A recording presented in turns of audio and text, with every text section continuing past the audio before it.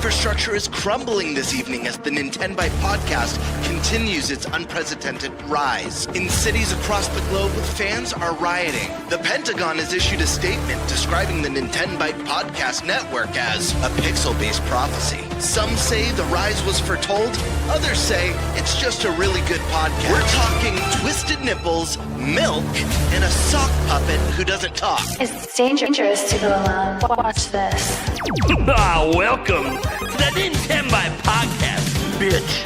That's right, ladies and gentlemen, you're watching the greatest Nintendo podcast ever! Yeah! Is that a Joy-Con in your pants, or are you just happy to see us?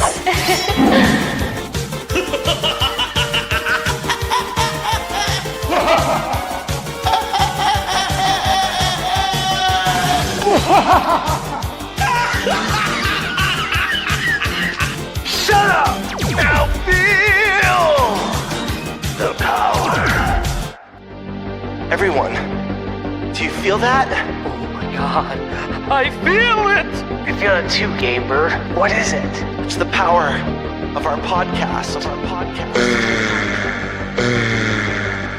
I feel it! This is rad, NintenByte. So rad. Power.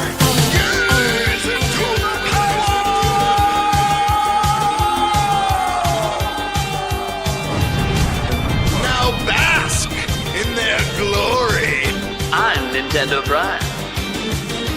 Oh baby.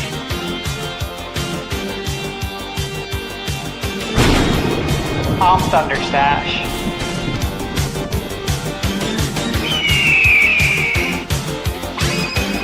I'm GameBird Classic.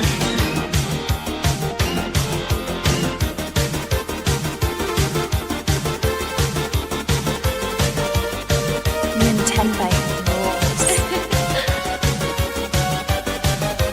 Let's rock.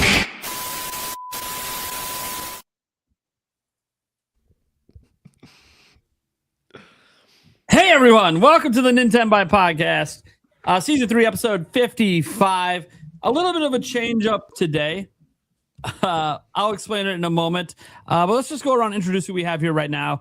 We're going to start with our special guests that we have, and we'll first start off with the lovely lady, Sky Swords Alyssa. How's it going? Hey guys, I'm doing good. Hope everybody else is doing good tonight. Excited to hear what Kiwi has to say. Just remember, sometimes No pressure. Sometimes, Well, what about what we have to say? yeah, No, apparently- I'm only here for Kiwi. Fair enough. GameBird, Me look, too. You missed 2 of the last 3 weeks, and now they don't care about you anymore, man. I don't know what to say. People are Well, to be fair, I only showed up tonight for Kiwi also, so probably. I mean, to be fair, I think since he first guested on the show, it's the only reason I keep doing the show, just to get to his next appearance. Speaking of the man, Kiwi Talks, Reese Riley's here. How's it going? Good. Thanks for having me back. It's been a long while. People have been DMing me ever since my last appearance saying, when are you going back on? When are you going back on? So there's obviously demand for it. So I appreciate inviting me back. It's always a pleasure to be here. Always an enjoyable experience. Unique experience, that's for sure. Yeah, unique is a good way of putting it. Yeah. Yeah, I think we run a one-of-a-kind show. It is what it is.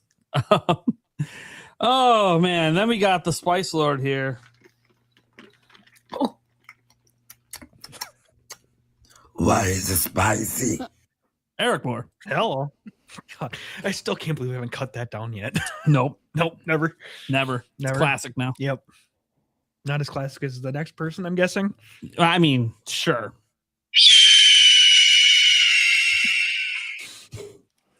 they tried to keep me down, but I'm still here. They tried to clip my wings, yet I still soar. How's it going, everybody? Happy to be here. The GameBird, ready to rock, ready to talk some video games with Kiwi, Sky Swords Alyssa, and the rest of the gang. I feel like I haven't seen anyone for a very long time. It's been a very long time. We talked about this on the last one you missed 2 weeks ago. It was like, it is kind of weird when you're a host, because when you miss 1 week, it feels like you miss half a month. Mm-hmm. Because it's 2 weeks then between shows. So it just gets, it gets kind of wild. Like you just don't realize it, how much that once a week meeting makes a difference. That being said, you know, when Birdman was telling us last week he wasn't going to be here, of course we were all elated and joyous, happy to try to find a replacement. We were able to find one, by the way. So shout out to the people who stepped up last week. But this is they tried. They tried. They made an effort. I recorded a voice clip of GameBird that just described how I knew he wasn't going to be on the show.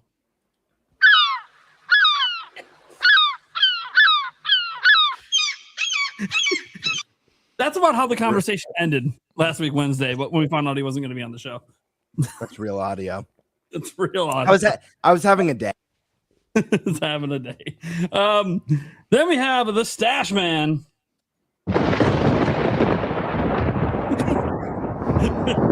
Technically, he has the longest sound effect for his intro. How's it going, man? Love it, though. Hey, it's good. Happy to be here. Busy as always. Busy week. Lots of reviews. Big day today. Banner day in gaming. Honestly, though, really exciting day for Mina the Hollower, man. It's insane. You know, I was playing the game and I was loving it so much. And I was just like, you know, I wonder if it's going to be just me that feels this way. Like, I wonder if some outlets are going to like not get it, or maybe it's going to be like too hard for them and they're going to give it a bad review score. I'm a little nervous for Mina, but it's because I was loving the game so much that I legitimately wanted to see it do well, which is unusual for me because you guys know I usually don't care what the review scores are, because it's like, hey, some people aren't going to get it as long as I like it. That's what matters. But man, I was really happy to see those review scores today. I was like, holy shit. 93? I think it's at a 92 right now. I don't know if it'll change, but insanity, man. So I'm excited for everybody to play that on Friday. That's what I was doing a lot of last week. I put a lot of hours into that game. It's a long game. Yeah, dude. Mina the Hollower is so good. Dude, that 92, 93, it's been like popping back and forth between. Well deserved. It is. 100%. As I've been playing it for 2 weeks. I don't review games, but really good. And like having those reviews drop today and getting that verification, the vilification from other review outlets that yes, this is my experience, is what everyone else is experiencing. It's really, really good. Maybe one of the best games to come out this year. But then we got to see Dragon Quest 12 today. Just throwing that out there. How big a deal it is after 5 years. Finally see Dragon Quest 12. That being said, it wasn't all good news, I suppose. We're going to be waiting even longer for it, but you know, it's fine. At least it feels like they have a direction for the game now that they're happy with. So we'll talk about that. We have a whole bunch of Dragon Quest stuff to get into later because they had the Dragon Quest stuff today. We have Kiwi Talks. So we kind of every time he's on, almost every time he's on, we kind of have a topic just about him because he is one. For some reason, he just keeps dropping game leaks on our show. I don't know why. The guy just, I don't know. You're more like, I don't know either. Like, hey, everyone on Twitter who keeps grabbing like his tweets and making reports on it that aren't really reports. Look, just watch our podcast when he comes on. You'll get more actual leaks here than usually through his Twitter account. That being said, I have no idea. He's been teasing that he might leak some stuff. I don't know if he will. That's totally up to him. He's the one with the man with the knowledge. We're just poking the bear. But he also has an announcement he's going to be making today about the future of his channel and stuff like that. So kind of felt appropriate to have a topic there. And guys, obviously when we ask him questions, some of my questions are actually not even going to be about game leaks, just some of the interviews he's done. And because this is what he's known for, being an interviewer. I think over 150 dev interviews at this point. Crazy amount, including one with someone from Japan the other day, which was really cool. It had a nice little clip that I covered today about Eiji Aonuma. It was really nice hearing that the goofballness we see in the interviews. That's just kind of who he is. Like that laughing he does, guys. That's him. That's Aonuma. Anyway, so that's gonna be a fun topic. We're gonna be talking about the summer showcase season. So we spend a lot of time talking about directs and potential directs. We're not really doing that today. The next time we do that will probably be when it's actually announced, or if there's any like rumor or something like if Nate the Hate comes out and says a day, well then that's probably the day. And at that point, we'll probably do like direct bingo or something. But we're actually going to be talking about the rest of the summer showcases because there's a whole bunch of them. What ones we're most excited for, and maybe some of our expectations for the one that we are most excited for, be it whatever. Obviously, I listed down the big three, but there's a whole bunch of other showcases. There's the Day of Devs and indie stuff and PC gaming showcase and so much more than what I put here. I just put down the ones that I think will be the most popular picks, but we'll see. Everyone has their own showcases that they're excited for. And then we're also going to be, this is a really interesting one. This is a fan submitted topic one. What inspired us to be content creators and why are we still making content today? I think is a very interesting topic. It's one that we've never actually had on our show. I've been asked this in my streams before, but it's a lot different having like a group conversation with a bunch of content creators. So it'll be interesting to see. I'm actually curious because I don't know. All of our journeys are going to be different. So, yeah. And then the Dragon Quest stuff. That's what we got today. I'm Nintendo Prime, everyone. I guess I forgot to introduce myself. I don't have a noise for myself. I guess it's just the I'm Nintendo Prime bitch, right? Yeah, that's right. Mm-hmm. I'm Nintendo Prime, bitch. Just got to let you know who I am. All right. We got to do topic roulette, man. So, you know what? GameBird, would you like to go first? Would you like to have the honor after being gone last week? Yeah, I'll take topic number 3. I think that's a fun one. And it lets me catch up on the gaming news as well. So I'll take topic 3. What's inspired us to be content creators, and why are we still making content today? Okay. Let's go to Eric.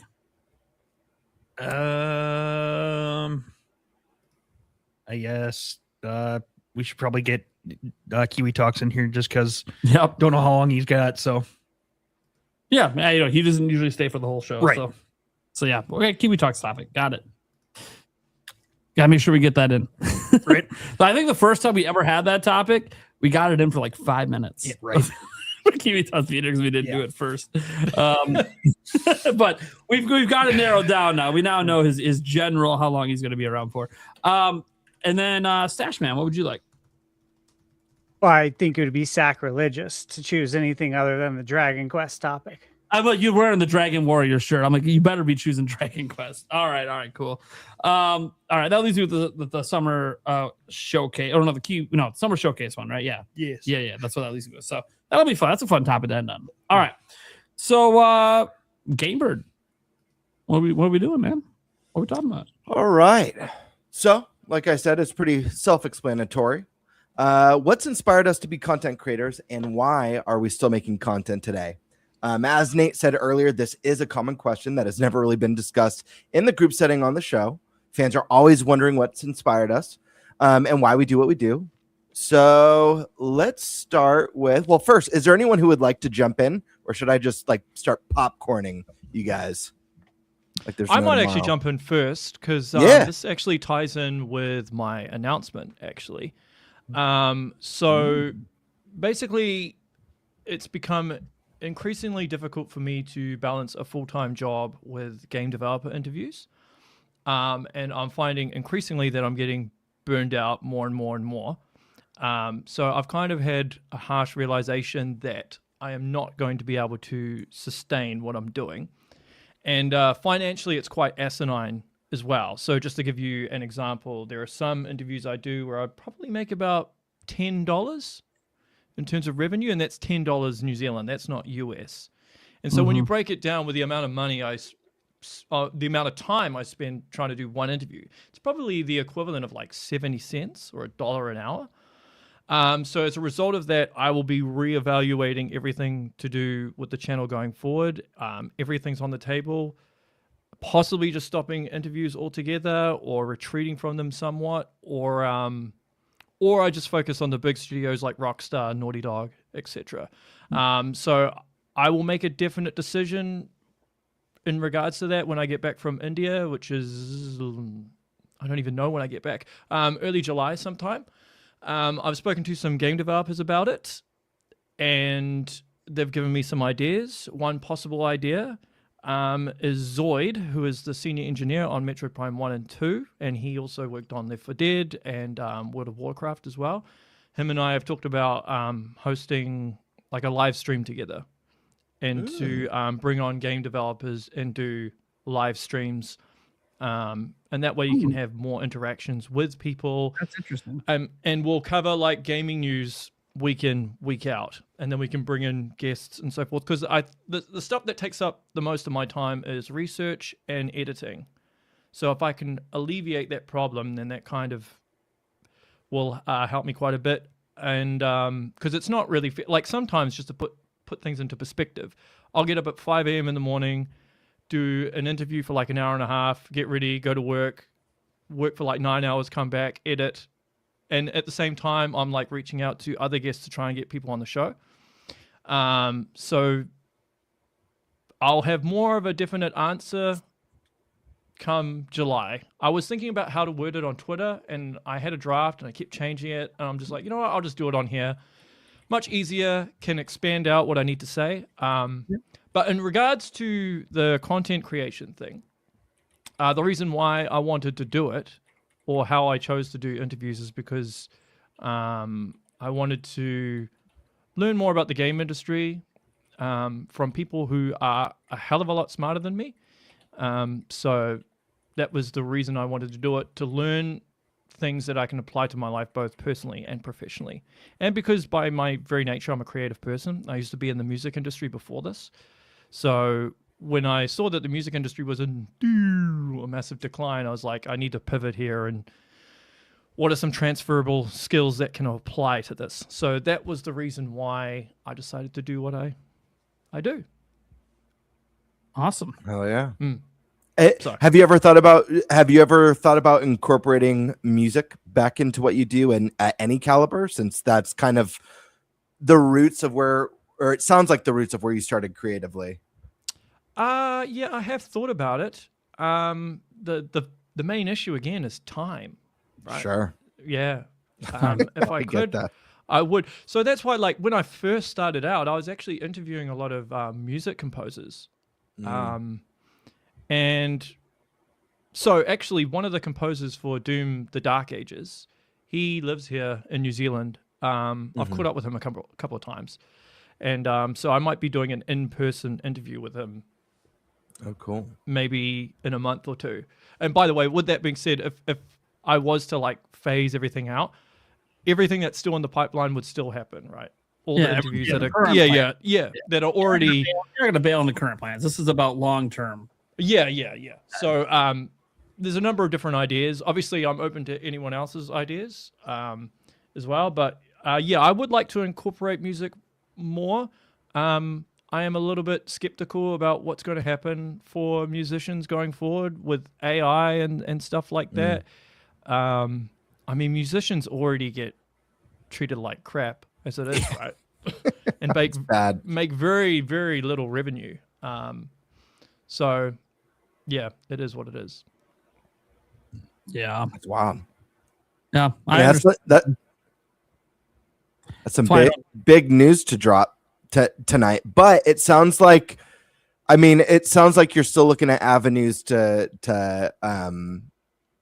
keep on keeping on in this realm, which I think is really cool. I think you'll figure something out too. Yeah. There's going to be that idea that feels like just right. Yeah, I mean, I've been doing this 6 years now. So there's that saying, right? Insanity is doing the same thing over and over again, expecting a different result. Sure. So like if something's not working, you kind of have to pivot and work things out. And another thing it's nice, but it's disheartening at the same time, is I get paid more per month from Twitter than I do from YouTube, despite the fact that I invest 10 times the amount of time into YouTube. And I'd prefer that did better, to be honest, rather than me just going on Twitter and posting my opinion about something and then, it does well. So, yeah. But it's also, like, I don't know if you have noticed anything, Stash, like Prime, you can probably give your thoughts as well. But, like, I've noticed a massive change in the YouTube algorithm over the last year. It's always evolving. Yeah. When people get mad at me for some of my titles and thumbnail choices, guys, it's the algorithm pushing certain things. Yeah. And with you saying that, so YouTube, for those that don't know, YouTube has this feature now where you can kind of, you can get AI to kind of give you an overview of the video itself, and then it can give you some recommendations on how to make it better. And a lot of the time, it will tell me to make a more provocative thumbnail, a clickbaity thumbnail. But the thing is, if I do that, then developers get angry. So I'm kind of stuck between this rock and a hard place. Trying to find a balance where you can find something that feels like people might want to click, but not alienate the person you interview. It's tough. Yeah, exactly. So you don't want to misrepresent them. I mean, I know firsthand when my tweets get misrepresented, right? So like, I don't want to do that to a developer. So yeah, it's tough. It's tough out there. The algorithm is always evolving, and that's the thing I'll talk about when I go. But yeah, who wants to go next? I'm going to call on someone who I think is going to have a very fascinating story that I'm sure everyone in the audience here tonight is curious about, the deep-rooted lore and the drive for this person to become a star and a Nintendo content creator here on NintenByte Podcast. Eric Mohr, throwing this question over to you, my friend. What's your deal? Start and don't leave any details out, please, and start from the top. Nate just asked me if I wanted to do a podcast.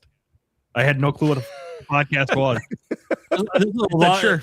To be fair, he knew what a podcast was before the time NintenByte came out. We're talking like a decade back. Yeah. Okay, I was gonna say, what's we first started the podcast? Nintendo Prime podcast. We started it in like what's podcast, Precious? Yeah, right. It was like 2015 or 2016. We first started doing the podcast, and I just literally randomly asked Eric, I'm like, "Hey man, you want to do like a podcast about Nintendo stuff?" And you're like, "What's that?" I'm like, "It's a show where we sit down for hours and just talk about video games." Sure. Yeah.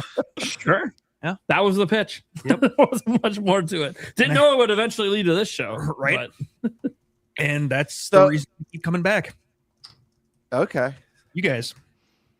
There you go. And the audience too, of course. Well, Each and every one of you out there. Eric does it all for you. And fellow content creators who like to be jealous, Eric's been to E3. I have. With a media pass. Without actually technically working at any media. Yes, I did. Weren't we at the same E3? I think we were. We didn't know each other back then. Obviously we didn't know each other. This is in 2017. I didn't. We all were. All of us. This is the one E3 I got to go to. It's crazy too. Like, imagine if we all knew each other back then. Like, man, think of how sick the show would have been back during the E3 day. Yeah, it's wild to think we could have all been within like 15 feet of each other in the line to play Breath of the Wild. You know what I mean? Like, that's like totally possible. Yeah, it's really crazy, man. It's very or standing next to each other at the urinals. You never know. You never know. Yeah, you never know. Oh man, wild man. We were in line, so. Well, yeah, Eric's YouTube journey, guys, is basically it's tied to me and Nintendo Prime and the YouTube channel. Pretty much, all Eric does is help host the show. He does do the clips on the Clips channel and stuff, so he does do work for the show because he co-owns it. But then he also does a little side work for me at times at media events, usually holding the camera, but sometimes playing and providing his thoughts as well. Getting sometimes gameplay footage when I'm not around of stuff. So making sure we're on time to our meetings. Yeah, he's Eric is very detail oriented when it comes to time. I can when I need to be. Yes. Normally, let's just I don't put it need this to be. way. Everywhere I've ever gone with Eric, he's constantly looking at his watch and constantly reminding me about what's next. Why? Because he knows I'm going to fucking forget. There's that. He knows. Hey, you're the one that set the meetings. I'm like, yeah, I put it on the calendar, but dude, because you realize once you get to the event, and if you're like the lead content creator for your channel, you're so engrossed in the conversations and the games that you're playing that you sometimes space out on like what you're supposed to be doing next. So it's almost like a personal assistant, I suppose, in a way, reminding me that, hey, tap on the shoulder. You know, we got this thing in like 10 minutes. I'm like, oh, fuck.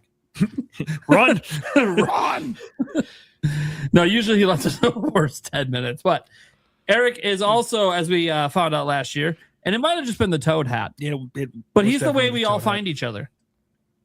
Yeah. Look for the Toad hat that towers above half the people there. And it's funny because Eric's not even that tall. I'm not.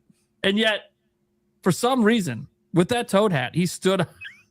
Yeah, it was a godsend.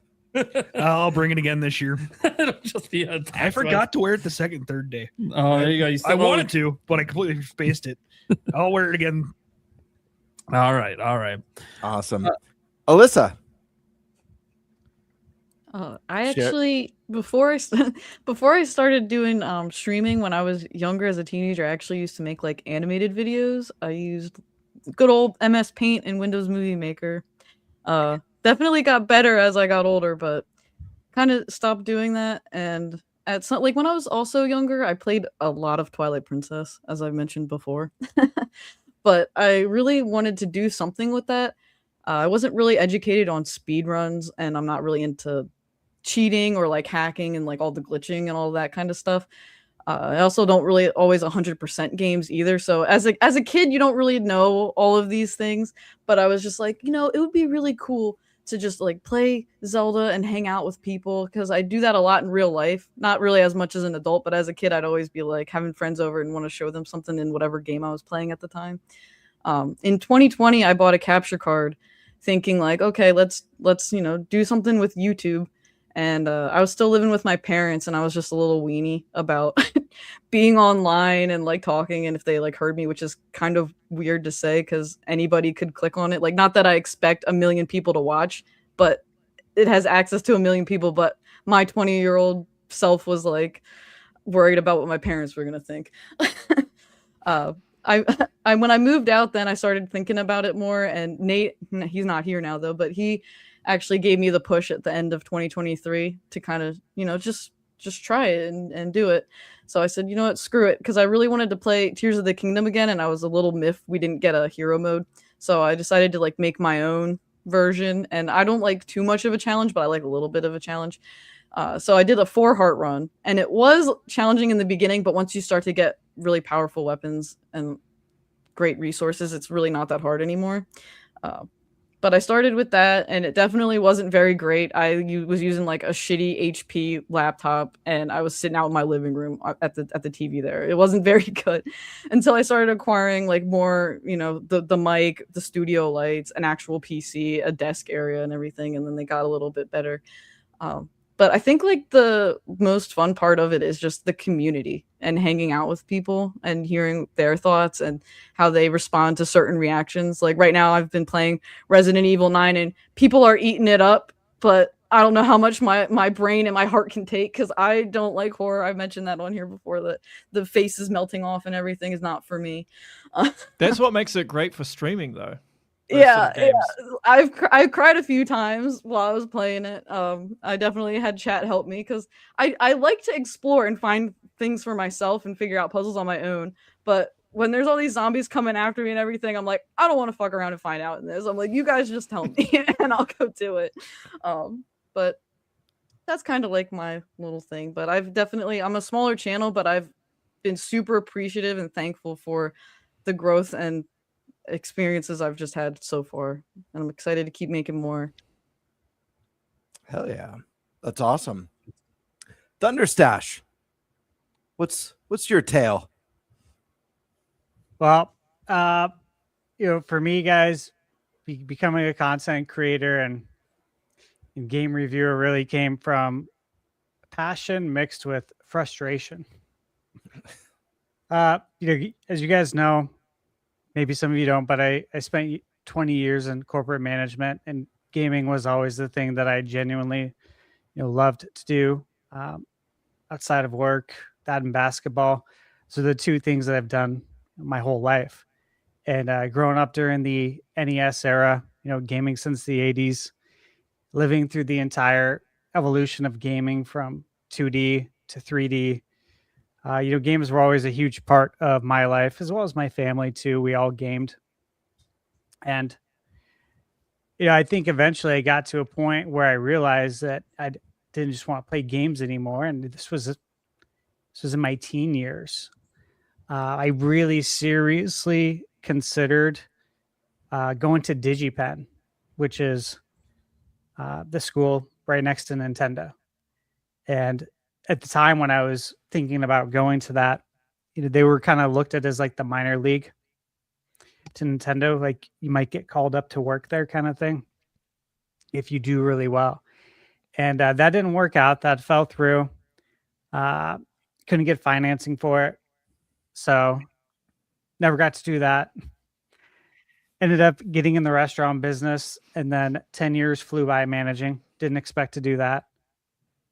And then did another 10 years in mortgage. Did not expect to do that. Went to a Christmas party with my cousin as a +1 because I was told there would be a lot of very sexy women there. I'm like, sign me up, dude. I'm gonna suit up. Let's do this. I was really excited, obviously. I mean, who wouldn't be?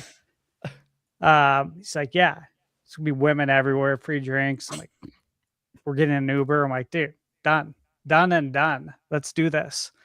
And then before you know it, I ended up working there. It actually pretty much happened that night. They're like, we're gonna hire you. I'm like, okay. And so, yeah, I ended up being there for 10 years. So 20 years went by really fast is my point. And this is what happens as we get older. Time goes by way faster. But I never let go of the idea of working in video games ever. I didn't know how it was going to happen for the longest time. I had no idea because I'm like, I didn't go to college. And honestly, I felt I didn't need to. That's just how I've always been. I was like, I don't need to go put myself in debt so I can go try and get a job in a field that pays me shit. Because that's the reality of it most of the time, unless you do trade, of course. That's the best route. Or you're studying something like law or to be a doctor or something, right? Absolutely, yeah. Something like that, 100%. But yeah, I saw that play out poorly for, unfortunately, many people I know that went to school. And obviously, I saw that in mortgage because I saw everyone's student loan debt. And it's very scary, some of those numbers that you see.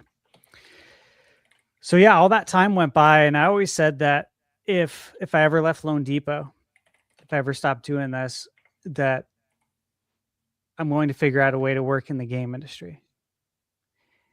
And so sure enough, started YouTube. Wasn't quite sure how to go about it, as I think you guys know. I had zero experience with any of it. I've never edited a video in my life up until teaching myself, how to use Photoshop. Obviously, I conducted several thousands of meetings on camera, but doing it on YouTube is different. It just is. When you're talking about work is work. But when you're talking about the things you're passionate about, for some reason, it's just different getting used to talking to a camera and looking into it. It was hard for me because it feels insincere to look into a camera and talk versus talking to someone in person. So there was a lot of hurdles, a lot of struggles along the way to even figure out how to do any of this stuff. OBS, recording gameplay, all this stuff.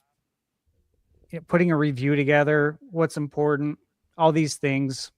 There's a lot to it. So I went back and forth, though, on how I was going to go about all of this. But one thing that really kept pissing me off, and this became my biggest motivator, and that was like the state of game reviews themselves. I started feeling like too many reviews had become transactional. I'm reading it or I'm watching it, and it just feels transactional and sterile. Like people were reviewing games, felt like because it was their job, not because they actually loved video games. And, you could feel it in the writing and the delivery. There was too much focus on negativity, inconsequential stuff, nitpicking, bullshit, outrage, politics, and just, again, what I've said a lot on this channel, chronic complaining. And that was instead of talking about things that actually matter to gamers, real gamers, not people who do this because it's their job and they have to, but like real gamers who love video games, like gameplay, the atmosphere, the music, the replay value, the fun factor, the amount of content that's in the game, the controls, whether the game is actually enjoyable, all the stuff that I cover in all my reviews. And then I also got tired of people treating review scores from the big mainstream outlets like their gospel, when most people don't even know who reviewed the game. Back in the day, we knew. We've talked about this a lot. When you read a review from IGN back during the GameCube era, it was Matt Casamassina, or as Boson. Like, you knew the people because there was only so many of them. Now it's a revolving door everywhere. And, IGN isn't one person. It's dozens of writers. It's people they hire freelance to, write a review of Mouse PI, who complains about it's too much Mohr, but I love Mohr, but it's too much Mohr. And there's too many cheese jokes. So this game sucks now. Stuff like that like totally was my motivation. And so I'm reminded of my motivation all the time, which is great because you continue to see stupid shit all the time. On top of that, it's the different taste as well in reviewers, their backgrounds, their skill levels. Skill level is a big one, believe it or not. Preferences. One person might love RPGs, another might hate them. One person might play cozy games and suddenly they're assigned to review FIFA. Or, the new Call of Duty, and they're a cozy gamer. How do you think that review is going to go? Again, that context matters. But really, most people never think about it. They never look who signed the bottom of the review. They don't look at the name. All they think is, IGN doesn't like this game. I'm not going to buy it now. The 7 years that this developer worked on the game doesn't matter anymore. Because some random ass person at IGN that I don't know doesn't like the game. That's the shit that bothers me. And part of that is just that people got to use their brains more. Okay. Honestly, that's part of it. I can't change that. All I can do is talk about it and hope that it can instill some change and try and lead by example with the way I review games. I'd say, though, that will really push me even more, though, is seeing how reviewers just don't understand the audience that the game was made for. Again, someone complaining that there's too much water in a game, which I know this is used all the time, but trust me, if you read enough reviews, there's quotables on all of them. Docking points because there's a blurry texture in the far distance. Or docking points because the game is too hard, but they're afraid to admit it. Their ego won't let them admit it's too hard. Instead, they just say it's bad game design. But it's like, maybe you weren't up for the challenge because this game's actually really good. And it sounds like you only got to the second world and then you just penned a review. I can tell when that shit happens. And that bothers me as well.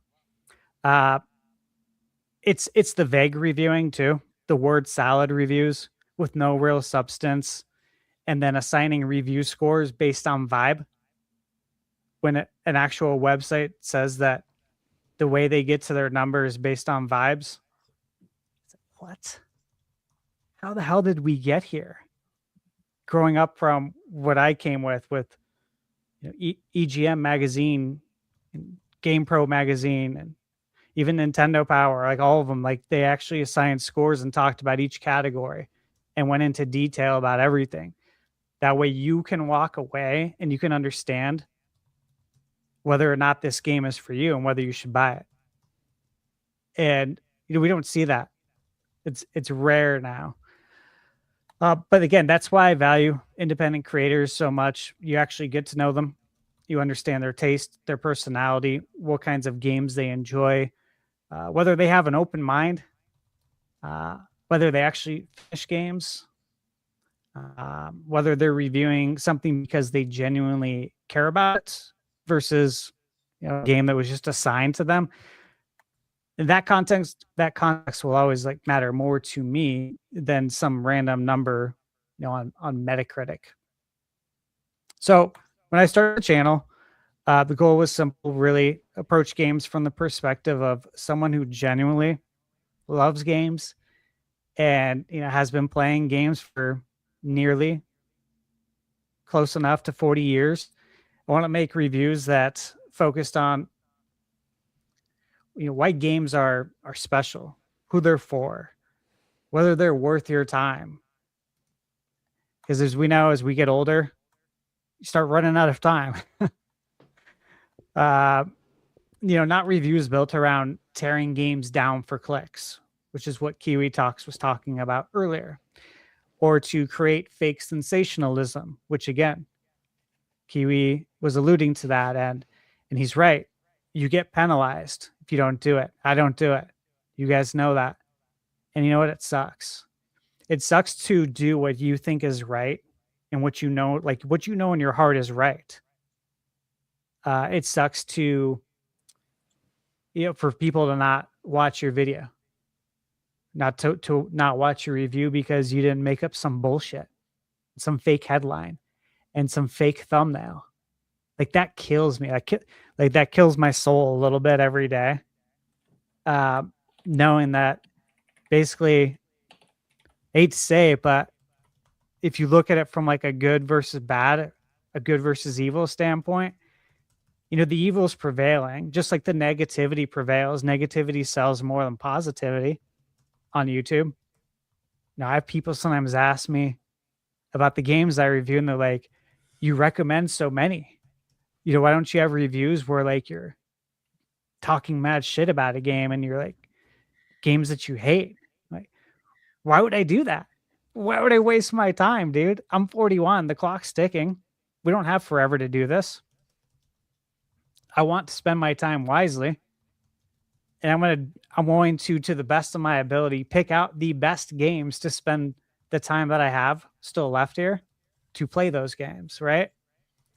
And if they're good like I think they're going to be, and I should know because I've been doing this for almost 40 years, then I can pass that message along to you in a review, and then you can spend your money wisely that you work really hard to make. That's the whole thing of it. It's not to review games, like try and grab like the low-hanging fruit of these shitty games and then try and totally chastise the developer and the publisher and the review and make an ass out of myself. But that's what sells on a lot of the YouTube channels, And so it's unfortunate, but I totally understand where you're coming from, Kiwi. And,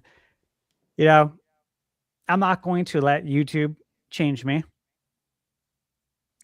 If I did, I'm sure I would be making, considerably more money. But instead, yeah, it's like jack shit compared to what I made in the mortgage. I mean, I don't even want to get into numbers, but the amount is very low, right? And look, with all that said, the reason why I do this is still the same reason why I do this. I love gaming. I didn't like the direction things were going in at all with game reviews. My channel, is it going to make a difference in the world? No, it's not. But maybe if it can make a little bit of a difference, that would be a positive, right? And the only way you can do that is by, I guess, leading by example, because I can't tell people what to do. It doesn't work that way. But, if I can make a little bit of a difference, continue gaming, do the things I enjoy doing with video games, reviewing them, going to events.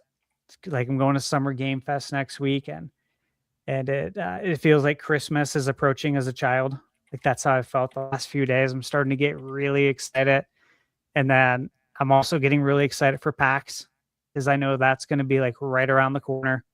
Because when I get back from Summer Game Fest, I'm probably going to be chained to the spot I'm sitting in right now, reviewing or editing videos for probably 15 hours a day. And again, like Kiwi said, the amount of hours you spend doing this versus like what you're paid, it's awful. It's abysmal. I work more hours doing this than I did in the restaurant business and in mortgage. And if you guys aren't familiar, those two industries are known for what's the term that they use in gaming of overworking people again? Crunch? Are you talking about crunch? Crunch. Every day's a fucking crunch, bro. Every day when you work in restaurant management, when you work in mortgage, just period. You know, like mortgage, there's a lot of people who do drugs. Me, I never did, of course. I drink my black coffee. Nope, nothing in it. But the amount of hours you work is insane. But the money is really good. I'm working more hours doing this, and the money is just awful. Absolutely awful. Like, I would not be able to do this had I not worked in the mortgage industry at all. And it just kind of sucks, though, because you want this to be successful and you want it to make sense financially, just as Kiwi was saying, you want it to because this is your passion. But it doesn't. And you know that there's a way it could. If you fell into the dark side. The harsh reality is that in any creative field, right, whether it's music, film, video games, it's the top 1% that make all the money, and then everybody else fights over the breadcrumbs. That's essentially what it is. Yeah, it is. And look, I mentioned this in my 100K video I did. Like, that video, I talked about a lot of the things I did, like all the struggles that I had. And I made that video because, one, everyone kept saying you need to do a 100K video. I'm like, well, I don't want to like go on there and be like, yeah, look at me, I got 100K. You know, I'm not comfortable doing that. I didn't get into YouTube to be popular. I've been the popular person in life, and I'm good. I live in the mountains now for a reason. I'm done with that. I'm 60 years old at heart, even though I'm 40. So I'm done with that stuff. But I made that video honestly to help other people who might be thinking about doing this or might be having these same struggles that I was having, and they have nobody to talk to about it. Because when you start YouTube, I didn't know anybody, and there was nobody to talk to. There's nobody to ask questions. There's literally nobody. So it sucks. Just a bunch of YouTube tutorials that all say the same thing. The same bullshit. Yeah. And you have to sit through them only to get to the end of the video and find out that they fucking lied with their headline. They lie with their title. They lie with their thumbnail. They didn't answer the question. I just lost 15 minutes. On to the next one. I just lost another 15 minutes. On to the next one. It's like, you're killing me. Yeah, it really sucks when you're like trying to get answers to figure out like how to do your job, because there's nobody to ask. So look, I guess that's the long of how I got into this. But I always wanted to do video games, guys. And I'm here and I'm fighting. I'm working insane hours. I'm not making any money. When I say any, like, it's very small. Like, very small, guys. It pays a fraction of my mortgage. And I have a very good interest rate because I worked in mortgage. And it pays a fraction of it. So yeah, that's the reality of it. That's just the reality of it. Unless you go to the dark side and you want to lie, cheat, and steal, as Eddie Guerrero used to say, right? Remember Eddie? Prime. I got Eddie Guerrero. Yeah, lie, cheat, and steal. I don't mean cheat and steal, but if you want to lie and you want to bullshit people and just create sensationalism and be negative, there's a way to make money. But I will not go that route. I would I'd rather do anything else in life than that. Anything. I go bag groceries at 40 years old if I had to. Over doing that. That's my story. Hope it wasn't too real. I mean, I've heard them mostly all before, so. But, well, not for you, but for the audience. Yeah, it wasn't too dark. Dark as fuck. All content creation is a struggle. Everything sucks. Fuck this place. Primal, you're up, my man. Oh, so now we want to go to the dark side. I see. Because I'm the only person up here that legitimately makes a full-time wage working on YouTube. And even then, yeah, I struggle.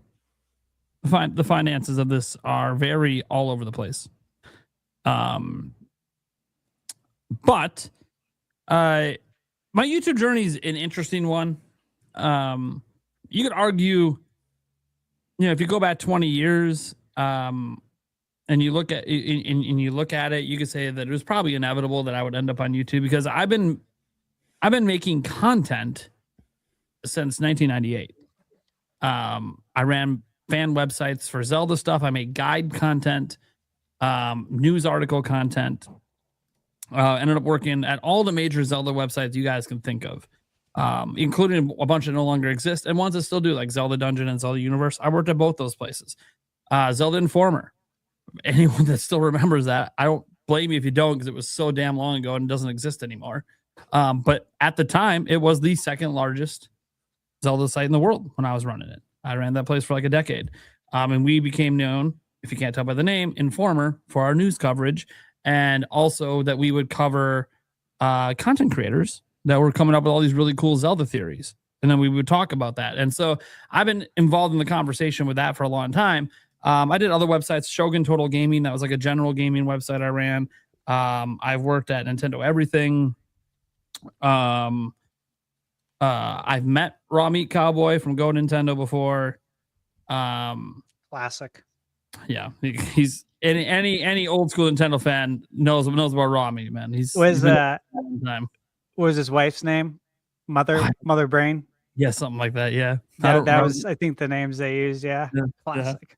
Yeah. So, anyways, I have been like all over it, just in like kind of a self-made journalism, I suppose, in a way. And I'm the kind of person that comes up that everyone talks about, like how journalistic standards have gone down the toilet and everything. Well, people blame people like me, who never went to college and got degrees in this stuff, for that. But ironically, they get mad at the people that actually did go study journalism. It's really interesting how that kind of flip-flopped over the years, where it's like, well, the standards are the problem, but the standards should be known by the people who went to school for it. But then they're the ones you're mad at. So, somehow the Zelda Informer stuff and all the Zelda stuff was coming to an end. I'm not going to go over that whole story because that's a whole nother kerfuffle. But it led to me acquiring the Zelda Informer YouTube channel, because one of the things I said at Zelda Informer, one of the last things I really wanted to do over my final year there, and I talked to the owner at the time. I tried really hard to convince him, and he just did not believe me. I've always been very good at social media, at growing followings on social media. Zelda Informer Facebook page, 1 million+ followers. You know, the Zelda Informer Twitter account, 50K+. A lot of it was ideas and stuff that I ran with after studying what was working on these various platforms. And obviously grew Zelda Informer from 200 views a day to millions a month. So I think we had over 3 million views on a single day at one point, back during the Skyward Sword days. So, and then obviously as the site grew and beyond, what led to Zelda Informer being bought by the new owner that got rid of me was, maybe I got a bit greedy. We were already the number 2 Zelda website in the world for views. We were the number 1 Zelda website in the world for views on news. And I wanted the walkthrough pie that Zelda Dungeon had. So we started making even better walkthroughs than they did and started ranking higher than them. And they didn't like that. So before we got too big, good old Zelda Dungeon came in and bought out the place. And that was really the sign of the end for me there, because the owner of Zelda Dungeon doesn't like me. And he doesn't like me because him and I don't see eye to eye. I'm pretty much any way to run a website, but also I am very good at growing things back then. Now, YouTube was a whole new venture. Tell me more. I had no fucking idea what I was doing on YouTube. Okay. We had a podcast we had been running for a while on YouTube. The Nintendo Prime Podcast. That's where we ended up taking that name and turning it into the YouTube channel. But we didn't know what we were doing. You can go back and find those episodes. They're still out there on YouTube.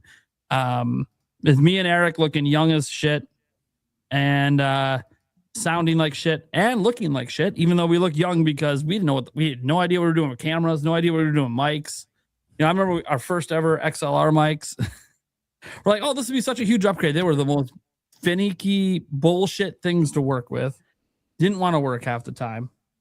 Learned a lot. You know, as Stash said, there's nobody to really talk to when you're starting out about YouTube and how to even set up things like OBS, or how to even, what software is there even available for editing, and which one should I go with, and am I gonna screw myself long term if I go with one versus the other?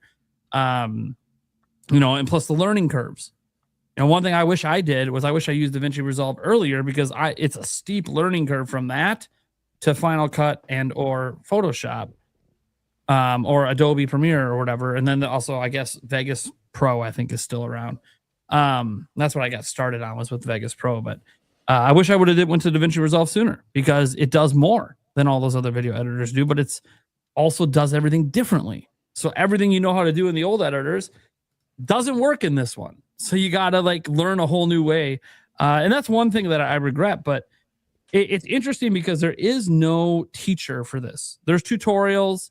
Sometimes they're useful, sometimes they're not. If you look at enough of them, you can eventually figure out who's actually making legit tutorials and who's bullshitting, because they don't really know what they're fucking doing either. And when you see like a lot of those YouTube channels, like when if you guys decide to become a content creator and get started out, you might be tempted to watch all these, here, how to get your first 1,000 subscriber videos. Dude, I have watched hundreds of these, even after I was well past my first 1,000 subscribers. The advice hasn't really evolved in 10 years. And I can tell you right now, in doing YouTube content for 10 years, YouTube's changed a lot. And so the advice should be shifting and altering. And it's not. And the questions I often get privately, lots of DMs, hey, I'm a new content creator. Do you have any advice for me? In the end, and you're seeing this from the panel with like some of the money struggles and all that, never do YouTube for the money. Yep. That's number one. Never do it for the money. If you happen to get successful and happen to get into that upper 5%, that upper 1%, awesome. Congrats. And yes, as YouTube has shown, the cool thing about YouTube is literally anyone could get there if you figure shit out. That's what's really cool. You could be a teenager that figures it out. It could be someone in their 50s that grows to 1 million subscribers. Like YouTube is a land of opportunity, but very few people make it to a point where they can actually live off of it and live comfortably. I think that's the bigger point, is comfortable. I'm not even to the point of living comfortably. I live off YouTube. I make good revenue. I actually make more money in total than I have made at my prior jobs on a yearly basis last year. Not this year, but last year. This year I'm making a lot less. But so you know what's interesting? I'll just quickly interject. Yeah. So I went to an event. I got invited to a private event at Google's headquarters here in New Zealand. I didn't even know they had one. But anyway, I met the CEO of Google for New Zealand and Australia, but I met the worldwide marketing manager for YouTube, Ruben, I think his name is. And he said, he's like, oh, what do you do? And then I told him what I did. And then he said to me, gaming is one of the hardest areas to make money in on YouTube because it's oversaturated. It is. Yep. And MySpace in particular extremely oversaturated. News channels Still? are I didn't even know it was up. Still. MySpace is still up, actually. My page is still up on there from high school, actually. Really? Yeah, MySpace still exists. They didn't get rid of the place. They must have it audit because one of my hang out good friends, one of my good friends worked for MySpace for like 20 years. And when he got laid off, I want to say this was maybe like 7 years ago. He told me that there was like 10 people left at the company, like 10 employees left, like keeping the site running and alive. But I'm sure they've automated away a lot of shit. Yeah, I think last time I went to MySpace, the front page was like news aggregation or some stupid shit. Yeah. So whatever works for them. Obviously, if they're able to make enough money still off that place to support 10 people or less, cool, good for them. But yeah, the journey has been a rough one. I didn't always know that I was going to end up doing news. I guess I should figure that was probably going to be the case because that's what I was doing primarily at Zelda Informer was news. And I always, look, you can talk about Zelda. I can talk about Zelda all day, but I've always been playing a hell of a lot more than Zelda. I play a hell of a lot more than just Nintendo. But one thing that was very clear back in 2017, and this is just based on early YouTube advice, why I didn't just do a general gaming news channel, is because all the things that were trending on YouTube at the time were niches. You need to hit in a niche. You need to find your niche. Don't try to go too broad. You need to find a specialized niche. Well, screw me for thinking that, hey, I might have people who might follow me from my previous work, which was Nintendo related. They might actually watch a channel about more than Zelda. So screw me for going that route, because now the entire world thinks I'm like super biased to Nintendo, despite the fact that I'm playing on Xbox, PlayStation, and PC every week. So it's funny to me because I just happened into Nintendo because that's what I had in my past and that's the following I wanted to bring with. But I enjoy way more than just Nintendo. So it's really fascinating how that's evolved over the years. But the news thing just came natural to me because I was already doing it. And I do like talking about news. I've talked about this many times. I've been talking about video game news since elementary school, at least, with people on the playground. Yeah, you had your console wars, your Sega versus Nintendo, and then PlayStation came in, and then Xbox. And that was all fun. But it was, a lot of conversations about the news and the rumors.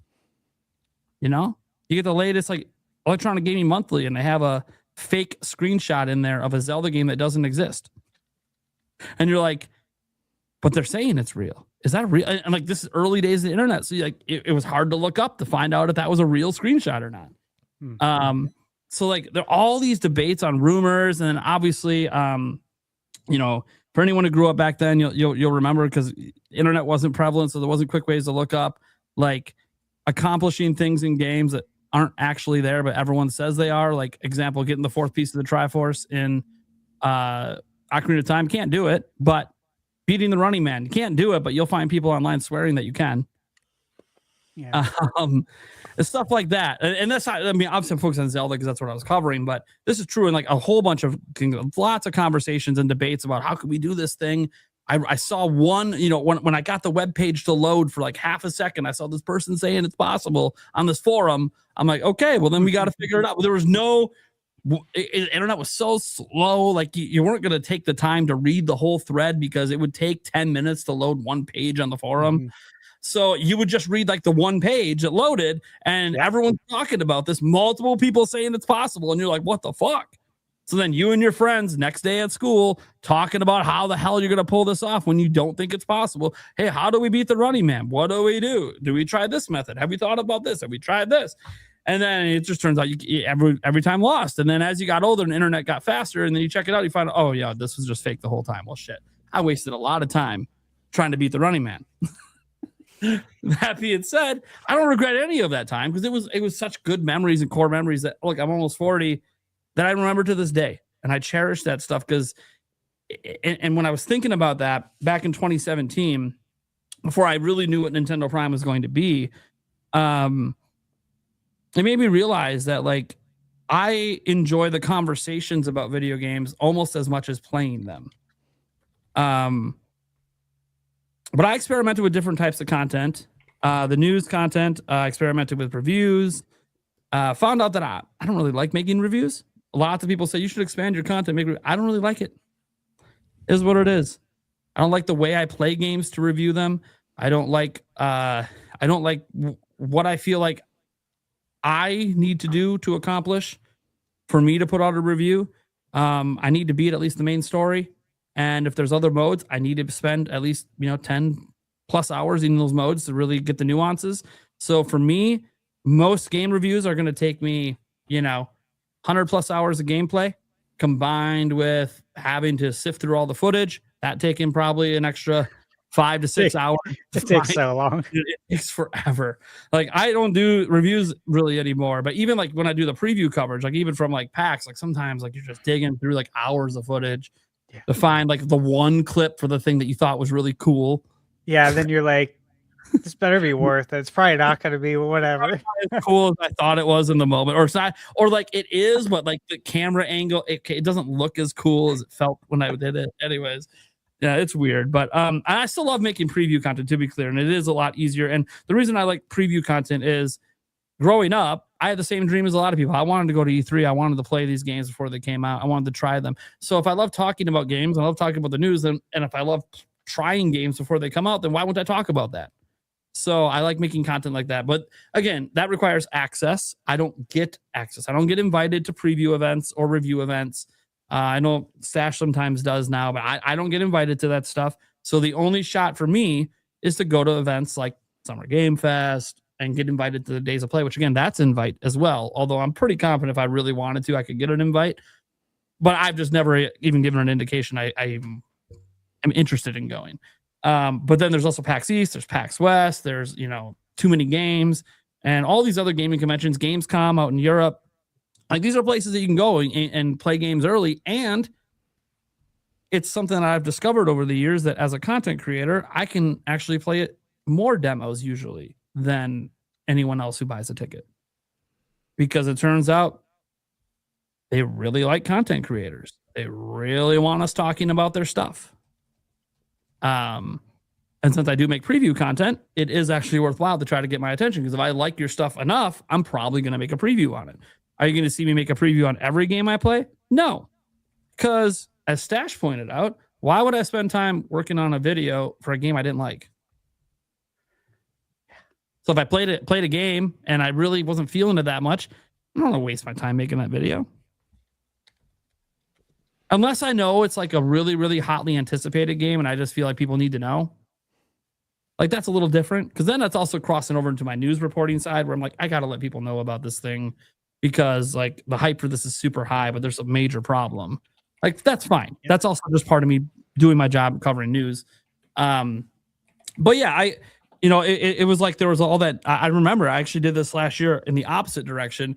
There was all these people shitting on the Switch 2 version of Star Wars Outlaws, and we all fucking knew it was wrong. We played it. We knew the game ran great, like relatively great for the Switch 2.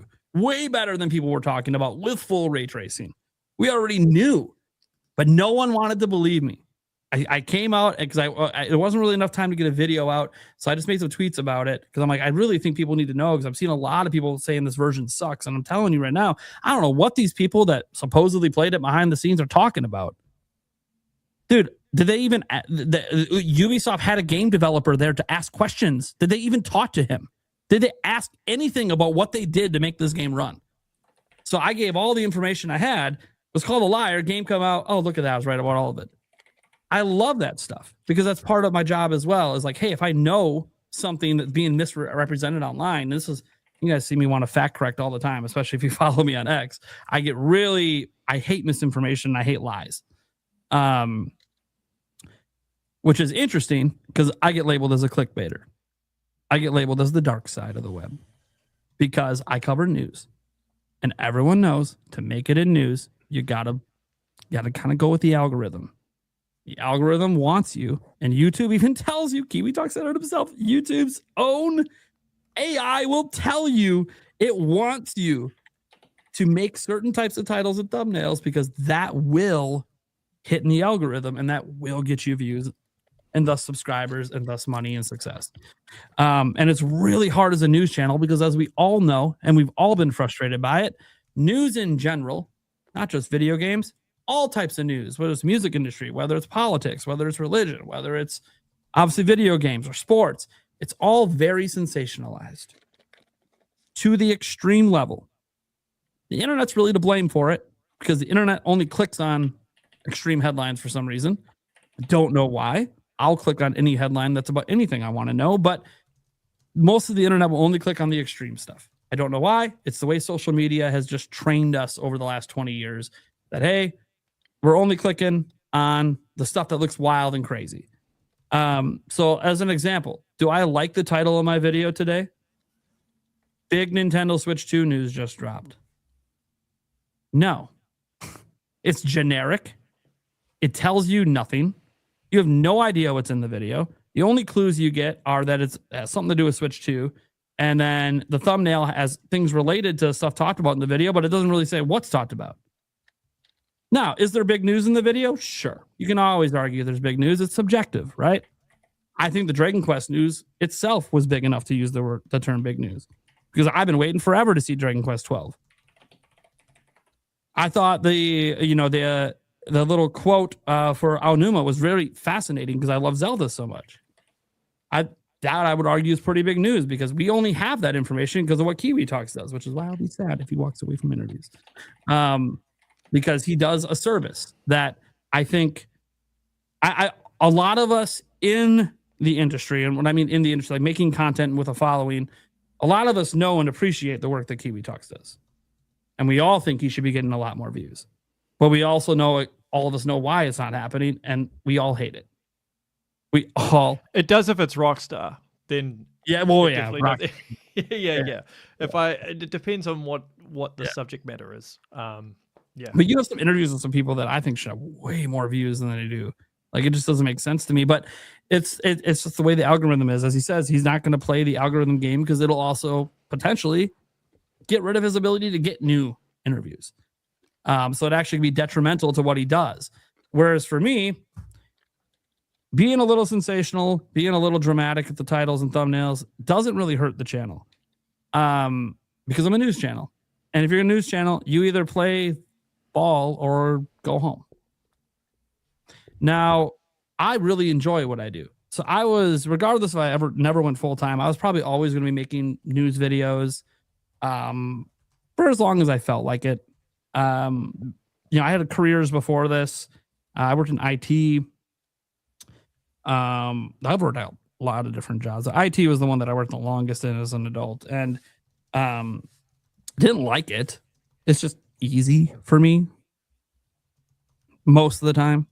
Dealing with customers and clients, not always the most fun, but the actual, like, what I'm doing when I'm solving a problem, there's some fun to it, especially when it's a problem that, I've never actually encountered that. It's kind of interesting. Let me see if I can fix that. I have no idea. Hey guys, I'll tell you right now, when we work in IT, we use Google too. We don't have all the answers. We can have a lot of them, especially when it's about like if your company provides a software and you're like IT support for that software, we can provide a lot of answers, but we don't always have all of them. We just the way that a lot of people on IT's minds work, we just kind of are really good at solving problems. And sometimes, we'll look it up to see if anyone else in IT has encountered this problem because we can learn from each other. That said, I didn't really like the job. Just did it because it paid the bills and I had a family. Went full time on YouTube and it was scary, especially early on. Made no money. Then I got lucky with Tears of the Kingdom. So I today make a full time income on YouTube, but it's very scary. You pay a lot more taxes as a content creator than you do being a W-2 employee. You get no benefits, 0 benefits, because you technically don't work for YouTube, you work for yourself. So there's no health insurance, there's no 401k. You want that stuff, you got to provide it yourself. And what you'll find out when you provide it yourself is, holy fuck, is it expensive. Everyone already bitches about healthcare. And guess what? When you have like half of it or all of your monthly bill covered by your job, your employer, you don't know how expensive it really can get. But when you got to get private health insurance in the U.S., and I got a family, so shit's expensive. But I love it, man. That's the thing. I do it because I love it, and that's why I still would have been doing it even if I never went full-time, even if I never made good money. Because I wouldn't be making content since 1998 when literally there was no money. I was a fucking 12-year-old. If I didn't enjoy it, I just found myself enjoying making content and talking about games. And it's actually a very stark contrast because on this podcast, we have a really good mix of guests and hosts that are all very different. Like Eric, the casual gamer, the tag along, you got GameBird over there that makes some of the best content on YouTube. Unfortunately, he has no time to make that content. Duh. So when you see a video, tell me more. It looks amazing, like the solar eclipse, but that's also about how often a video comes out. To be fair, he's been streaming every Tuesday lately, so he's at least got that going for him. But yeah, he makes really great content, just needs more time. Stash over there, big review guy, playing games all the time. But also, doesn't believe in wasting a lot of your time online talking about games because he'd rather be playing them. Nothing wrong with that. He does want to talk about games, hence being on the damn podcast, right? But that's enough. That satiates his weekly need to really talk about the news and the games because he's paying attention to the news and all the league. He knows about all this stuff. He knows about it sometimes even before I do. But it's it's just not in his interest level, in his purview to do that. Whereas for me, I'm a news channel. So it's a talking head kind of channel. So very much the conversation is something I got to, whether I want to or not, force myself to be in. People say, like, why do you interact with some of these negative accounts on Twitter? Why do you do this? Because all of it's about building the brand and building the business. All of it's about driving the conversation and bringing people back to what I'm making on my channel. And if you stop that and you're not as involved, you're just not as successful. It just is what it is. I've seen a lot of other content creators not get involved in the conversations, not talk to their fans that much. And you really see them hit like a ceiling in my space where they never really get through and break through the mold because in the end, people come to your channel to get the news because they like you. They can get this news from 10,000 other channels as it's an oversaturated market. So if they're coming because they like the way you do it, that means they want to talk to you. So let them and talk back. Build a community. And that's how I got to where I am. And that's how I got to doing this full time. I literally couldn't do this full time if it wasn't for my community and the support of my community, the memberships, the super chats, all that stuff. It's literally like 60% of the revenue I make. Without it, I can't do this full time. Because the videos, Kiwi talks about, he's got a smaller channel, like 25,000 subs. Oh, I did a video that made like $10. I made a video last week that made me $3. This is my job. I put a lot of time into that video. It sucks. It really sucks when you put time into stuff and then it doesn't get views and makes no money, especially for me, because the money now matters for me. Like it is, I need the money. But you got to balance YouTube's algorithm bullshit with your passion and trying to find, for me, the happy medium of I don't want to clickbait too bad. Because I don't really want to lie. I don't want to lie. But trying to like skirt the truth, to technically not lie, to make your video clickable, I hate it. Dude, I hate it. Like my video before this one, didn't do as well, but like the title, this year just got exciting for Switch 2. What does that even mean? The fuck does that title mean? Does it pique your curiosity because you want to see why it got excited? Maybe, I don't know. And that one didn't even do well. A game-changing update just happened for what the fucking game-changing update happened? Do we have a Switch Pro? Did they add a new tier to MSO? Did they knock the price of Switch 2 down? Like, it's really interesting because as critical as people are of my thumbnails and titles, I am way more critical than they are. They have no idea the shit that I say about my own stuff behind the scenes. Eric's heard me say some shit about my titles and thumbnails, and I'm like, dude, this is fucking bullshit. Dude, I fucking hate this. Okay. That being said, doing all this full time while being a parent means sometimes I got to walk away, and that's a whole nother challenge to being a full time content creator. My daughter needs me something to do with her finals, so I will be back. But that is basically my journey. I love this shit. I'm always going to do it, regardless if I ever leave it full time. And this podcast, I hope to do till I die. So, hell yeah. Literally, I hope Awesome. the episode I miss is when I'm dead. Mm-hmm. That's my goal. There you go. Awesome. I'll be super quick for the sake of time. I know Kiwi's on limited time right now. The legend of the GameBird, my friends. Where does that start? I mean, it starts from the most humblest and equally the most noblest beginnings.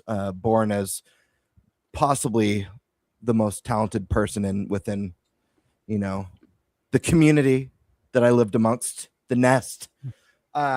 Yeah, no, I've always just been an extremely creative person, and just loved entertaining since a very young child.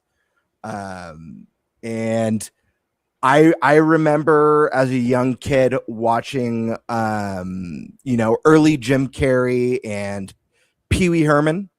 Pee Wee Herman was like a massive influence on me growing up. I remember watching Pee Wee's Playhouse for the first time and thinking the character was so badass.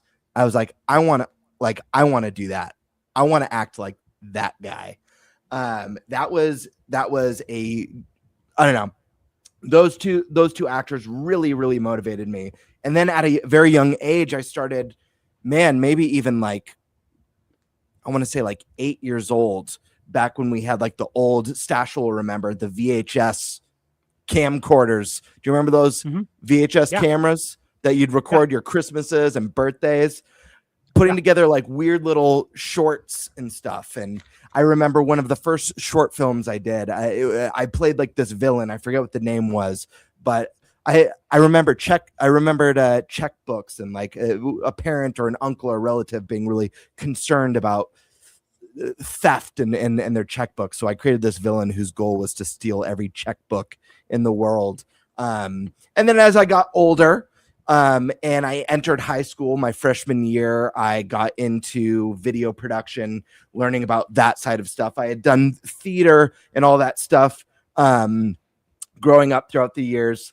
And when I got into the production side, started learning Adobe Premiere and editing. And that's when I started getting really creative and leaning more into my quirky side and my comedy. And I went through a weird run of making like really weird, goofy, like horror short films. And I wrote some down just like off the top of my memory that I had made. I made one about this like chef who basically went nutso and would kill people with a bladed spatula, called Flipping the Patties of Death. It was like one of the first little short films. Then I made The Milker, was another short film. Then there was The Night Creamer. That was another short film that I made. And that was like a trilogy. It was like a weird little trilogy. And then I had this idea for this kind of special called The Director. And in it, I played this director who was very self-indulgent, but treated everyone like absolute shit, like they were so far beneath him. And like the whole gist was I would have like this crew follow me around everywhere. Like it was like this very important documentary about me, this brilliant director. And I did a sequel with my friends, The Director Part 2, the producer. And then, I went through high school. I was mastering my craft, doing a lot of editing, volunteering to edit for like people who had projects at school and stuff like that, and in college. And then I saved up my money and I moved back to LA. That's where I'm originally from. And I was like, you know what? I want to pursue acting and do that. And I had a little bit of fun doing that for a short while. I went and I started off, I did a little bit of like extra work here and there. And I ended up really hating it. Not the acting side, but I hated basically what the industry puts you. I was forced to work a shitty restaurant job because you need to be on call basically 24/7 if you get an audition that you might find out about midnight and the auditions at 8 a.m. the next morning. And they'll specifically have it in a place with no parking, during rush hour traffic. And it might be for, I don't know, a Rosetta Stone commercial. And it's like a product that you never even used. And I ended up really just having a bad outlook on the industry and everything that you have to go through for these jobs that you don't care about, or all the jobs that don't pay. Your pay is the experience and all that bullshit. So then I was like, I'm going to get more into the live stuff. And I started taking classes at Groundlings Theater, which was remarkable. And if anyone's ever heard of Groundlings, it's where like most of the cast members of Saturday Night Live came from there. Conan O'Brien went there. Pee Wee Herman. That was a big reason why I even learned about Groundlings at a young age. And I absolutely loved that. I was one of the very top in my class, and I stopped doing Groundlings because I couldn't afford it. On top of it being insanely expensive to live in Los Angeles. And then I wrote a cartoon with my buddy because I wanted to explore all avenues of creativity, called Neon Phoenix, and it's an adult comedy cartoon. I still have scripts for the first 3 episodes. Who knows if anything will ever happen with that one day, but it's really cool to go back and read. And I still laugh when I read the script, so I think it's still funny today. But ultimately, I just got really turned off by the whole process of why I even moved out there to begin with. And I decided I wanted to be more in control of what I do. And I was more interested in making just really weird stuff and goofy stuff and fun stuff and really challenging my imagination. And so I ended up just making shit with friends, just random stuff with friends. Eventually I left LA, but before I did, I started a YouTube channel, GameBird Classic, and I didn't know what I wanted to do with it.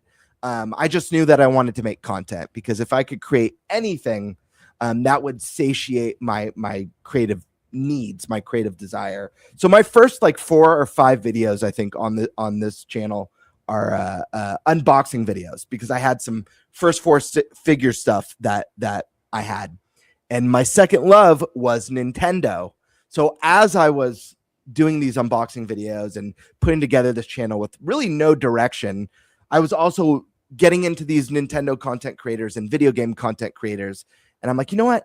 I should just make E3 was coming up. And I was like, I should just do an E3 predictions video, because I feel like I have pretty good insight on what Nintendo does as a lifelong fan.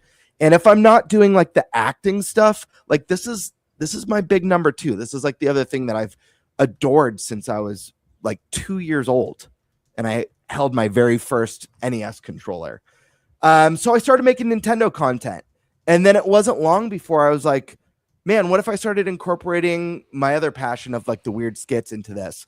And that's how that kind of trickled into my channel stuff over time here and there. But no, I love doing this. I love where this has brought me. This is definitely a side thing. I'm very busy. It doesn't pay any bills, but I have so much fun talking about Nintendo. I have so much fun editing and challenging myself creatively, and most of all, hanging out with everyone in the audience, whether it's here on NintenByte or GameBird Live, meeting wonderful, amazing guests like Kiwi Talks, Sky Swords Alyssa, getting to create bonds and friendships with Prime, Eric, and Stashman has been unbelievably rewarding. And so I mean, ultimately, to wrap it all up and bring it all home, I really just do it for validation in hopes that people will like me. So that's why I keep making this stuff. Please, people, please like me. Please be my friend. Think I'm cool. Think I'm funny. Please. That's the topic. Thank you, folks. This is great. I learned a lot about you. That's pretty good. All right. I guess that takes us right to our next topic. Let's see here, which is the Kiwi Talks question one. Who had that one? I did. Eric? All right. So Kiwi already made his announcement. Yep. So we'll just jump right into the questions. Kiwi, I'll let you choose between Doom the Dark Ages, your what the fuck game, or Smash and Zelda coming to Switch 2. Wherever you want to start. You've got me for 30 minutes, because unfortunately I need to take my wife to the doctor, post-surgery recovery stuff. Okay, so what was it? Doom, the WTF, and what was the other one? Zelda Smash coming to Switch 2. Those are just the ones in the dock. There'll be The more. ones in the dock, yeah. Well, I'll let you choose. What do you want me to go with first? All right, since I didn't realize you had to still a half hour, but let's start with I know what most of the people here are thinking, probably Smash and Zelda coming to Switch 2. The one that I know he's not gonna say shit. There's no way. There's no way. Okay, so first things first, just a bit of context here. So usually what happens is because I'm so busy throughout the week, I usually make all my tweets in bulk in the weekend, right? I'll draft them all up. Sometimes I don't proofread them correctly. And with the particular one in regards to Smash, Metroid, and Zelda, that was going on while my wife was going for surgery. So I didn't word it properly. And then it got blown up into this big thing. So I will say this. In regards to the Metroid, Smash, and Zelda thing, one of them is new. I won't say which one. The other two might be, they might not be. But it might be a new game. It might be a remaster. It could be something like Smash Brothers Melee on NSO, maybe. But one of them, I will say, is new. I will say that tweet got me a lot of heat from a certain developer. So I do have to be careful. Which developer?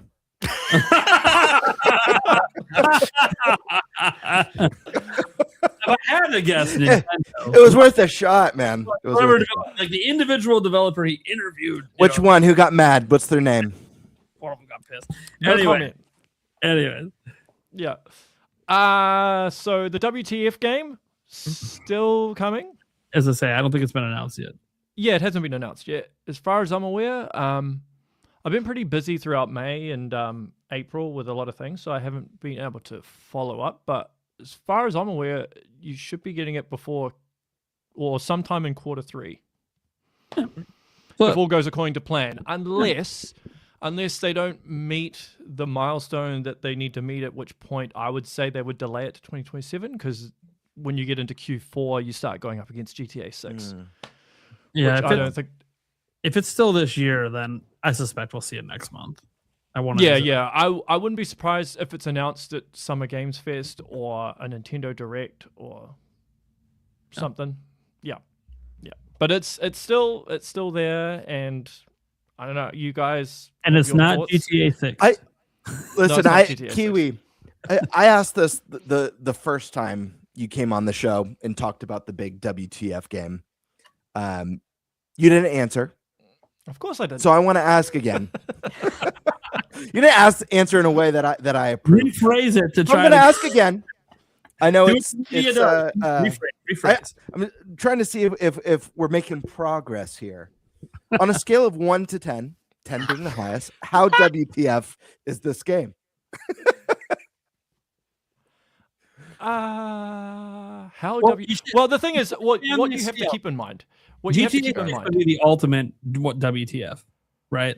Like GTA 6 would be wild because no one thinks Switch 2 can even run it, including me. Yeah.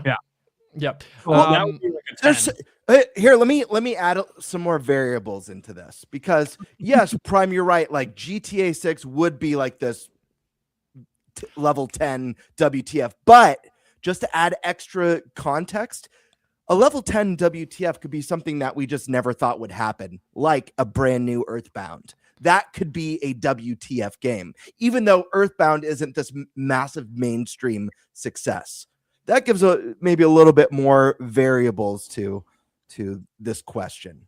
I don't know. I will give you something. Okay. Oh, so okay.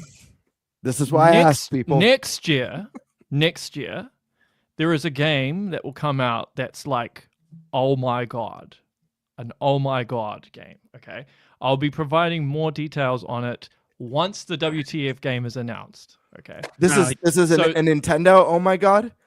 Yeah. So this is a third-party game on Switch 2 next year that will make people go, oh my God. So I'll have more info, but I just don't want to drop a bomb yet until the WTF game is announced. Holy hell. So this game will trump the first, the WTF. My gosh. This will WTF the WTF. Yeah. Well, In the ass. Oh my God. I mean that. I don't even know. Okay, I mean they basically didn't answer your question. He just gave you information on something entirely different. Yeah. So I don't want to. So because I'm already Well, preparing. he's got a I'm style. already He's got a because I only found out about this in the last couple of days. Sure. Okay. So I still need to verify some other information. And once I have a bit more information, you might see another riddle. Just saying. Here we go. maybe some sort of a you might sprinkle some golden jiggies. Some golden jiggies. That would be OMG to me. That would be a new one of those coming out next year. That would be insane. Anyways, but I am going to India in a month. I am going to visit certain people at Rockstar next month. So maybe the OMG could be related to that. Maybe I'm like throwing bait out. Bully 2, Look, I will say Bully this. 2. I know people get annoyed with how vague I am sometimes, but there are a number of reasons as to why I do that. Number one, obviously, is like if I just come out and say it, I think that ruins the surprise. Okay. Sure. Secondly, like if I say it, game developers get pissed off. Yeah. The third thing is the marketing aspect, right? So with a lot of these companies, they plan out specific marketing campaigns for a game, right? So when you come along and you just leak it, you actually sabotage all of their work. And depending on the company, so like with a lot of Western developers, they actually start the development process and the marketing campaign at the same time. They work in tandem. Sometimes it feels like the developers are actually working for marketing as opposed to the marketing working for the developers. That's why Jason Schreier got blacklisted after he leaked Fallout 4. That's why Rockstar hate him, because he leaked the trailer 1 was coming out before it came out. So that's why, like, when Nate went as far as he did, I think he went a little over the line. He should have restricted a bit. I mean, imagine how that Star Fox trailer would have hit if nobody had known about it. I think with the Nate the Hate stuff, I would have just. It's the most he put out at once. I mean, technically, it's just 2. Well, he says 2, but no one knew about something that was Switch Sports. Yeah. And didn't he mention Pikmin 4? Yeah, there's been a rumor about that one for a bit. Yeah, so like, because there's a big difference between me saying Metal Gear Solid 5 is coming to Switch 2, and then Nate the Hate going, hey, here's Ocarina of Time remake, Star Fox, Switch 2 Sports, Pikmin 4 Deluxe Edition, and 3D Mario is coming next year. Like, that has a much bigger, significant impact on Nintendo marketing devs as opposed to me just saying something about a third-party port like Doom or something. And my whole thought process too with the Nate the Hate stuff, which for my channel is great. I love it.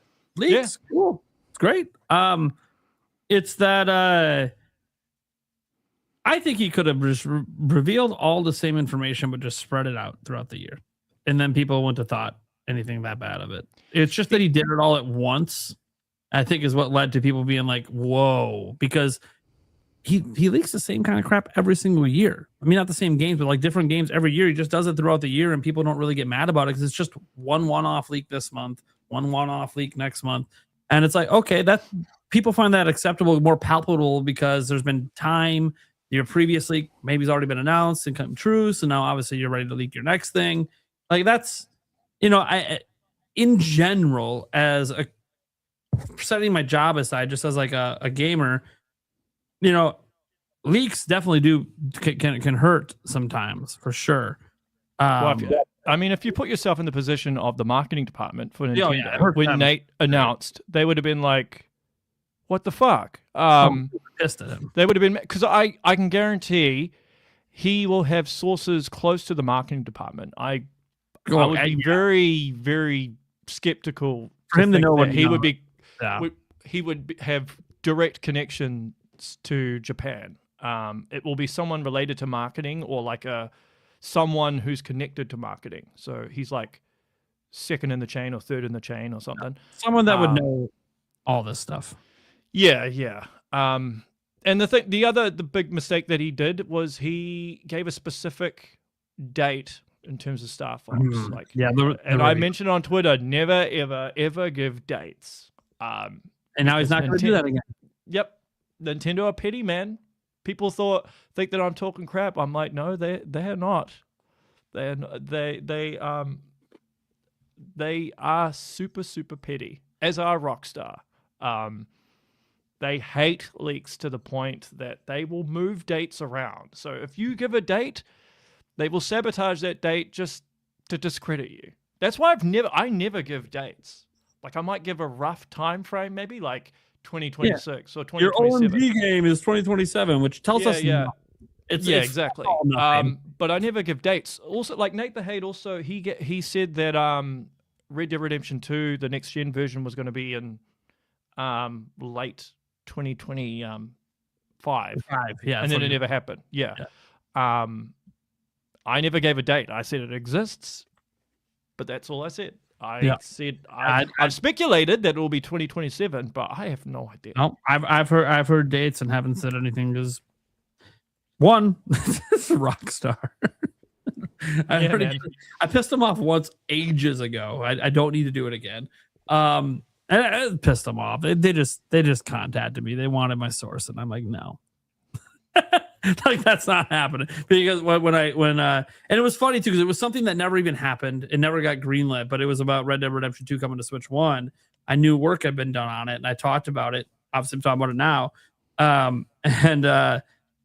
Let's just say Rockstar might have been in my inbox a few days after I reported on that, and they weren't mad at me. They were just like, "Who told you?" I'm like, I can't reveal sources. What kind of? I mean, I guess I could, but I'm not going. That's no. Like this might ruin my reputation with you guys, but I'm not gonna tell you who told me. Like I don't want people's jobs at risk, and I realize they probably shouldn't have told me, and they told me I could say something. But yeah, just sorry. Good luck. They're ruthless, man. You're not I've had a couple of people from Rockstar scope me out on LinkedIn. And then when I try, because like on LinkedIn, when somebody looks at your page, you can actually see who viewed it. But then when I go onto their page, it's like a dead account. I had all these people from Rockstar looking at my LinkedIn page that were like dead accounts. It was really weird. And then I had someone from Rockstar jump into my Discord. This was maybe 4 months ago.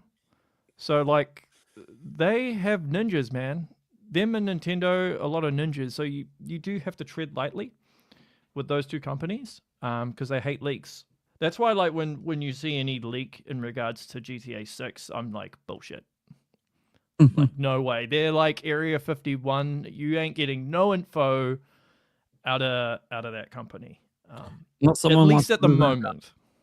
Yeah, if someone wants to lose their job and doesn't give a shit. Like a pissed off employee. Okay, yeah, that happens. It does happen. But it does happen. Yep.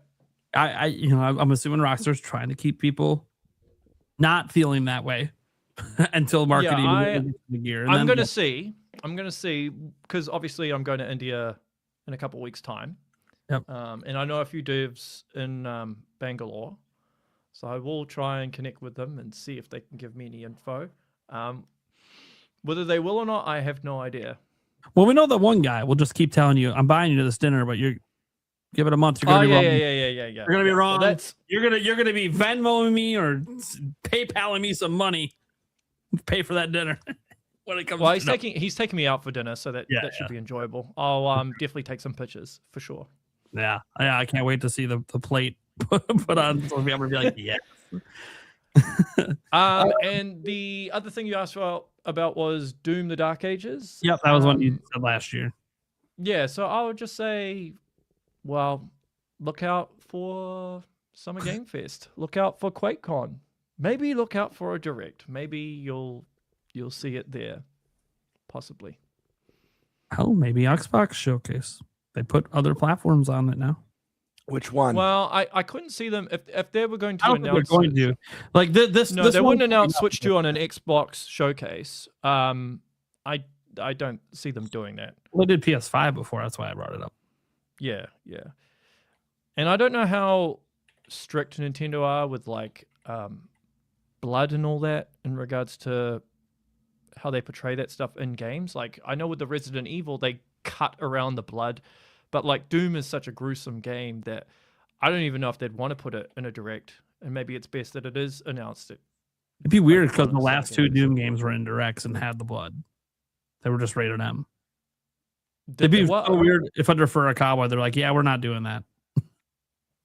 Yeah. Like, I mean, it is Furukawa. You could make a different decision, but like Nintendo back then didn't care. They had Doom and Doom Eternal both in directs. Yeah. I mean, Doom's my fifth favorite franchise, hence the poster. So yeah. I am looking to play it on the go. Yeah. Because that's why I want it. yeah. I think it's gonna run okay. I'm playing games more on handheld these days than I used to. Primarily because my wife has been hogging the TV. So we had a few super chat questions for you. I want to make sure we get to before you head out here. Okay. We'll start with the earliest one I see here was this $20 one. It says, "Hey Kiwi, you predict Nintendo's going to have a slow and soft year in 2026. What would you want in a reasonable time frame for 2026 to be a better year?" Also, Okay. Nintendo's dev teams are in early Wii U situation. Yeah, I did kind of answer this in the chat, but I'll answer it again.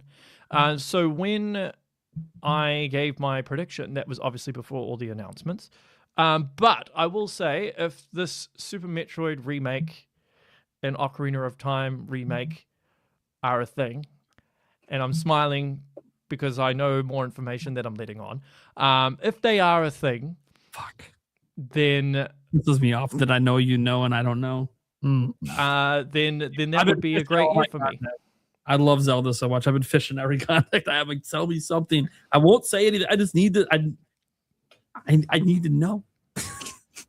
I know it's going to be revealed eventually, and then cool. But until then, anyways, I think people should keep their expectations in check regarding an Ocarina of Time remake, though. All I care about is if it's from the ground up. If it's more like a remaster, then I don't really care that much. Well, I mean, there's a lot of details that I don't know. Yeah. Like, but I've always maintained that doing the whole like Resident Evil 4 remake type of thing, it didn't seem viable to me, primarily because of the amount of money and resources that would be involved to make it. If you're remaking the whole thing from scratch. I think after seeing Star Fox, I think you're looking at something more in line with that, as opposed to like this massive ground up Zelda. Because I don't actually think they need to change a lot. I think most of it you can keep the same like story, dungeons, music. I think you could add stuff to Hyrule Field. You could do over the combat and make it more like Breath of the Wild. But I think if you keep the fundamental essence of the game intact, I think that would be the way to go, personally. I think that would reap the reward and not cost them as much. Anthony says, do you know anything about Monster Hunter coming to Switch 2? Yeah, it's one of the WTF games that's on the on the riddle. He's not saying it is the coming. He's just saying, oh, it's in the riddle, but that doesn't mean it's that game. Here we go again. Guys, like last time he was on, we drilled him on the riddle, and he for like 40 minutes held his ground and gave us nothing. We rephrased a billion different ways. And people, by the way, I as like a fan who just watched Matt LaFleur get questions rephrased to him a billion ways over Josh Jacobs in his situation and him just refusing to answer, which is the correct way to do it. Same with Kiwi Talks. The reason that people rephrase and re-ask in a different way is because sometimes it does work. That's why people do it. And the true professionals see that, know that, kind of think it's funny, and laugh it off. Kiwi Talks has laughed it off quite a bit. Matt LaFleur laughed it off today. Like at some point, it's like, I know what you're trying to get. You ain't getting it, but you can keep asking. You're just wasting your time. Anyways, so maybe. but he's not saying he directly knows shit. Well, I can't answer it because if I answer it, if I say no or yes, then it affects the riddle, right? You say no, now people might be able to. Oh shit! Well, now one less game out of that riddle. By the way, what do you think it is? Just out of curiosity, you've had time to like stew on this for a while. What game do you think it is?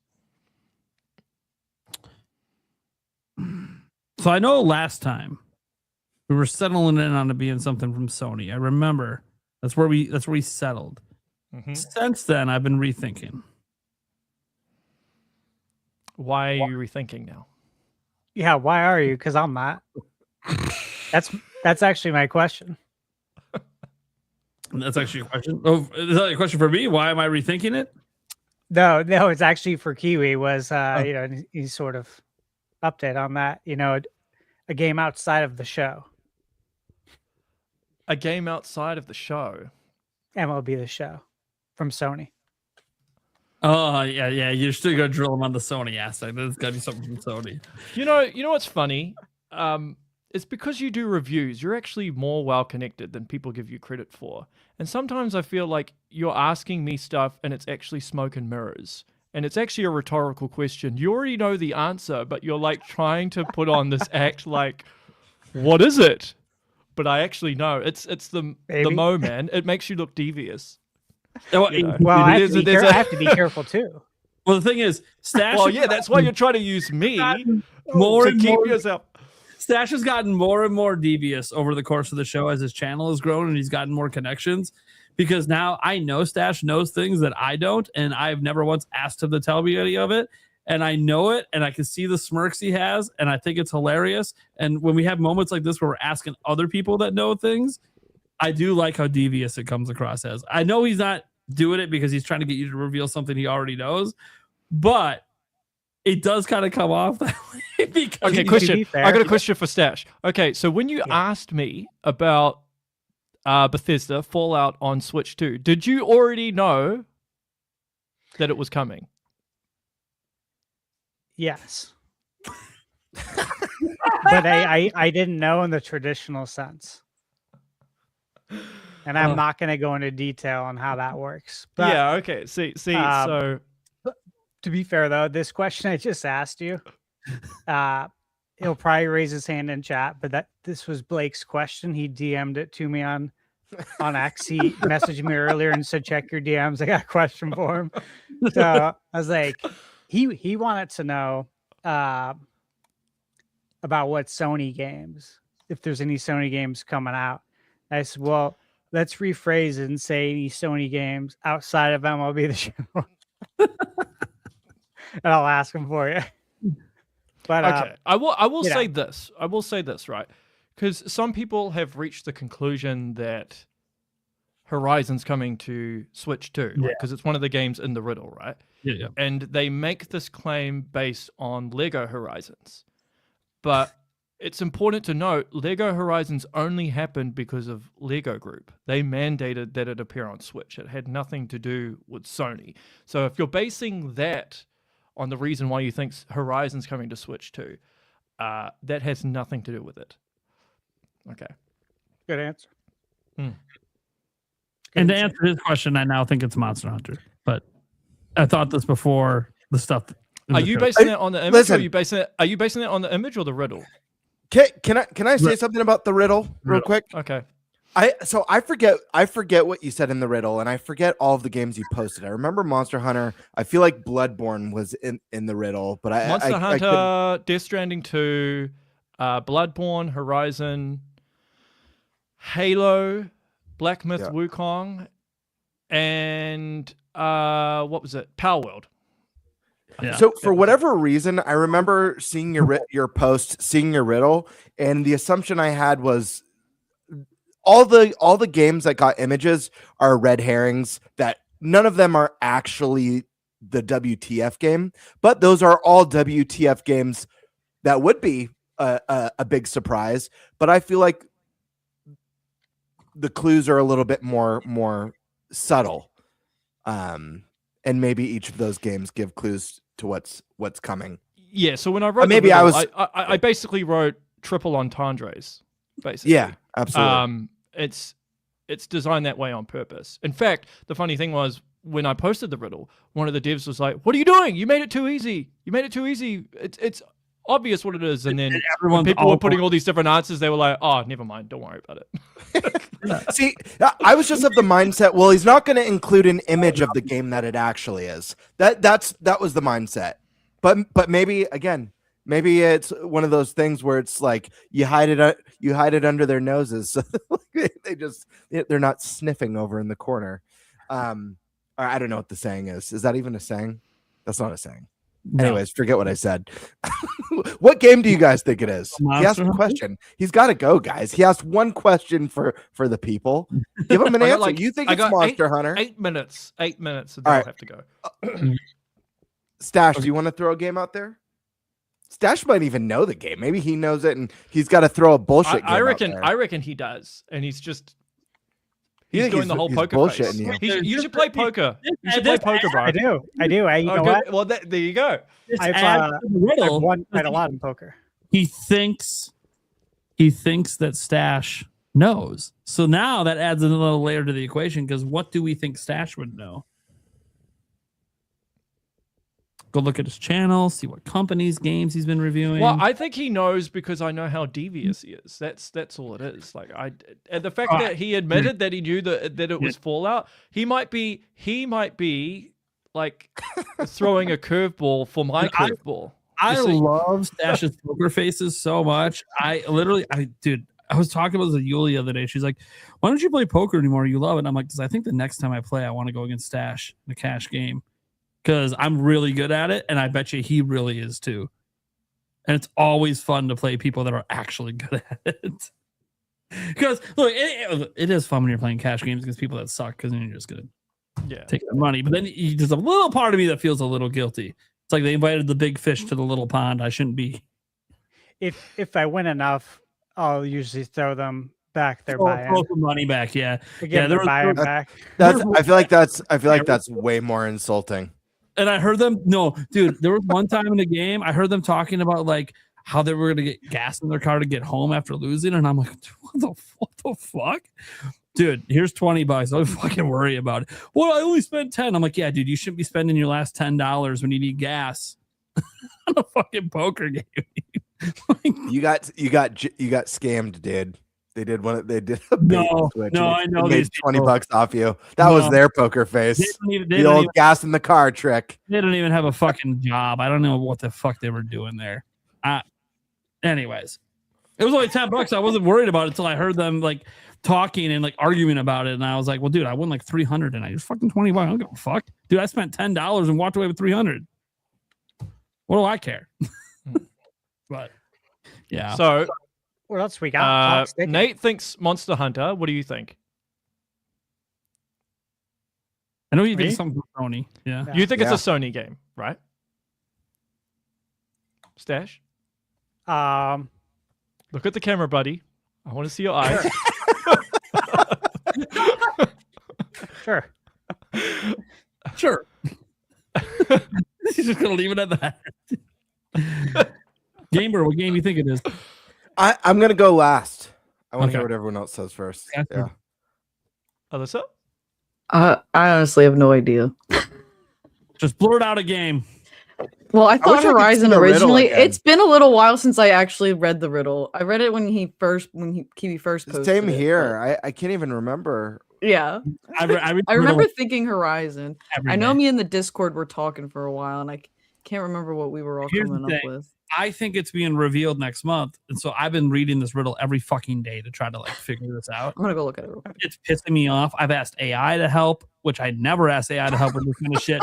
I don't want to see what I ran it through AI to make sure that nobody that ChatGPT or something couldn't solve it, right? Yeah. They answered the question, and then I said, "Well, can you explain how you came to that?" Then when they explained it, I'm like, "Fuck no, that's not what the riddle is. You're so full of shit." Like that is not okay. So I'll just eliminate this game. You know what? I should just keep asking AI every game it comes up with. Just say, "Nope, you're not it," because that's not right. So Player Essence thinks it's Spider-Man. Yep, I know and that. That's not on the images. Nope, Sony game though. Yeah. licensed IP. They need to make as much money as possible. Yeah, they brought it to PC. I wish I knew the context. Even if their future strategy is to keep it on PlayStation, this one already left PlayStation. So I will say, and this is an important thing to note, right? When I first heard about it, I was like, WTF. Okay. Yeah. So what I look at as a WTF, some other people might not consider a WTF, right? So it is from my perspective. So from your perspective, this was match of the GameBird question in the super chat. 1 to 10. So perhaps how much of a WTF is the game? 1 out of 10. But then it also depends. Well, what metric are we using? Like my 10 will be different to your 10, which is different to Anthony's 10. Well, I would say you said GTA 6 is impossible. That's what you're feeling. So I would say that would be like a 10. That's like the most impossible of impossible games. And then hold on. I should elaborate. I don't think it's impossible. It is possible, but I don't think Rockstar would do it primarily because they don't like to compromise on their vision. That's the main reason. But I think if you did, if you sacrificed enough, maybe like foot traffic and all that stuff in the cities within GTA 6, you can probably make it. I'm ready to throw a game out here. I couldn't find the riddle. I have no idea what it says. I had forgotten the games that were on it. But listen, man. I don't think it's any of the games that were posted. I just don't think that he's like, I'm going to put the game here for everyone to see it. I'm also not going to go on the Sony train and say it's a Sony game. He laughs and he said a dev is pissed at him over it, which means maybe it wasn't the anyways. No, I'm going to go balls to the wall because I'm going to choose a game that's not been announced, that may not be real. Something that's been rumored, but definitely would be a huge WTF. I'm going to say it's not this game. I'm just going balls to the wall. Maybe this is the WTF squared game that he alluded to earlier. Half-Life 3. That was one somebody said for sure. Oh, I love this. That is definitely what WTF. I think that is WTF. I think, Kiwi, just be honest. You've been really enjoying how people have been doing with this riddle. It's fun because it brings people together, right? I mean, that's the cool thing to solve it, and it doesn't piss off any devs. It doesn't get me in trouble. Half my queue. Yeah, I mean, the only people who it pisses off something chronic, which I love, is the Gaming Leaks and Rumors subreddit, because I hate that subreddit with a passion. When I saw how they reacted to it, I was like, you know what? I should make more riddles just to annoy the hell out of them. They hate riddles. They hate riddles. I just be straight. It's like, but it's also more risky. Riddles Someone has to figure it out. Cool, good for them. But yeah, it's always been fun. Alyssa posted the riddle here. So there it is. I sit beside legends, though none of my kin. I'm sold their same keys to let players in. I share the same screen and I share the same light, yet my bloodline says I don't belong to the fight. Oh, that's easy. Fist of the North Star. Well, my original guess was Bloodborne, but then I'm like, no, not Bloodborne. Maybe it is Bloodborne. Yeah, I know. He's gonna. Here's the thing. You see the smirk. It doesn't matter what game I say. The smirk's coming either way. I learned that from Stash. He's so good at it. He learned it from Stash. The smirk comes no matter what. You get nothing. Oh, you think it's that? Oh, you think it's this? Oh, you think it's that? So this is a game. So I sit beside Legends. So this is a game that sits next to some juggernaut titles, though none are my kin. So I'm guessing it's maybe. Yeah, it's like a standalone title. Yeah. Well, I'll leave you guys to ponder. Unfortunately, I do have to go. I wish I could stay, but I do have to take my wife to the doctor. Yeah, you're good. This has been fun. Alyssa, nice to speak with you and meet you. Guys, it's always a pleasure. I don't know where Eric's gone. I don't know either, to be completely honest. He's not in the room. Okay. He just vanished. Yeah. Anything on the horizon? Not much. Obviously, I'll be... Oh, you believe it? He's like, I don't know where Eric is. Yeah. I'll be evaluating everything with the channel over the next few weeks, and then I'll make a decision once I get back in July. People keep nagging me about my Metroid Prime 4 review with the OG devs. It is happening. I'm waiting on Zoid, the senior engineer, and he's just taking forever to complete it. So once it's done, I will do that review because people keep nagging me for it. On the Nintendo front, not much to report. Although, something cool. I've been in contact with a Square Enix developer who worked there for 15 years. And she's Japanese, but she also speaks English, and she worked at Naughty Dog as well. So I've been in contact with her. She's working on a game at the moment, so she's just waiting until it's ready, and then she'll start promoting it. So that'll be a cool one because she's a Japanese dev, but she can speak English, and it gives insight into Square without breaking NDAs, hopefully. That's the other problem with doing what I do. NDAs, annoying, but Congrats on getting that. What's that? Congrats on getting that. I know you obviously been trying to get that. In over there. It's a tall order, man. It's a tall order. Very difficult. If I spent like 6 months in Japan, I could probably make it happen. Everyone I speak to is like, you need to go to Japan and spend a lot of time there because they like to build relationships first. I mean, one of the reasons I can't interview Shuhei Yoshida is because he doesn't do interviews with anyone he doesn't know. So, yeah, that gives you an idea. But anyway, I am off, people. Much love. All the best. Cheers, Enjoy man. the rest of the I stream. was muted, but I did say nice to meet you as well. I'm sorry. That's all right. Yeah, it was nice to meet you too. Good night, brother. See ya. See ya. Night, dude. All right. Well, get to our next topic then, shall we? That is on, I think it's on Stash. Yeah. Yeah, what are we talking about? Well, we're talking about why I was up bright and early today after going to bed very late. Just look, guys, normally I'm up around 4:30, 5 a.m. every day. However, I went to bed late because I was working on reviews, working on getting some stuff ready for when I'm gone at Summer Game Fest, some reviews, in the pipeline. And I was like, why did I stay up so late? I have to be up to see the new episode of Supermarket Sweep, right? Dude, I wish. I wish there's a new episode. I've never heard of that. Supermarket Sweep? No. Dude, one of the best shows ever. Dude, I fall asleep to Game that shows. sometimes. I'll put that on like as like a comfort. I'll watch it for like an hour before bed and fall asleep. Okay, as far as game shows go, it's right up there with Video Power. If you guys remember that, where you had the vest. Yep. With Velcro and you stuck NES games to it. Yeah. So it's right there with that. And I would say, Double Dare. Yeah, Double Dare. Dare's the shit. And probably Legends of the Hidden Temple. Yeah. What would you do? Yeah, it's right. It's right Or there. what would you do more? Yeah. This was Supermarkets. Okay. Here's Dragon Quest. So I had to get up early, of course, for Dragon Quest. Topic quick. And I also had a hard time getting to sleep though because I was excited. You guys know how it is. And I was getting very nostalgic about it too. Just like shit, 40 years, man. 40 years.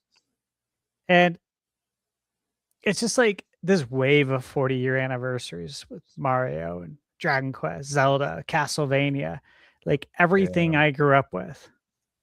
It's just wild. And we've been looking forward to this day, right? We've talked about it.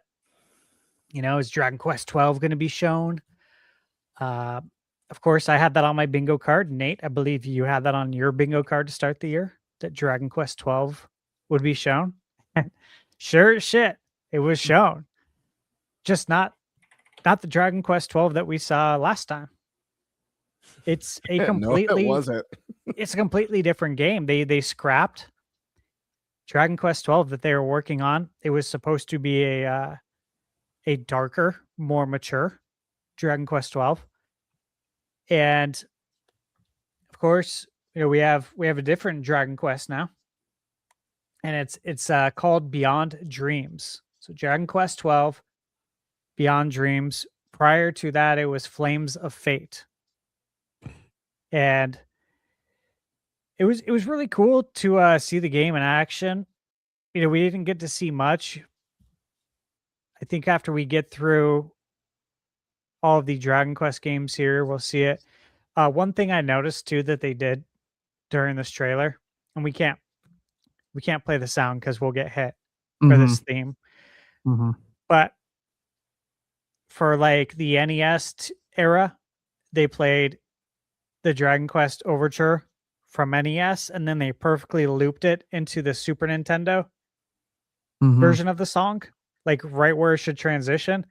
And then they did it with the PS1, like PS2 era, and then they did it with the current one. So the song they used is like all four versions of the Dragon Quest Overture. I was like, oh, I don't know how many people caught that, but I'm like, that's badass. They did a very good job with that. Then yeah, these gentlemen here, Yuji Horii there on the right, seems like such a nice man. Both guys seem really cool. So they talk about the 40 years. Yes. Thank you guys for the support, going strong. And then they went right into Dragon Quest 12. I was like, okay, like we're taking the gloves off. We're doing this. And they had some other announcements we'll get into. I'll kind of let this play, and while it plays, let me ask you guys, what did you think of what we saw here? I loved it. It was. I know some people aren't keen on the character design in 12 for the main character compared to prior Dragon Quest entries, and I get it. Everyone's got their personal preferences. I don't know if I love the design, but I don't hate it. I think it's fine. Fits in with Dragon Quest. But like the world that they showed and some of the stuff that like it to me it looks like a game that's still probably a ways out.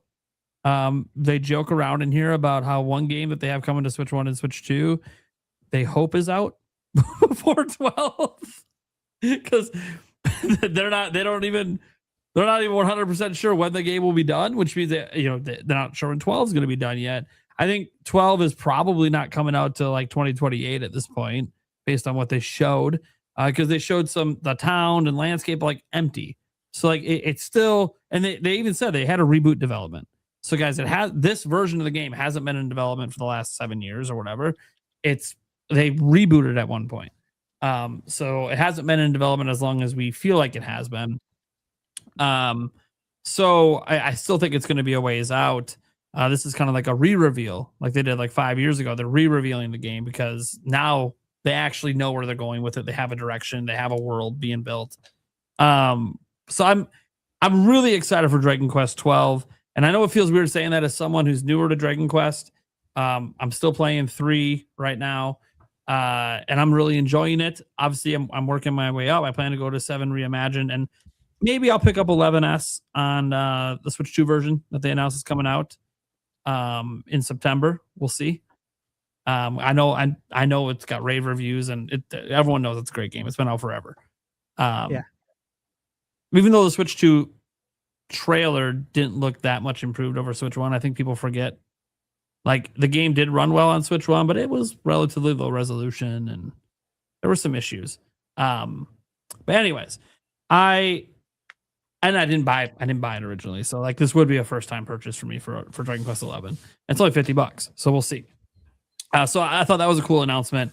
But really, you're seeing it right here. You're seeing Dragon Quest 12. Looked incredible to me, but I know not everyone's loving it. I have no idea. Dude, Dragon Quest is like, it's a weird IP for me because it's been around my entire life. And yet I've never played one until this year. So, and I love RPGs. It's wild to me that it took this long for me to get into the franchise. But God, and their enthusiasm and like the way they talked about how why they redid it, you could tell like they didn't really want to reboot, but it just, their original vision just wasn't coming together. And that happens sometimes. And rebooting, that's tough because we're talking about a AAA game. So you're talking about budgetary concerns and all of that.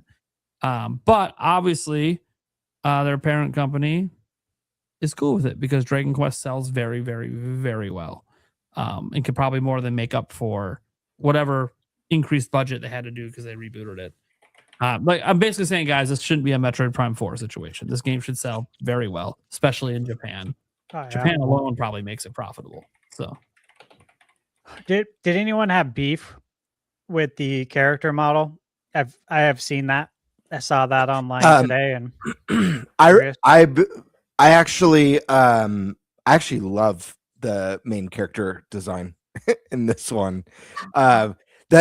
Listen, he's got weird looking eyes. The eyes are a bit off putting, and I actually really like that. I know from what I know of the game, it deals with dreams and stuff. So I love that this character, like, he almost looks like he has been suffering from severe sleep apnea or sleep deprivation. Yeah. It's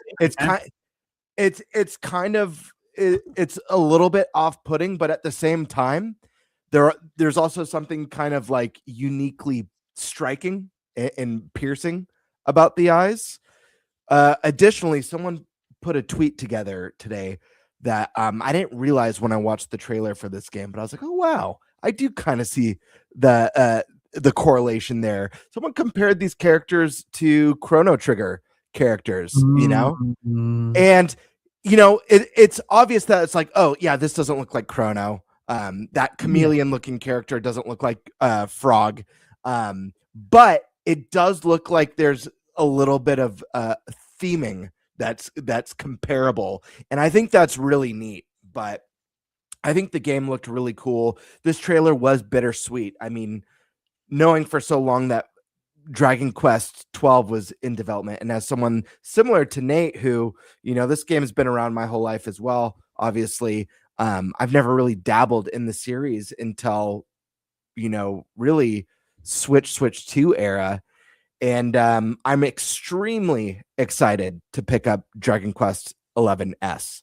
I know I've heard glowing things about that game from you, Stash, here on the podcast. And so I was very tempted to purchase the game elsewhere, but we all knew this was coming at some point. So it was worth the wait. So I'll definitely be picking that up. I think it lands September is when it comes out. But regardless, whenever... Yeah, there you go. Or $40. I'll be picking that one up, and it will somewhat tide me over. But yeah, it was bittersweet. The game looks gorgeous. I love the visuals. The bitter side is, like I said, knowing that this game's been in development for a while, hearing that there's been a reset, a new vision, a new idea. It just means that we're farther off. And you know what? Let them take their time. Let them make the best modern Dragon Age game they can make. But yeah, I mean, this one could be landing on what, PS6 for all we know. So depending on, I mean, it depends on. They didn't mention a year. They didn't mention any platforms. This could be 2 years out. This could be 3 years out. This could be 4 years out. We just don't know. Maybe sooner. Maybe they've scrapped development, but since they have the same engine they were originally working with, maybe it's next year. Maybe they're able to. Yeah. We just don't know. It feels far with the limited information. We didn't get to see any of the combat system in this one. So visuals, though, I love how vibrant and colorful and crisp the world looks. And even though I don't have the history with this series that ThunderStash does as someone who's played through all of them, there's just something so iconic and timeless. Not just the overture music that I know we've heard a million times. Regardless, if it doesn't even matter if you played Dragon Quest, you know the theme. You heard it in like 30 Nintendo Directs when Dragon Quest 11 was before that game was coming out. But not just the music, the character designs and the monster designs. They're so, I don't know. It's so cool to see an RPG series like this that has like the monster designs that are so kind of cartoony and out there and vibrant with unique color palettes. Like, I love that sort of stuff. So when I see the footage of this new hero running around this world, I'm like, yeah, this is a world I cannot wait to just like lose dozens of hours in. I'm really excited. I can't wait to see more. The hope is that it's sooner rather than later. I'm hoping we get a meaty presentation of this game next year, by mid next year. But regardless, Square, take your time, cook up something nice and special. It's the 40th anniversary of Dragon Quest. You've got a legion of fans, especially in, the loyal fans in Japan who've been waiting a long time for this. So just, kick ass and do the series justice. But yeah, I don't care what people say about the character designs. I think they're awesome. And I say that as someone who has no bias for Dragon Quest. I've literally, the only Dragon Quest I've ever beaten is Builders 2. So. Okay. Alyssa, what is your hype level here? How you feeling on all this Dragon Quest stuff?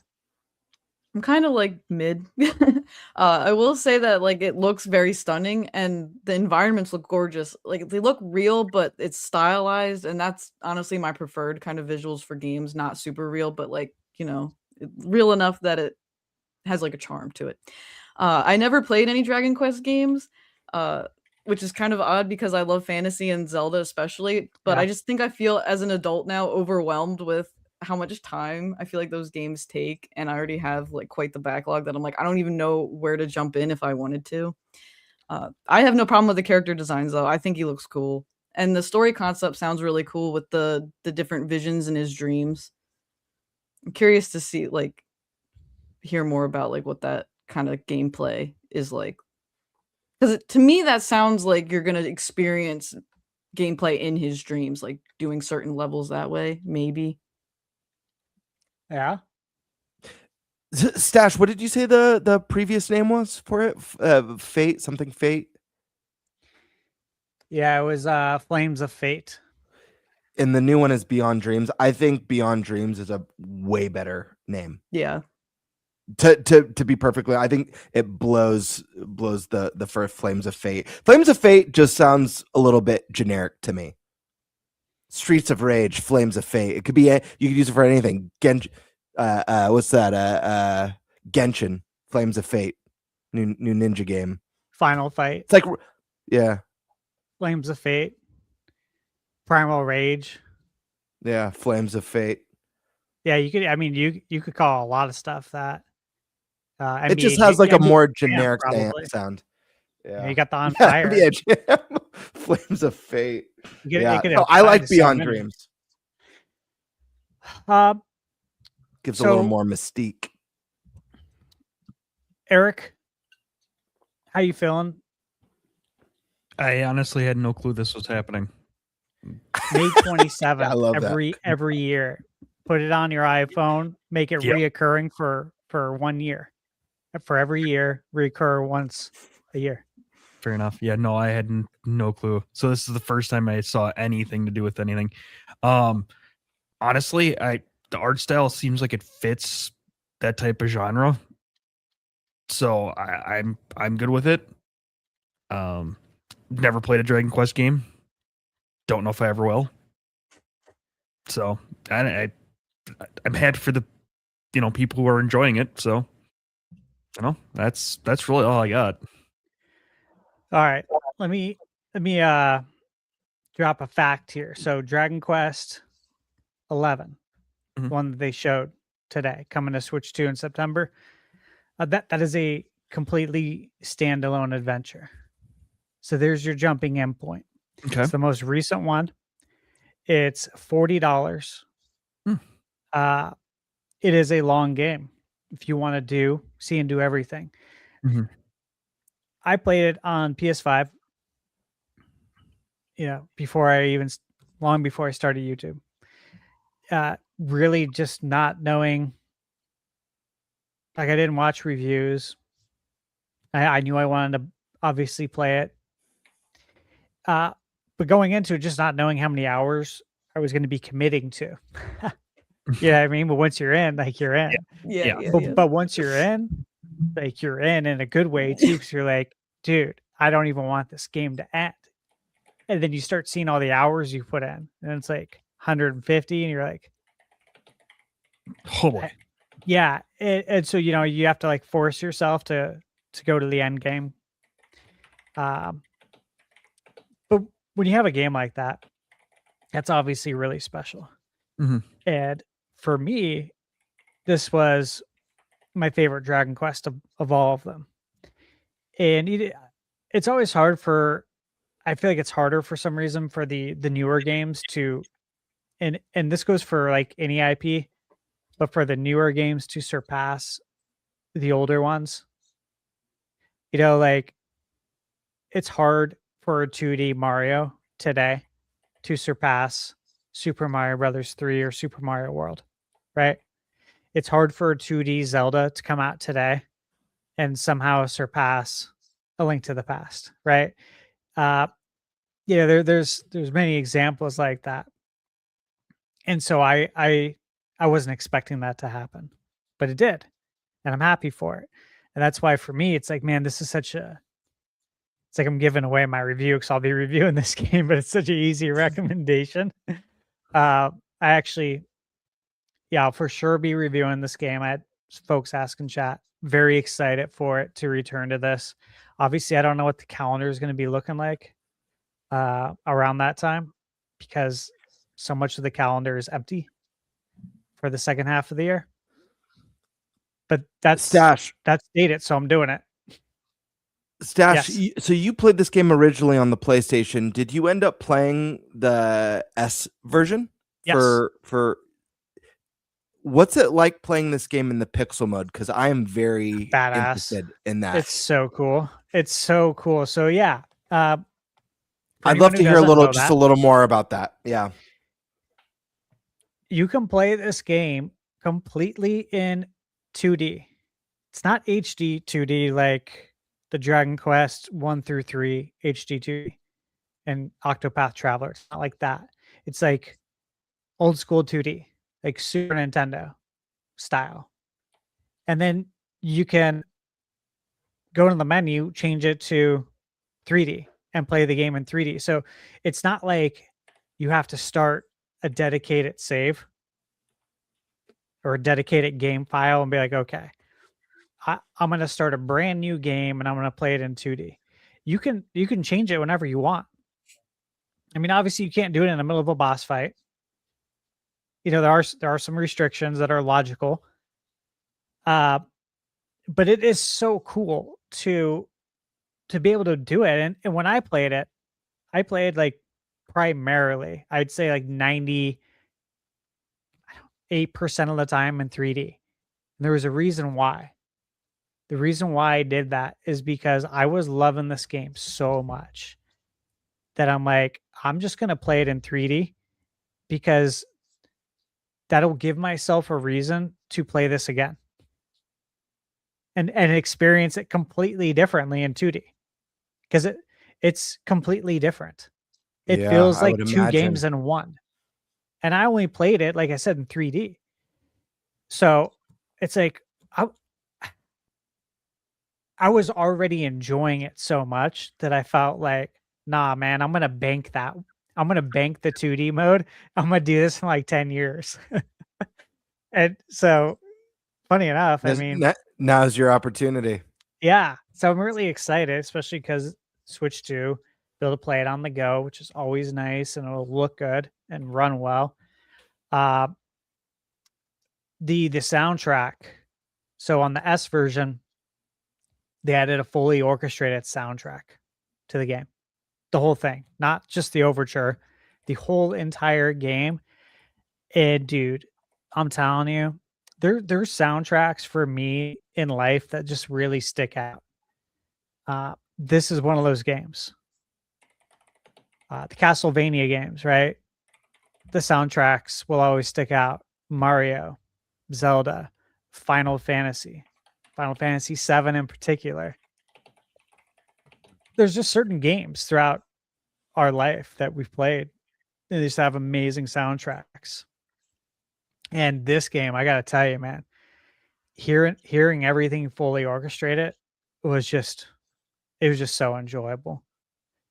Similar to like, with Mario Kart World, where you can just keep the game on and listen to the music. It was like that. It's very, very good. I mean, it's top 10 soundtracks for me. Look, I can't be more excited about this, but I feel like I'm reviewing the game, so I got to stop. Dragon Quest Monsters. Now, I also got asked in chat if I've ever played Dragon Quest Monsters 3, and the answer is yes. I reviewed it on my channel. And I spent like, God, I don't know how many hours. So many hours in this game. I'd have to look. I think it was like over 80. I'm really excited. In the Dragon Quest video we saw today in America, it just said Dragon Quest Monsters with the subtitle The Withered World. In Japan's video, it was Dragon Quest Monsters 4. So just so everybody knows, this is part 4. They just didn't say that here. So this is a sequel to Dragon Quest Monsters 3, The Dark Prince, the one that I reviewed on my channel and that I absolutely loved. Like, loved this game to the point that I'm like, hey, I'm into these games. Like, I'm into these monster taming games. These are really fun, dude. These are addictive. So I hope nobody sleeps on that last announcement, because that was pretty hype. And hey, dude, I would say this. Just remember this. It's Dragon Quest 40th anniversary. Oh, for another 12 months. It turned 40 today. It's 40 for a year. So I don't think this is the end of the announcements. I think there's more to come. I'd put money on that. Look, I've said this a lot. People in the United States, Western, they don't look at Dragon Quest the same way they do Final Fantasy, with that love in their eye. And they should. I'm telling you, they should. You can have two lovers. You can love Final Fantasy and Dragon Quest. They come from the same mother and father. Square Enix. You're allowed to love both games, man. It's okay. They're family. They're two totally different RPGs that are absolutely amazing. You can pretty much jump in anywhere in Dragon Quest. As we know, Dragon Quest 1, 2, and 3, they're out now. The HD 2D, they're amazing. You can play them 3, 2, 1. Or you can play them 1, 2, 3. Or you can play them 3, 1, 2. It doesn't matter. But they're available. There's more to come. There's going to be more remakes. They'll be here before you know it. So there's a lot to be excited about. I was really happy with everything today. And I will say this. I give them credit to Canna Project. It takes a lot. A lot of cojones to Canna Project that has been in development for this long. When you have your fans salivating for an update. I thought they handled it pretty well. All things considered.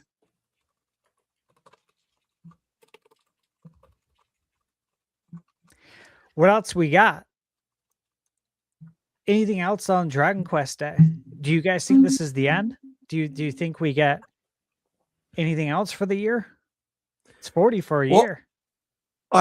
I'm curious if anyone else here. I'm guessing it's a no. 'Cause I'm sure we would have mentioned it. I know I haven't. I am curious about Dragon Quest Monsters. I know it's more of a Pokemon it's a spinoff. but I don't even recall. Like, I remember when that game was first announced back on the Switch, but I don't really recall hearing anything about it, like the quality of the game, how fun it was. So, I mean, it piqued my interest. I reviewed wow. it. So good. I got to go back and watch your review. The best thing about it was, like, it's not right off the bat. I forget where it was in the game. Maybe a third of a way into it. You obviously you collect all these monsters. You have them fight for you. You level them up. They evolve, all this, and it's really cool. Here is the gameplay kicker, dude. That was so badass. Is that you can mate with other monsters. Like you put them into I think you put them into a machine, if I recall, and they mate with each other, and then they create a new monster, an offshoot. So you think like, okay, these are all the monsters, right? And you say, all right, I'm gonna have like this king slime and this really rare like metal slime, or a completely different monster type mate with each other to create this slime. And then this slime, it's like, you could have two super powerful ones, right? You can have two super like tanky ones mate with each other, and then they offshoot obviously a super tank now that you have at your disposal that you can build and evolve. That was the biggest thing for me. So I'm like, holy shit, there's so much strategy in this. Like, I feel like someone's probably made an Excel sheet and it's probably sitting around somewhere in a Reddit forum or something, because like there's so many options you could do. It wasn't like overwhelming. You got to think it out, because you don't want to waste your time. But I was just like, dude, this game is really deep, and it really earned my respect. But yeah, check out the review. I'll watch that tomorrow. Some people weren't happy with the performance, but I even said it in my review too. Like, hey, dude, performance, not great, but damn, is the game fun? So I don't care. Mm-hmm. Yeah, these things happen. Games can have shoddy performance and be really fun. So yeah, I mean, look at the games we grew up with, so many, especially during the growing pains of 3D. Yeah, that's the slowdown era on the NES. Yep. Too many enemies on screen. Yep. Yeah, like I always think about Contra Force, the third Contra. I have it. Mm-hmm. Very rare. And the game's like not even playable. Everyone knows this. Everyone who's a Contra fan knows about Contra Force. And it's like not even playable because of slowdown. Like barely. But people still bought it. Because those weren't deal breakers back then. Now if a game's, 50 frames per second instead of 60, people are hanging it up. They're done with the series now. Wild.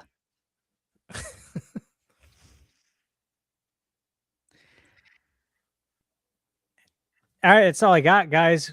I think we got to move on. I mean, to the next topic. And I can't sit here and talk about Dragon Quest all day, unless you guys want to give some input. I fought a lot of wars against the dragons. Okay, I could drag on for days. I have a question for you, Stash. If I liked Visions of Mana, how would I feel about Dragon Quest? You'd feel, or do they play totally different? No, you'd feel good about it. Dragon Quest is turn-based. Okay. So I don't know how you feel about turn-based. I'm more open to it now. Is it a little bit like involved, or is it very much like Pokemon? It's a tad more involved. Okay. Yeah. I mean, The deeper you get in. Yeah. stuff. Okay. Just you're turn-based curious. Yeah, I am turn-based curious. You should be. There's so many amazing, seriously, so Yeah. many amazing turn-based Yeah, RPGs. I think mean, Pokemon just put like the sour Chrono taste in my Trigger. mouth. I have a decent amount of time in Monster Hunter Stories too, so I've been playing that. I do like the rock paper scissors. It's like just a little different. I like It is different. when it's huh? more than just let me sit here, pick a move, watch an animation play out, and like be done. Like I had a really hope, lot just, of like, not that we're questions talking about about Pokemon, that. but I really hope Gen 10 Pokemon adds something like really cool, like counter move kind of mechanic, maybe based on like your Pokemon stats and like your evasiveness. Like if your Pokemon's evasiveness is like higher up, it would be really cool if you could do a sequence of button presses to try to like dodge, and maybe you still wouldn't like work. I just think something like that would be really cool for that. But yeah, I am turn-based curious as long as there's like a little bit more to it than And just Alyssa, you sitting like and watching. I know maybe Dragon Quest, it's not like, as far as this narrative goes, it's not like the most emotionally complex like Expedition 33, but I think one of the benefits of exploring the genre is there's just so many rich, incredible stories to be discovered, and many. ones that like Expedition will pull at your heart or make your eyes glaze over. Okay. My whole life Tons. there's been so many that have just like Yeah. touched me. That's where So, we got our start, was turn-based. Yeah. I mean, Zelda growing up, sometimes I've heard people call it like an RPG. It's like, no, Sure. it's not.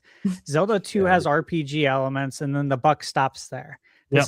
This is a adventure. Action. It's adventure. Action adventure. Yeah. It's not a role-playing game. It's not turn-based. It never has been. And it was interesting. For a long time, I didn't really play much turn-based. I didn't explore much outside of the Final Fantasy and the Dragon Quest and Chrono or like Earthbound. But some of the best games are there. And when I finally branched out and started playing them all, I'm like, holy shit, why did I sleep on this? And it was because I loved Zelda so much. I loved the actual live action of the combat, which, you get in. That's kind of like my Mana. issue too, but Yeah. I'm branching out more. But that has been like my thing, is like the Zelda bubble is it's just comfort, and I like being involved in the combat and like, controlling when I'm doing certain actions and like dodging and I do too. all that. But these games figure it out, like, especially as you get deeper into the game with the turn-based games, you may not be like moving around, but you definitely, you feel it when you're playing it. Like it gets intense, I guess you could say. And I highly recommend, and I'm sure everyone on this panel would agree, if you ever want to go back and play like just an iconic RPG that has stood the test of time better than such a vast majority of games across such a wide variety of genres, Chrono Trigger, it's got the same art style as the Dragon Quest games. It's a perfect game. It is perfect. Obviously, it doesn't have the voice acting. Legit, it's not gonna hit the same way maybe Expedition does, but it's a game you could pick up today that doesn't feel dated in the sense that, like, man, it's hard to go back to this. No, the game still kicks ass. So if you're ever like curious to go to like the roots of like just an iconic golden era gem of an RPG, I couldn't recommend that one more. Now I have questions though. Have you played Earthbound or Super Mario RPG? No. Oh my god. Oh dude. I know I'm a sinner. No, it's okay. You make me actually sick. I'm excited for you I tend because to do that. I honestly don't know why we invite you on this show. this Me is either. cool. This is good because you've never played these. Imagine not playing those games at like the age we are. That's cool. Like you can go experience them now. I'm just saying you should play them. Okay. They're so amazing. I'm excited for you. I want to hear what you what you think when you have time to play them. I know we Yeah. don't have, all the I know time in in the that world. backlog. I'm trying to do is take your advice and stop the analysis paralysis bullshit and just play what I want to play. Good. I mean, right now I've been working through Pragmata because I was really excited for that. And I'm close to the end, and it's been fantastic so far. I highly recommend Pragmata. It's so good. I'm sure you've already played it. I'm not sure if you put a review out or not yet, but I'm sure you have. I and just didn't. missed it. I didn't yet. No, I didn't. No. I have the Okay. game. And you just brought up a really sore subject for me because I haven't played it. I've been trying to find time to play it. It's just more work for it. Well, I'm excited It for just you hit when me you again. play Pragmata now. Yeah. I'm excited for it too. And I need to play it. The Capcom good thing gave is it that to your me. problem why you haven't gotten to it yet is because you have to play other video games, though. It's Yeah. kind of a nice problem to have. Yes, it is. I agree. All right. Well, that being said, now I think we can be done with that topic. I hope. I have no idea. Okay. So our final topic that we have here, besides your guys' questions, is about the summer showcase season. So we spent a lot of time on this show, on my channel, elsewhere, talking about potential Nintendo Direct this year, whether it was, when we thought maybe one happens back in February. Now there's stuff for next month. Well, one thing we know that next week begins is basically E3 season. That's what we used to call it. Gamer Christmas, E3 season. E3, as we know, doesn't exist anymore. However, from the ashes rises Summer Game Fest, which, no, it's not as good. But it still gives us some of that feeling. And it's interesting because Summer Game Fest is different than what E3 was. E3 was individual companies doing their own press conferences, then the big show floor where you can go play some of the games that were just talked about in those press conferences. Summer Game Fest is like a unique event. It essentially is just, hey, the entire industry, do you want to show your game? Do it here. That they're actually, if you look at it, for things that cover AAA and indie, there's no independent third-party showcase that does that besides this. You could talk about, obviously, state of plays and Xbox events and Nintendo events that do it, but they're doing it to advertise games for their individual system. Summer Game Fest isn't playing bias with systems. They're just, hey, you want to show your game? This is where you're going to show it. And it basically, there, and Jeff Keighley's other event, the Game Awards, is the only place that's really like that. So it's different than what E3 was, which was focused more on the individual press conferences, which we still have some. They're just not called press conferences anymore, guys. We got the State of Play, the Xbox Showcase coming up. We have the PC Gaming Show, probably a Nintendo Direct, and all the indie showcases as well, and other stuff in between that I'm probably forgetting at this point because the slate seems to have new things announced every day for showcases next month, because that's the way June is. But it's a really fun time when you're a gaming fan that actually pays attention to gaming news, because we get the most gaming news of the whole year in June. So, which showcase beyond the Nintendo Direct? Because again, we talked about that enough. We've talked about its death. I don't think there's any reason to bring it up again until there's a new rumor and or Nintendo just announces the damn thing. But which other showcase are we looking forward to the most, and why? Doesn't necessarily have to be because of Nintendo. And what are you hoping to get in that specific event? Hey, I have a whole list of all the showcases. If you guys, can you send that to me? Yeah, this list is money because they didn't miss anything. Yeah, because I'm going to be doing live reaction, so I'm trying to make sure I get everything queued up on the right day. So this was from good old Reset era. And I pulled it up earlier and I was looking through it for the topic and I'm like, okay, they got that. Like they didn't miss anything. So this is perfect if we want to look at this. You want me to pop it up in there? I don't know what every showcase is next month. So yeah, because there's so many. There's so many. I don't think everyone realizes A it, lot of which them happens on is like the good. same day. Guys, when I tell you guys that I might have like 8-hour streams coming up to library, it's because the events are all like back to back to back. It's like all day for days. Gets wild. All right, here we go. Okay. Dragon Quest, obviously, in the front. Yeah, we got to focus in on the middle here, not on the ads, not the scared driver here. right here. Okay, yeah. So Dragon Quest today. I watched the French Direct this morning when I was running errands. Mm-hmm. I'd have to look by. I screenshot my phone while I was driving when I saw some games I liked. I can go back and look at it. I didn't see the indie dev showcase because I didn't know about this. So I'm gonna have to look that up. Yeah, I didn't know about that one either. Okay, so starting tomorrow. Yeah. Like tomorrow, I'm just gonna say right now, before I saw this list, I already had 2 for sure that I was like 100% tuning into.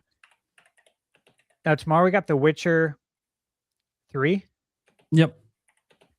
We're gonna see the DLC. Yep. And who knows? Maybe there'll be more announcements. Maybe not. Maybe that'll be later. Witcher 2 edition, Witcher 3. Yeah, I expect that. The Thinky Direct. I don't know what this is, so I'd have to look into it. Okay. Thinky Direct. Who's that? Who's hosting it? Usually you talk about who's hosting it. Yeah.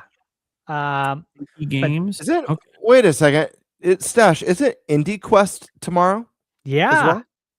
Is that on this list? I'm so excited for Indie Quest. Yeah, that's one of the ones I'm excited about. Okay. I didn't mean to jump ahead. No, you're good. I just had the realization. I was like, wait a second. Indie Quest. I'm very excited about that. The Thinky Direct, it's like a Nintendo Direct. It's a company that makes indie games like Lost in Cheese, Schrodinger's Cat Burglar. I'm trying to see if there's one that maybe people would know more of. They've made a bunch of stuff. They might be a publisher. Yeah, well, I saw. I don't know. So the one that I saw was like the Ace Attorney popped up. But I don't really know. Like, did they work on Ace Attorney? I have no idea. But it's on their website, so I don't know. Like, I don't know, dude. I don't know much about this guy. Their company website, like they say they make games, and they have a whole section of games, and they have games listed there that they didn't make. So all right. I'm probably not watching it. Is what I'm saying. Yeah. It's not on my list to watch. I probably won't because I'll watch the Witcher one. I'm working on some reviews and stuff, but let me see the time. Yeah, I'll probably live react to the Witcher one, looking at what time it's at. So okay, these ones right here. Now, I haven't watched the Insider Gaming Showcase. I don't know how long they've been doing it for. This is their first year. Okay, I like Insider Gaming. Yep. So I'm gonna watch it and see what they got. I don't know what to expect, and I like that I don't know what to expect. It's tomorrow at 3 p.m. Eastern time. So noon over here in the desert. But then Indie Quest, I'm super hyped for. Bird, you said you are. We both watched this last year. Yep. Dude, last year it was so good too. So good. And there's still games from that I believe are yet to release. One of the games that I was super hyped on, I still haven't gotten to play it. You reviewed this year and you personally messaged me and were like, dude, Bird, you got to play this game because this is a GameBird-esque game. The Dump. Oh my Kingdoms gosh. of the Dump. Yeah. Kingdoms of the Dump. Yeah, dude. Yep. Kingdoms of the Dump is so good. So here's the key thing about Indie Quest is that it's RPGs. This is an RPG direct. And that's what's so exciting about it because I love RPGs. Bird, you love RPGs. Mm-hmm. And I got Taylor. Taylor Hoyt is the creator and the host of the event. And I'm friends with Taylor. Talked to him about this. He's very excited. I've seen some things already from the event. I've seen like the rough cut, but I only watched like bits and pieces because I was like, I don't want to see it all. I'm good. I want to be surprised too with everybody else. And granted, that was probably like a month ago. But here's the breakdown. 42 games, 7 game reveals, 73 minutes long. So I can't tell you like how many games I saw at IndieQuest that I put on my list last year. Like it was tons of bangers. And again, as Bird said, there's still some games that aren't out. Like what was it? Faye? Yeah, Faye. Faye, was it Faye of the Fawn or is that Something what it's like called? that. This game looks so cool. There's one that I think's on your Fantasy Critic too that was an IndieQuest that looks unbelievable. Oh yeah. The developer posted it on Twitter, the actual developer, and said, tune in tomorrow to IndieQuest. Like we got a big announcement. Yes. That's one of my most anticipated indie games too. Is it was it Tides of Tomorrow? Tides of Tomorrow, that's the one. One that looks like Chrono Trigger. Yep. Yeah, that's why I drafted it, obviously. It looks like 3D Chrono Trigger. Yeah. That's why I was like, oh, I'm nabbing this game, in a second. So I don't know what to expect, but look, I'm looking for a lot of these showcases to help fill out the calendar, the release calendar for the second half of the year. With IndieQuest, I will definitely get some of that, but I think we'll also get games for next year, which will be exciting because it's always fun to start putting games on the list for next year. So, look, highly recommend tuning into IndieQuest if you're an RPG fan. You're probably going to find a lot of games to wish list. And then, again, I don't know what to expect for Insider Gaming, but I'm in. I'm going to definitely watch that. I know probably indie games, but they got some world premieres they've been marketing. So I'm curious. I am. Yeah, and I want to support them. I like the work they do. They do have some good inside information. I appreciate that. Okay. This is Inazuma 11 Direct. I'll be passing on that. Okay. Sounds like a bunch of horse shit to me. Well, because it's horses. It's a joke. Remember? I get it. I know. Get it. Yeah. I'm good. Jeez. There's enough horse games on what was it the Wii? Oh my gosh. Yeah. Oh my gosh, that was actually funny. It felt like a complete parody. That was so weird. All right. So the Mix on June 1st. The Mix has a showcase. Now, for everyone in chat, the whole podcast, we went to the Mix event at PAX West last year. We played a ton of cool games. We got to go hands-on games like Toxic Crusaders and Yuko Replay before they came out. There were so many TVs set up with games in there. So this is their showcase. I'm going to the Mix in person on June 5th to go play all these. I don't know what to expect from the actual showcase. I would presume they're going to show like games that will be at the event, but I don't know. Either way, the Mix has like my respect because of the games that we got to play at PAX and how much fun it was. So I'm like, yeah, totally going to tune into that. That's on June 1st. Midsummer Night's Scream. This is it says Horror Game Awards Showcase. So there's going to be some awards, but they're also going to showcase some games. I saw them on X as well. And I think they got some announcements that'll be worth tuning in for. Oops. No, don't hit me with a pop-up. Okay. June 2nd, Black Voices in Gaming. I've watched this before. Again, more new games. I'm in. The state of play. Big boy. Beefy Dude. one. Rumored Beefy. 90 minutes. Yeah. Beefiest. I'm excited, dude. Like, again, it's kind of like when Nintendo has these big directs, especially when we've been waiting for a long time. Sometimes you feel like, anything can happen. And I feel like with the state of play, especially just kind of based on the release cadence of titles on PlayStation,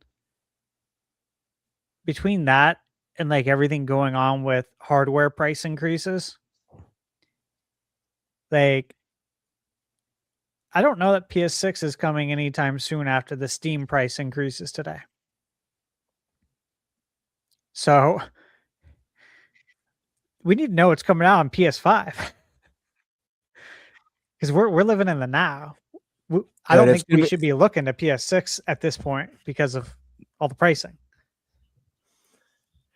Is there a possibility we get Wolverine and then just a shit ton of games services announced? Well, Wolverine will be there. Yeah, Wolverine will be there, but it's like, what else? I don't think it's games as a service. I don't. I think they're walking that back as much as it's feasibly possible. Yeah. Yeah. Which is good. Thank God. Yeah, thank God. It's suicide. Better late than never, I get. Yeah. Oh man. Suicide. I get worked up. I get worked up about that stuff, but I do too. I get mad. I get really mad about it, dude. It's upsetting because it's like, no, we didn't ask for this. Stop. Yeah. We didn't have to. It didn't have to be this way. It's painful. Yeah, the suits would say, "What? You don't love money?" Yeah, exactly. This was a suits decision. We all know that. The devs didn't say, "Yeah, let's make a games as a service game, dude." Yeah, they didn't say that. They don't want to do that. But hey, we're all excited for it. Sky's the limit. What do we think we're going to see anything crazy? I mean, I think Wolverine, that's obvious. Wolverine's there. We already know this. Final Fantasy 7. Yeah, I feel like 7 Part 3 is the big one. Is it there? Or is it at Summer Game Fest? I feel like it's at the State of Play. Even though it's going to be completely multi-flat. I mean, we could get the first look in the State of Play, and then we could get like a more dense trailer at Summer Games Fest. I do feel like with I don't know. This I mean, it's such a by Extra, by the way. Stupid. Like despite Rebirth not being like this explosive seller, I do still think it's an IP that's very important to the Sony brand, regardless of going multi-plat. Oh, 100%. So I almost important. I almost feel like if anything, you get a nice little story teaser with a little bit of gameplay, and then maybe they do something more in-depth and explosive at Summer Games Fest. And maybe they even say you'll see more really soon. Primal. Get your hand up.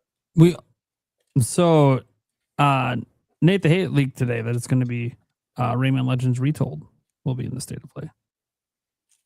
That's pretty cool. Saw that.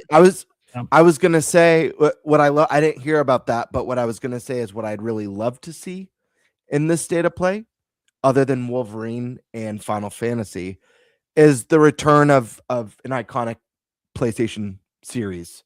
You know, something from PlayStation's past, whether it's a new team, and it could be any multitude of things. I think Rayman, that's a really cool one to see rebooted or remade, whatever they're gonna do with that. Sly Cooper, Jack and Daxter, like there's just so much stuff from dude, give us a new Ape Escape. I don't care what it is, but I would love to see something iconic that resonates with Sony fans who've been there since the PS1 era or the PS2 era. Kind of make like a return to form, some dormant IP. But I don't know, maybe that's just me. Okay. Let me list off some IPs. You guys tell me yes or no if we'll see them. Uncharted.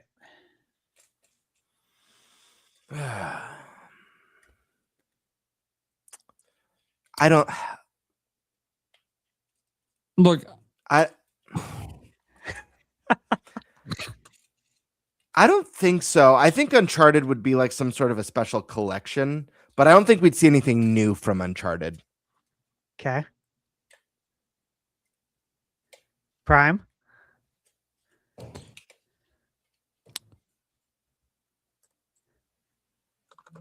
I don't think anything's going to happen with Uncharted, dude. Okay. I want something to happen. Yeah. I mean, Uncharted's a great franchise, but I just don't think they're going to be doing anything. Maybe on PS6. I don't know. Like, I kind of feel like the next thing for Uncharted, if there is a next thing, will be a new game. And we know that studio is spending all their time on, what is that, Intergalactic or something? Yeah. That new IP that they're working on. So I kind of feel like anything that happens with Uncharted will be after that game comes out. Okay. The Last of Us.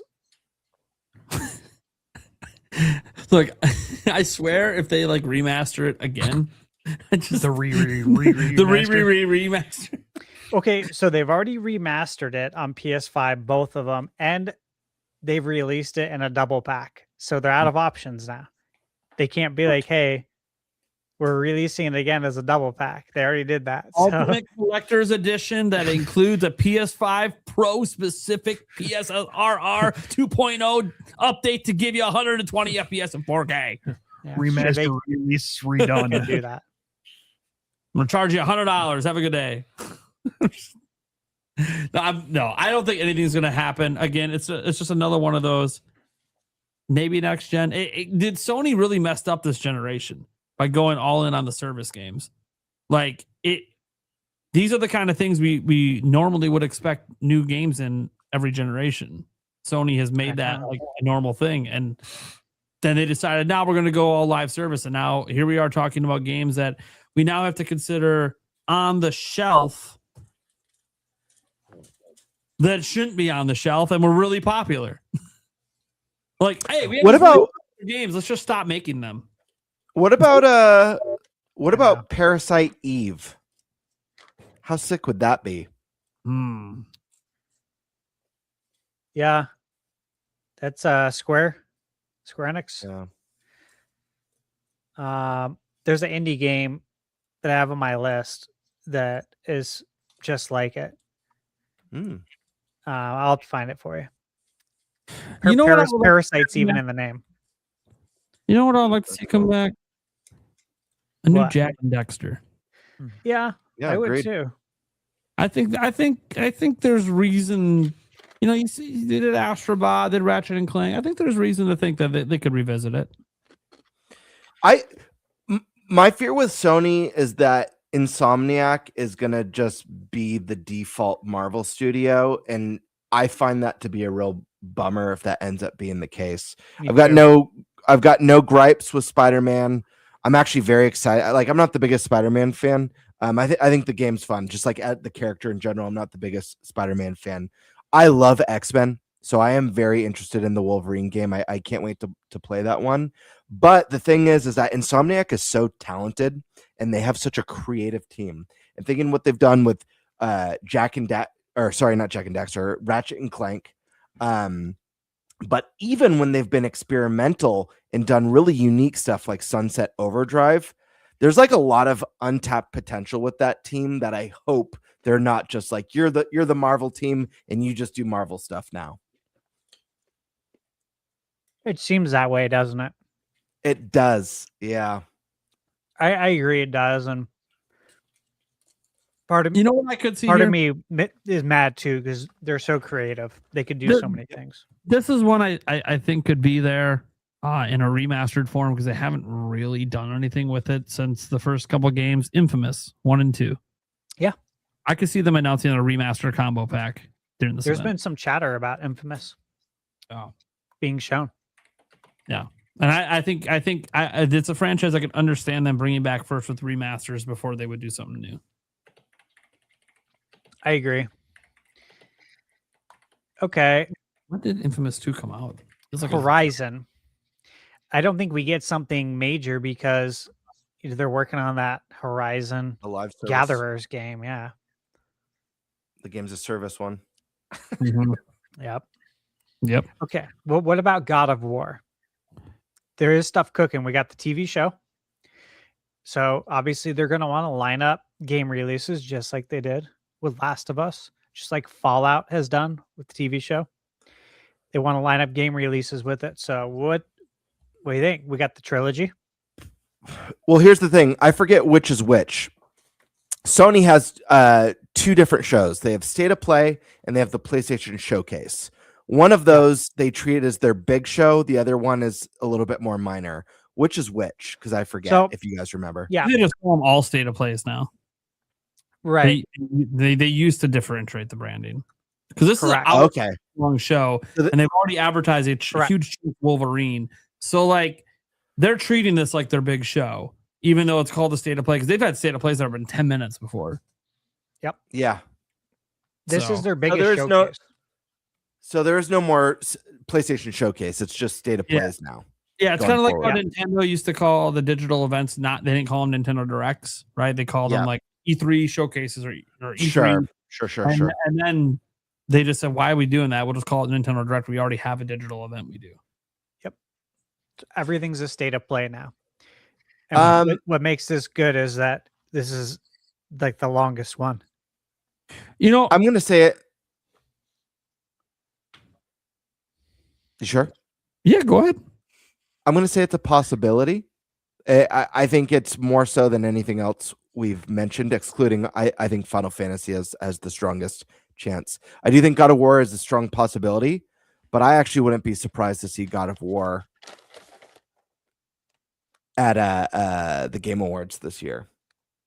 Could be a good one. I could see Keeley working some magic behind the scenes to snag that world premiere for the Game Awards. But I could see a new God of War getting announced, but it's not coming. They won't have like a release date. It's not coming out this year. No. But I can see them tease because Sony does, at least in the past, like to tease things many years in advance. So like they can even tease it, and then it turns out it's like a PS6 game. Of course, we know it'll be on PS5 too because they're just going to go cross-gen. But You think we hear about the trilogy remake, an update on it? That was announced. yeah, that's more likely. Yeah, to be honest. probably Here or at Summer Games Fest. I think that's more likely. Yeah. Astrobot. I don't think there'll be anything new yet for that. No, unless they do another DLC for it. I could see like Team Asobi having something else cooking, maybe. But I think Astrobot they'll wait for the next gen. What about SOCOM? No. SOCOM would be cool though. You know, we're just gonna pull. How is that not? How is that not their games of service attempt? No shit. That would have made sense. That actually would have made sense. That's why it's not. Yeah, exactly. No, we're just gonna make all these that copy everyone else's games and assume everyone's gonna leave those games to play our game. Yeah. Instead, they had Blue Point not work on a Bloodborne remake and instead do a God of War games of service Or that no any one asked remake for. ever from a studio that literally did nothing but remakes. Dude, I'm so mad about the Blue Point situation, man. Dude, they had this consistent release cadence of releases. They were doing great. Sony buys them, and now no releases, and they're done. It's so frustrating. I don't know why Sony bought them. Like, I don't know. If you didn't buy them to do remakes and remasters, then why the fuck did you buy them? Yep. That's literally all they do. What? I don't know. It's dumb. It's like, what's the point? You know, just makes me blue to think about.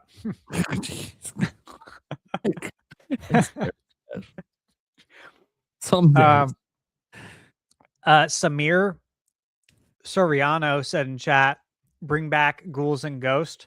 Hey man, I love that game. Yeah. But I gotta tell you, the Capcom released Ghost and Goblins Resurrected a couple of years ago. And like nobody bought it. It did not sell well. So if you haven't played that, I suggest adding it to your wish list so you can get a notification when it goes on sale. Because you can pick it up for like $7. And then you can get your Ghouls and Ghosts fix, which love Super Ghouls and Ghost. All right. So any hardware? No. Any special edition controllers? Maybe. Like Wolverine. Yeah. Oh yeah. There's probably with some claw marks. Yeah. There'll probably be one. Yeah, it'll probably have claw marks they're too. pushing Wolverine hard, so it makes sense. So yeah, I mean, I could see them. You can have the special edition PS5 for it. You know? Yeah. But in terms of like new hardware, I don't see any new hardware announcements. No, I think they're going to wait as long as possible because they still don't know when they're releasing PS6. Yeah. I agree with that. All right, so we need bold predictions outside of what we've said, or should we move on? Probably move on. I'll do a bold prediction. All right. Very unlikely, but you asked for a bold one. The NVIDIA leaks, man. We've seen nearly everything from those leaks come true, but there's one glaring omission. It's a game that I would be very excited to see. A lot of people would be very excited to see. I think there's a very good reason that we wouldn't see it here because of a specific game that we've already mentioned. But Final Fantasy IX remake. That's going to be my bold one. Just I like that. Just for fun, for some shits and gigs, and wishful thinking, even if it's a forlorn hope. Yeah. Okay. All right. The Shack News Indie Game Showcase is what it's called. But it looks like E4. The sequel to E3. That might be what they're going for. I have no idea. I hope that's what they're going for. That'd be great. Because if it is, that's pretty cool. cool. I was sad and going through all of this because I opened the link and I was looking ahead. I don't see Devolver Digital. Oh, dude, we gotta have Volvi. Dude, they're like they have like the best showcase every year. It's so probably entertaining. gonna have something. A great one. Yeah, they'll probably have something. I'm kind of surprised that there's been nothing announced yet.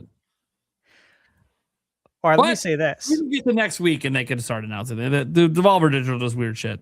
They do whatever they want. Latin American Game Showcase. So I watched the last two of these showcases. Yeah, they've shown some pretty fire games. One of them, which makes sense that they're showcasing it, is Mariachi Legends. I drafted that game in fantasy. It looks like Symphony of the Night. Looks like it worked out pretty well for me. How's your other games working out? I don't know. They haven't been reviewed yet. They haven't been released. I know. I checked in on it today. Anyways. So yeah, don't sleep on the Latin American Game Showcase for real. I've seen some real bangers in there. They just had one a couple of weeks ago. And same thing. I was watching it while I was driving. And I screenshot some of the games, and I'll have to go look through my photos again so I can find those games and find them and add them on my wish list. Women-led games.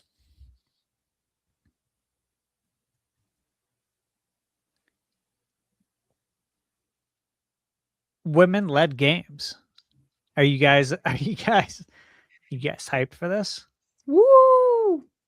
Hey man, Definitely. you know what? I don't care if it's a man or a woman. Yeah. If you got great games, I'm in. So let's hope they got the games, right? Yeah.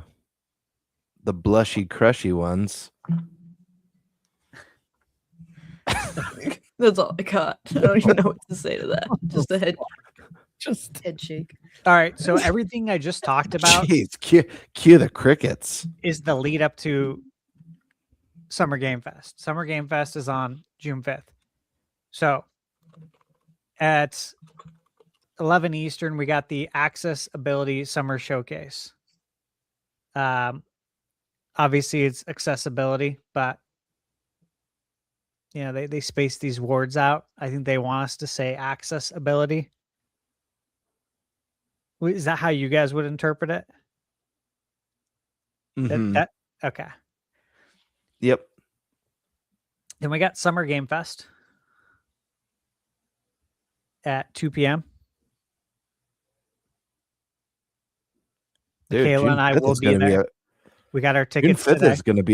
is gonna be a banger I'm hyped as well, dude. because I've got Summer Games Fest, and then that evening I'm gonna go see He-Man. So it's gonna be a good day.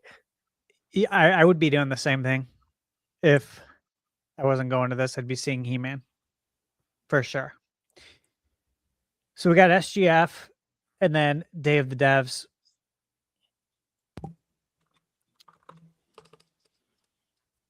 I'm excited. We'll see. We'll see what happens. Yeah, I'm excited for Summer Game Fest every year. I think it's gotten better every year. I think so too. And I think there's going to be a lot of really, really big announcements this year in there. So it's just always Hopefully some release dates. Yeah, Nintendo fans get disappointed because Nintendo's never part of it, but there's going to be some big stuff in there. Sony takes part in it despite having their own showcase. Xbox always takes part despite having their own showcase. And guess what? You're not seeing Ubisoft or any of these other big third-party games running showcases this year, which means you look to the Sony, Microsoft, Nintendo, and Summer Game Fest. That's where their games are going to be. Yeah, and Ubisoft could have announcements in Summer Game Fest as opposed to having their own showcase. Easily. Yeah. But they have obviously Black Flag remake, Resynced coming up. I don't know if they'll show any more. They've shown a lot already. Okay, June 6th, IGN Live. I don't know what to expect. I won't be watching that one. And that's only because it happens at the exact same time, if you scroll down, as another the noon Eastern. Oh, yeah, I think it's at the same time as the Wholesome Direct. Okay. Yeah, so I'm just gonna watch the Wholesome Direct because I know what to expect with that one. It's usually pretty good. I'll be missing all of these, obviously, because I know. Yeah, you'll be. I'm talking about my stream schedule, guys. I'll be watching that showcase. I don't know about the Southeast Asian one. I've never watched a showcase like that before. Maybe we'll check it out this year. Yeah. Story rich showcase. Like, look, here's the thing about this. You're going to see names of showcases you've never heard of on this list. Like, I've never heard of the Story Rich showcase. Yeah, it's by fellow. Sure. It's by Fellow Traveler Games. Seeing if there's like, they've released a lot of games. I like story rich games. Yeah, there's actually like Citizen Sleeper as an example. Oh yeah, yeah, that's a good franchise. Yeah, I might tune into this one. They got The Pale Beyond was good. Yeah, they got some good ones in here. Yeah, I might turn into that one. What time's that one at? That one's at 1. Okay. Yeah, it's kind of between Wholesome Direct and Green Games. Okay. So what's the Green Games? Is this like Green Man Gaming doing a showcase, or is this like Energy Efficient Showcase? Energy Efficient Man Showcase? It is showcasing games that reconnect us with nature, spark hope for the future, and remind us that we're protecting. So it's very much exactly how it's advertised. Yeah, it's an official Captain Planet showcase. It's an official summer game. Did you say a Captain Planet showcase? Yeah. That's awesome. Planet Play is the one presenting it. Really? So Planet Play is that is hilarious. Yes. Well, to be fair, they show off. This is interesting. So like prior showcases, they've shown things like The Walking Dead by Telltale Games. Imagine Earth, which obviously I understand that one being in there. Hawthorne. They show Encarta 95. No. But gave them some respect for that. A lot of their games are obviously, supposed to be about bettering the planet, but I mean, they have some in there that is Walking Dead about bettering the planet. I don't know about that. But they showed it before to showcase, so this is the thing, though. This is why you can't sleep on any of these showcases. Yeah, like the ones you don't know of, suddenly they have like the games you care about in it. Like they all have something worth showcasing in their minds. Like they got some games to show. When I'm live streaming this stuff, if nothing else, when it's a bad showcase, it's almost entertaining. I know it is. Bad at it, like because I've seen that too. Yeah, I know. Well, future game show. Yeah, watch it every year. Show is good. Just please get away from the robot AI bullshit skits that you keep doing. It's so stupid. Yeah, we don't need that. We're too close to that now. Like, thankfully, you show good games, but like, I just don't know what the whole point of that skit is. It's just dumb. Yeah, that again, I'll get all this news the following week. I'm missing a lot, man. But I'm excited. I'd say tune into my channel to get it all, but it's just going to be live streams, so nope. Yeah. We got the Gaming's Pride Parade. Again, hey, man. Gay, straight, I don't care. Do you have good games to show me? Yeah. If you do, I'm in. That's all it takes, man. Yeah. The Frosty Games Fest.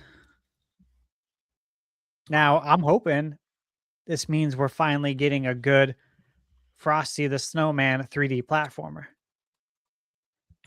I'm guessing it's not, but you never know. This could be a direct dedicated to Frosty the Snowman.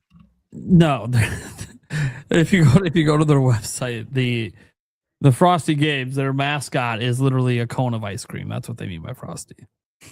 Oh shit! I had like a half a gallon, almost, of ice cream last night. So I'm a big fan. I'm on board. Yeah. So it's the indie showcase. Yeah, so it's the indie showcase. Last year, I'm not seeing any of these that stand out to me, but it doesn't mean that they weren't good games. But they had games like last year of like Bad Badger, Bento Blocks, Infant, Dracula Lesty or whatever. That's an interesting name. Die by Die, Castle Caps. I don't know if these are games anyone's played that I know, but yeah. Odds are probably pretty cold. Yeah. Because I didn't recognize any of them. Now, I don't play a billion indie games, but I cover them, and I don't recognize any of these. I don't either. They don't ring a bell. All right, we got IGN Live on June 7th there. Then we got it's at its own time. You know what? Maybe I might watch it that day. We'll see. Because it has its own time that doesn't conflict with other shit. What's the N3? N3? What? You think it's Nintendo? No. Under disguise?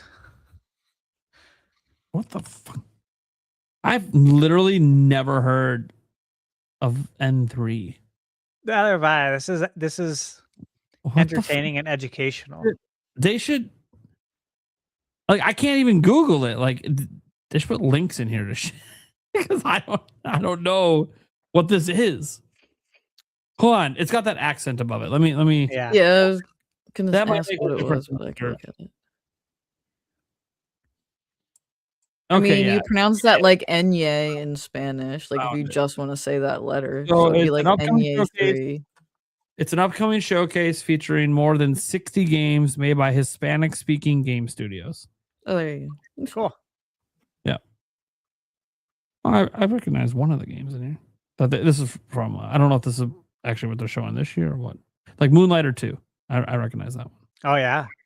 Yeah. Very excited for that to come to Switch, too. I played it on Steam. So, yeah. So that's, oh, yeah. So this was 2025. So they showed that last year.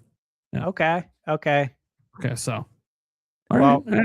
Might tune in if it's not category's conflicting. good there. Yeah, 11:30. I don't think it conflicts with anything that day. No. All right. Yeah, I'll probably watch it. Okay, we got the Xbox games showcase and the E-Day Direct. I'm Mhm. excited for that. What are they going to show? What are we doing? Got a new head honcho over there. She's been very active on social media, saying all the right things. Can you back it up? Can you back it up? If the Back it jiggy up, fits, bro. the jiggy fits, right? Yeah, I want to know if she can back it up. Know what I'm I saying? mean, this is where We're gonna find out. look. Beep, beep. Obviously, I'm excited to see the Gears of War E-Day stuff here. Get up. And I suspect Fable will be here too. And that'll be fun to see again. But the game I actually want to see more about is Clockwork Revolutions. Dude, same. That's been last two years, Mm-hmm. possibly last 3. I've only done it for 3 years. My most anticipated games that I do every year to kick off the year, that's been on there. So looks so good. They announced it too early, obviously. Yeah. Are you guys all familiar with Clockwork Revolution? That first person game? Obviously, it has a If you big want to watch focus the on trailer time. for it, it might jog your memory. It's really cool. Really Yeah, cool. dude. The way I felt about it, guys, the first time that they revealed it is the way I felt about Expedition 33 when it was first revealed. Like, just very interesting concept Very. and gameplay mechanic. And then obviously Expedition 33 we know turned out to just be a banger. I don't know if this one's going to turn out that way, but it very similar, like just doing some really interesting things that pique my interest. Yeah, I'm excited. Xbox, they typically have a lot of great games to show. And the good thing about this is that they can also come to Switch too. Right? Yeah. We potentially could even see logos for Switch 2 and PS5 if they decide to do that. If they decide to. If Again, they do, yeah. New management. They have in prior Xbox showcases have shown PS5 logos, not Switch 2. Of course, Switch 2 hasn't been out for that long. It'll be interesting to see what happens because are we going to need clarifications here? Is Asha going to appear on camera and be like, "Hey, we've been hearing you. So here's Gears of War, here's this and that. And by the way, these are all exclusive to Xbox," because that's been a huge talking point they've been having internally. And the letters have been leaking out about going back to exclusives. I don't know if they're going to do that now. And they could literally just be about Project Helix, where they're considering having some exclusive games there. And I'm saying some, guys. I think Call of Duty is never going exclusive. Like stuff like that is going to stay multi-plat. I think it's interesting just to see if, because here's the thing. They're under new management. The new management has said a lot of the right things that makes people get excited, but also this is Microsoft. Brings them hope. Yeah, it gives them hope, but we all know that Microsoft corporate came down on Phil. We all think it's probably just a matter of time before they come down on her. And I don't mean like they're bad people. I mean, come down on them as like, hey, we want to make more money right now. We're not waiting. Yeah. So like if she does the exclusive thing and all of a sudden the revenue drops, which it probably will. Oh, not doing exclusives anymore. Like corporate could just literally demand that. So I'm curious because this is her first showcase and this is also going to be her welcome to the gaming community moment. This is her baby. She's been in charge. This is all on her. what she thinks is best for Xbox to show right now. So this is actually one I'm more curious about than most years, just because outside of Gears of War, I don't really know what to expect here, or how they're going to present things, or how they're going to show things, or what, because Xbox is not in a good place in terms of their console, and they've already literally recommitted the console, said over and over and over again, they got rid of the everything's an Xbox campaign. They rebranded Microsoft Gaming to be just Xbox, all caps. She's very focused on, we need to build the brand of Xbox. So this is the first big showcase opportunity to be like, all right, what's your vision? What should Xbox fans be excited about? Because we haven't really been that excited in a very long time. Nothing's an Xbox. And then they announced their cloud future. I'm really interested in it. I just looked it up to see how long it's going to be. It's going to be 2 hours. Yep. That's chunky. Yep. I mean, I wouldn't be surprised if half of that's the Gears of War E-Day stuff, because that's what they've been marketing that. But so even then, a full hour that isn't that, but it's a bunch of other games. Heck yeah. Yeah, I agree. I hope at the least it's split. I would love to see E-Day just be 30 minutes. Yeah, that's what I ideally for me would be hour and a half Xbox Direct lead into the half-hour E-Day.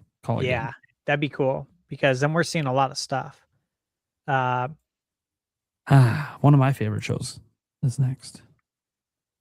I am meeting with Xbox at Summer Game Fest.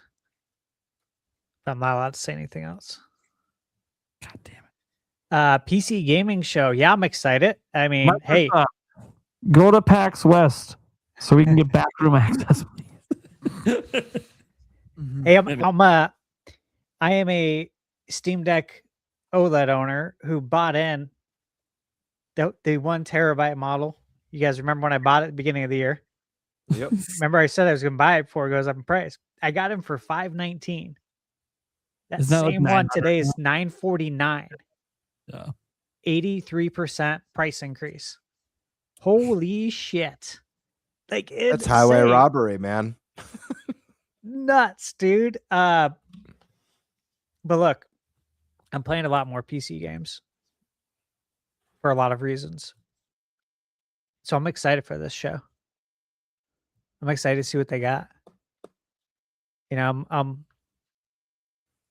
more inclined now that I have a strategy with PC gaming, you know, to cover a lot of these games before they make it over to the consoles. It's been my strategy. So I'm excited for that. Again, I won't be watching any of these live. So I have to catch up on all the news, I guess. The Deutsch Indie Showcase. So Deutsch? Dutch? German? I don't fucking remember.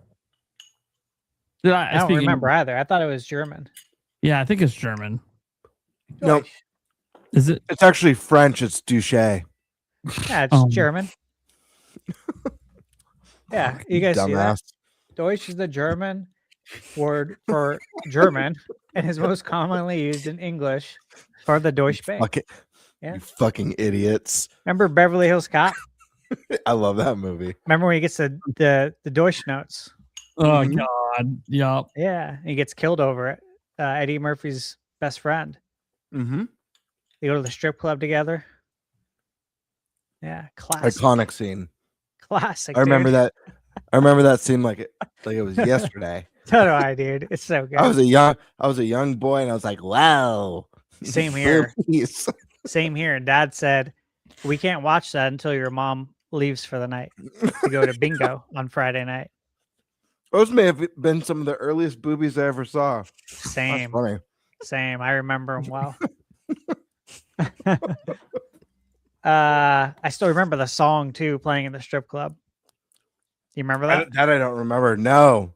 It's called "Do You Think I'm a Nasty Girl?" Do you remember it now? It gets stuck in your head, dude. It's so bad. Okay. So German. Nate's all adding it to his watch list right now. No. The Germans got some games to show. Okay. Yeah. I don't know anything about this event. So I'm half German, so I'm inclined to support this. I want to see what my other half's got to show. And hopefully they make a good case for it, right? Oh, I don't know what they're gonna have. What have they shown? Okay, so this was their showcase in December. Let's see. Trig Infinite 2. That one just stands out to me because it looks like Tron. Reminds me of Tron. Let's see, Battle Rights, Tower Alchemist I've heard of. Echoes of Mohr. I think these are probably ones that most people haven't heard of. There's a couple in here I recognize, but I haven't played them, so I don't know if they're any good. Yeah, I know Echoes of Mohr. Yeah, Echoes of Mohr is one that I'm aware of, but I haven't played it. Yeah. Okay. All right. Yeah. So. And it's all in German, so the whole showcase will be German. It might be English subtitles, but. Cody in chat brought up that the developer for Constance was German. There you go. That's encouraging. That was a great game. Yeah. He also mentioned hopefully more Bradley the Badger, which I was like, oh yeah, right. It would be nice to see Bradley the Badger anywhere, right? No, for real. I cannot wait. I cannot wait for more Bradley the Badger. Same. Do you? I hate to derail a little bit. Do you guys remember? Like now that we were talking about German stuff. Do you guys remember that insurance? It was either an insurance commercial or a Coast Guard commercial, and it's the guy, or it's a Coast Guard commercial. Yeah, it was the guy, and he's at the radio and stuff, and he's listening as the Coast Guard, and you hear "Mayday, Mayday, we're sinking," and it's like the German Coast Guard, and he goes, "What you sinking about?" Do you guys remember that commercial? Yeah, I do. What you thinking about? Yeah. We used to quote that. My head. This is so wild. Help, we're sinking. What you thinking about? I love that shit. Oh, that's funny. Every movie that uses that accent, I just find fucking hilarious. Dude, and every time I think about Germans, I can't help it but go to Beer Fest. The movie, man. The so German is so good. And if anyone's like, "Ooh, dude, this is like the people that did Super Troopers," shut up, dude. These guys rock. Yeah, that was so good. All right, so we'll see what our German friends have, and then our friends in India, they got a showcase now. They do.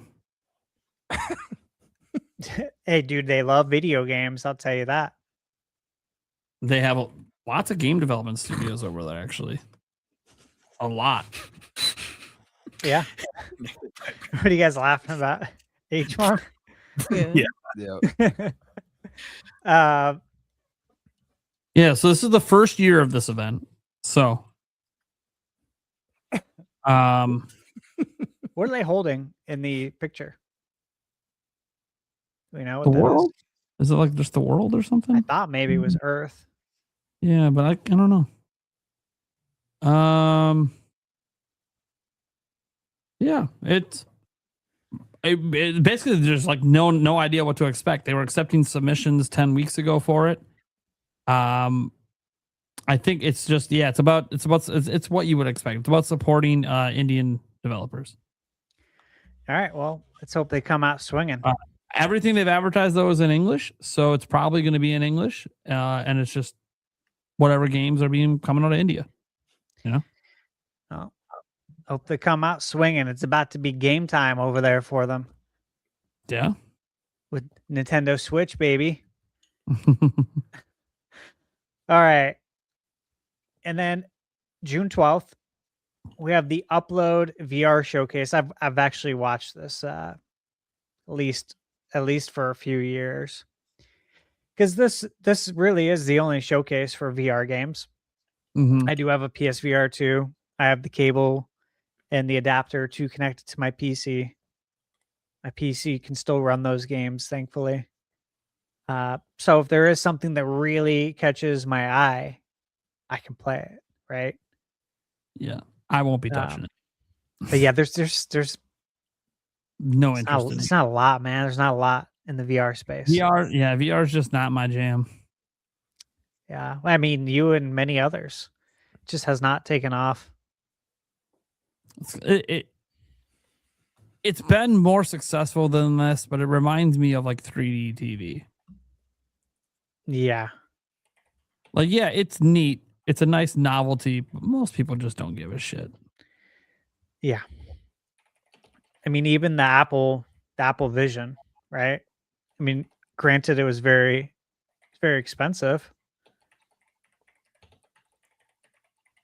but even that didn't take off.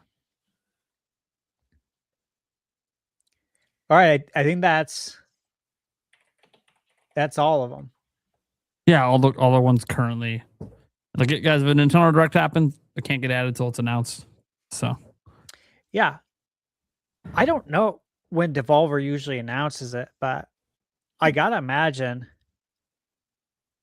they got some tricks up their sleeve, because they just keep getting bigger. They keep publishing more games. I know they have what is it? Is it called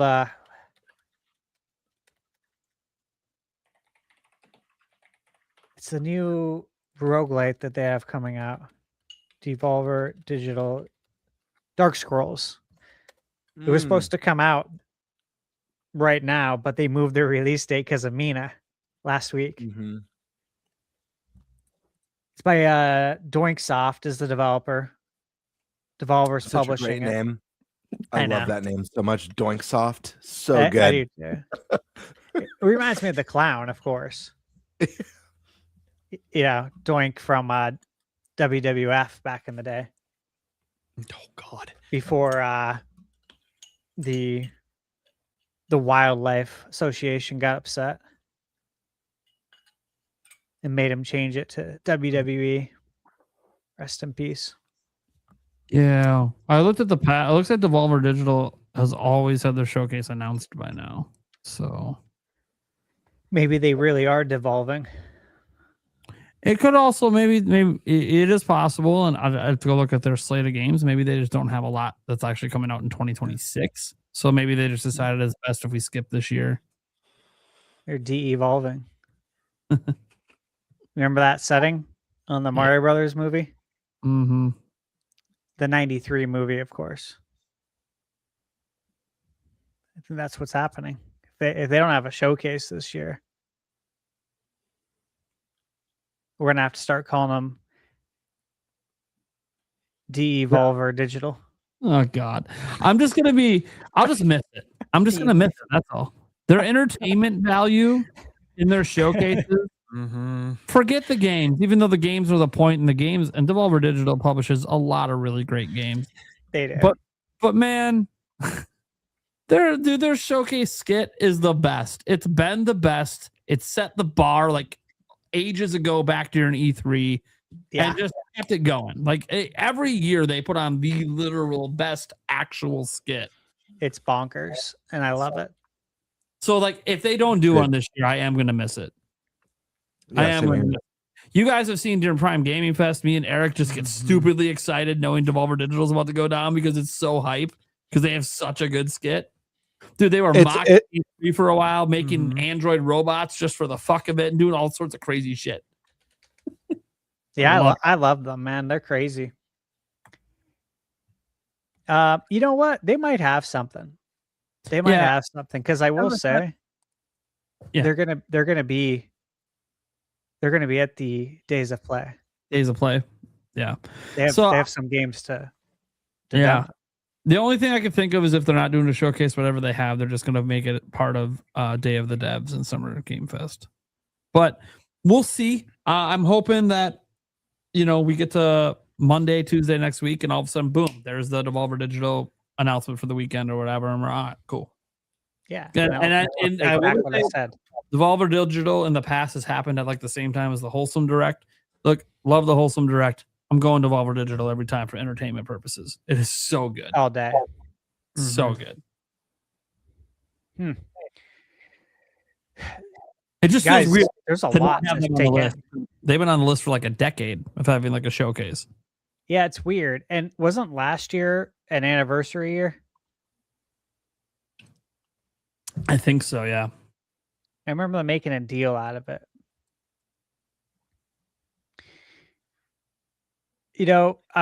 With all these showcases, I think what I'm just hoping for is that we can fill out the rest of the release calendar for 2026 and start planning my life past June.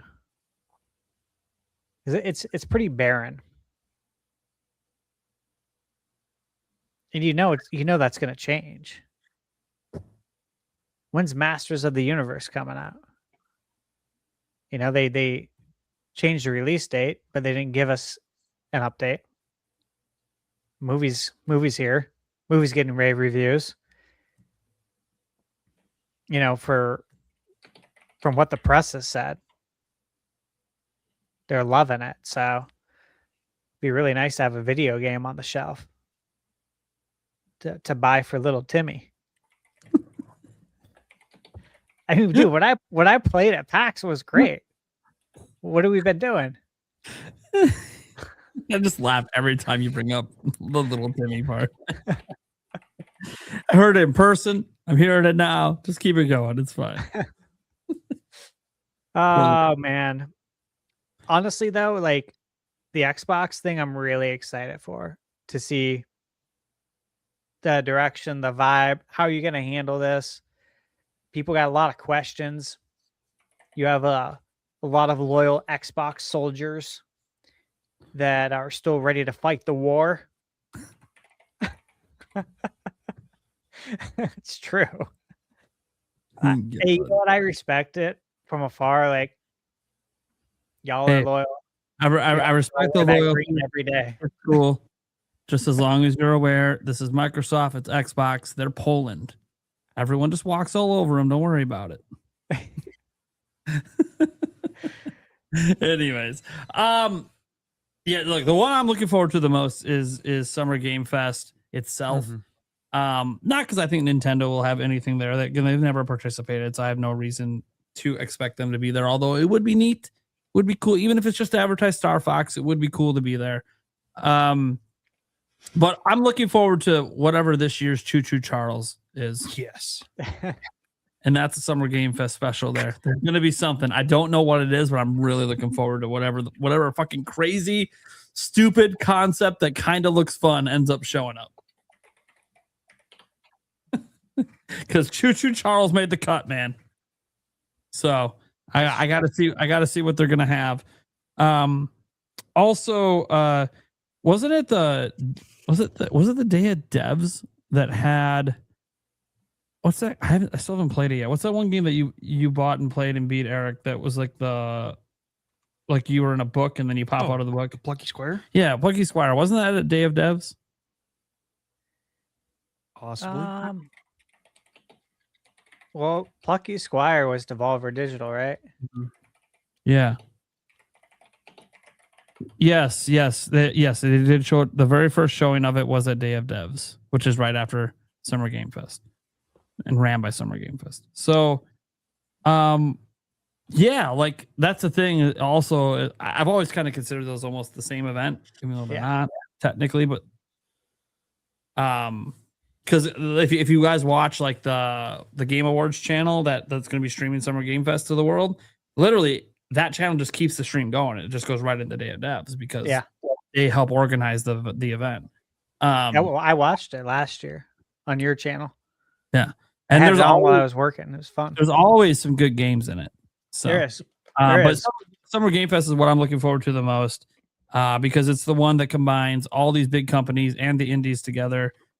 Even companies that have their own showcases almost always show something here. Like Microsoft will probably tease something that they'll show more of on Sunday. Yeah. Sony, don't be surprised if they kept something back from their event to put it into Summer Game Fest so they could have some spotlight.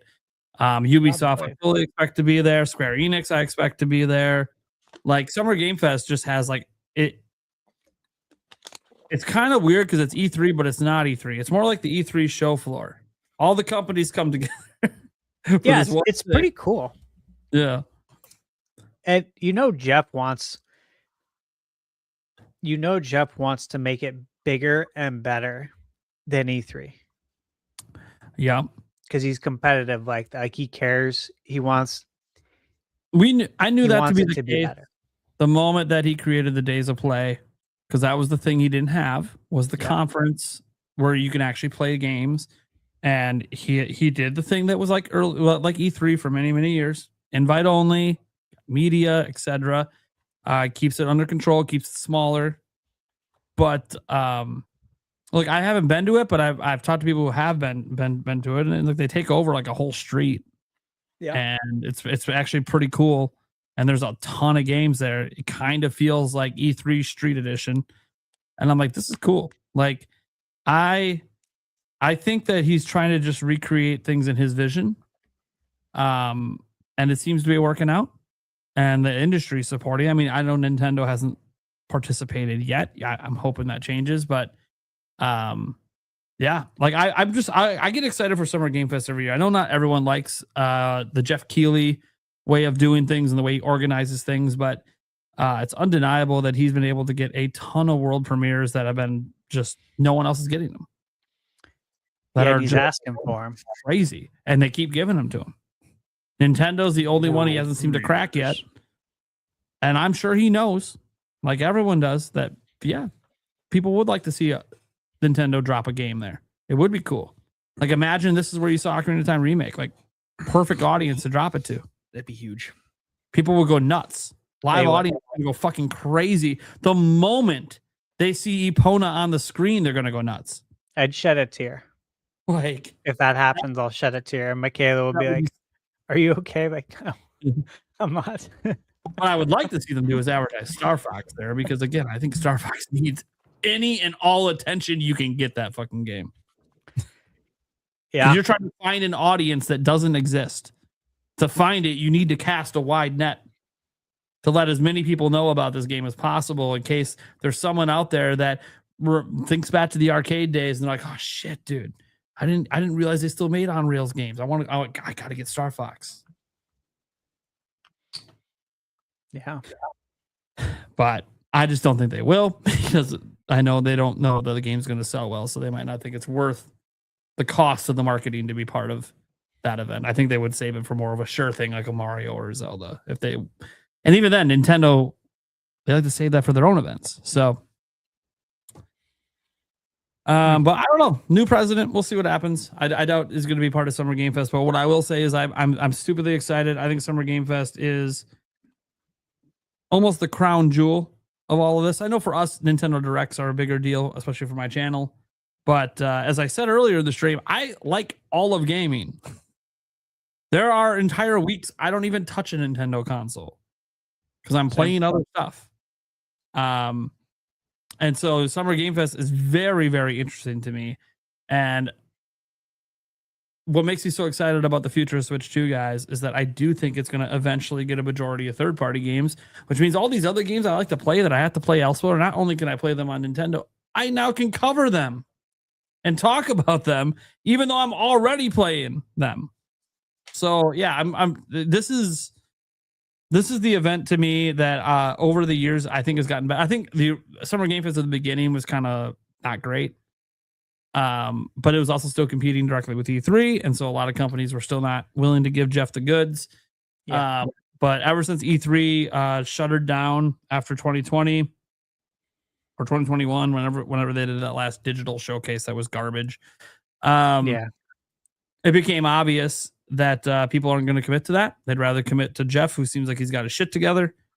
And so that's what gets me really excited, is just the sheer number of companies and games that we're going to see there. And look, an indie Direct can be the same way. You know, like Wholesome Direct has a billion companies and a whole bunch of different indie games.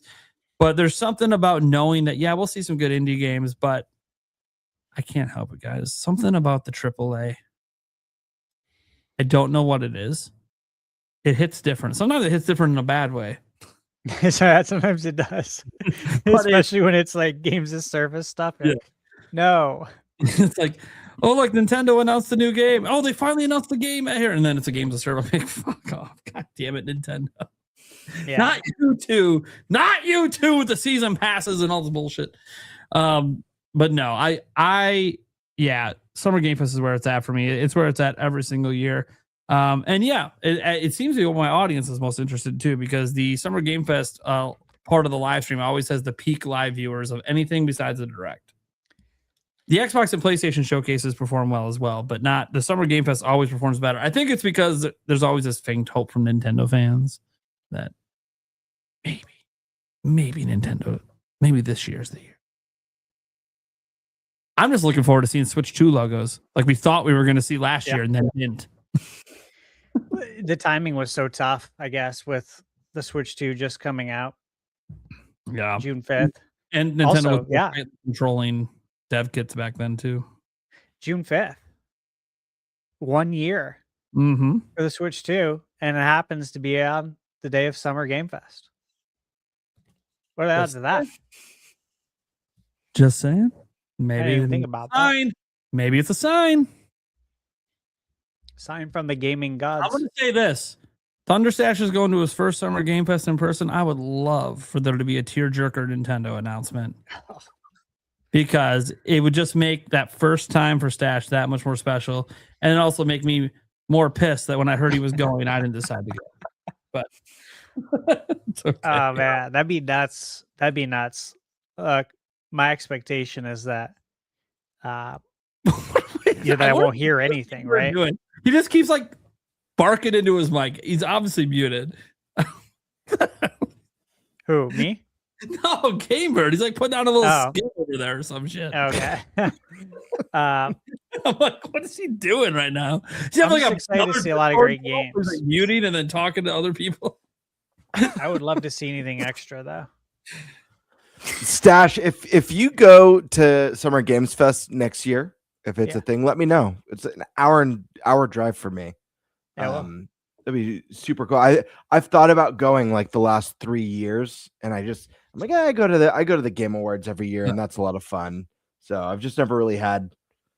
I'll say this: if Nintendo participates this year, that now creates the expectation they will participate in future years.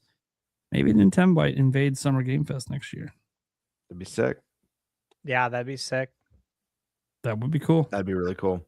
It'd be really cool. Especially because I think next year will definitely be a year that I think more Switch 2 versions of demos might be there. I don't know how many there'll be this year, but next year I think there'll be a lot more. Yeah, I think so too. I think that's for sure. I meant to tell you guys. I was talking to Vincent. Mm-hmm. Remember? Mm-hmm.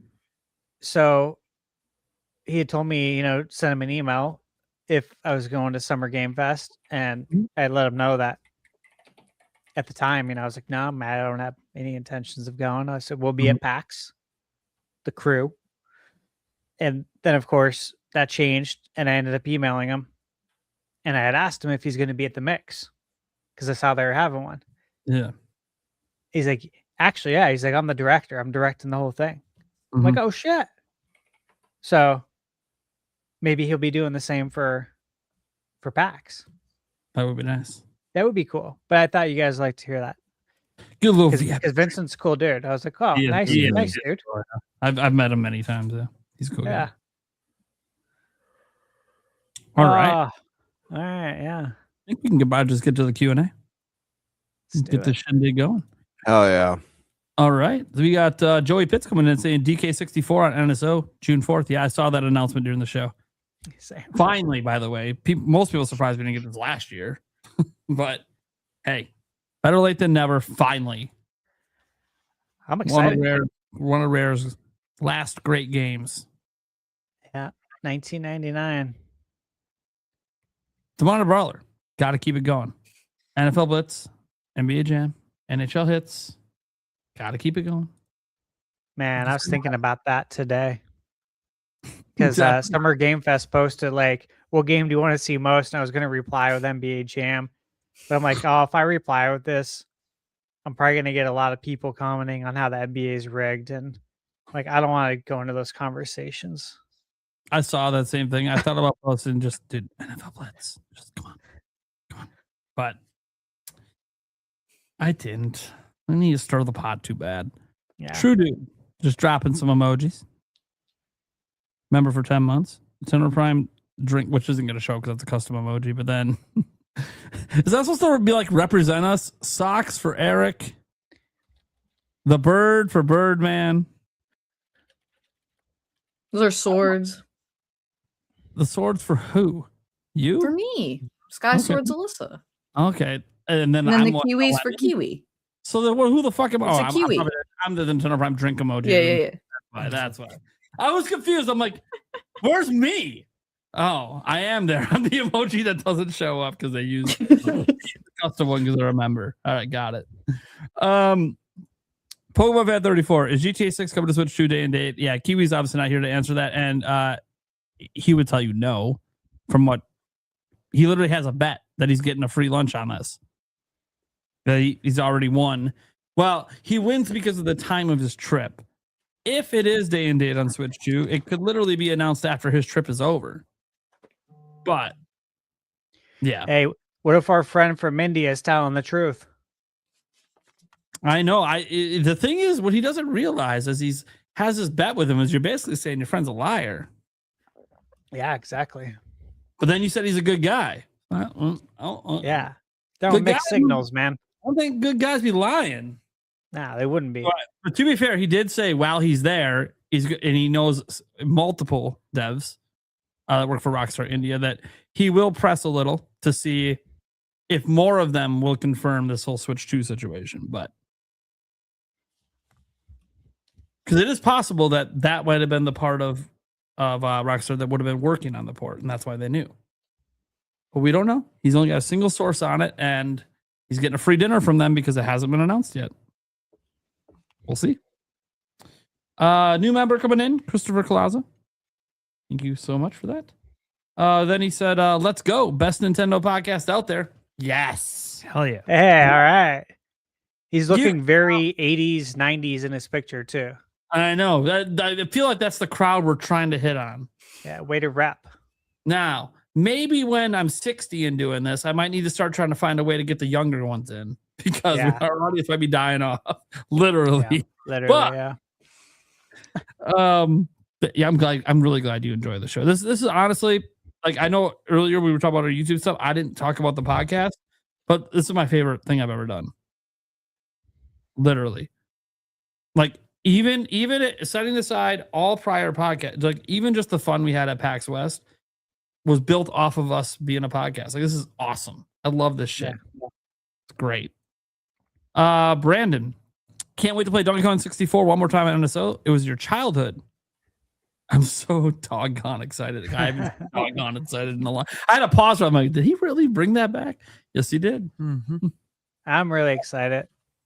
Last time I heard that was a children's cartoon on Nickelodeon.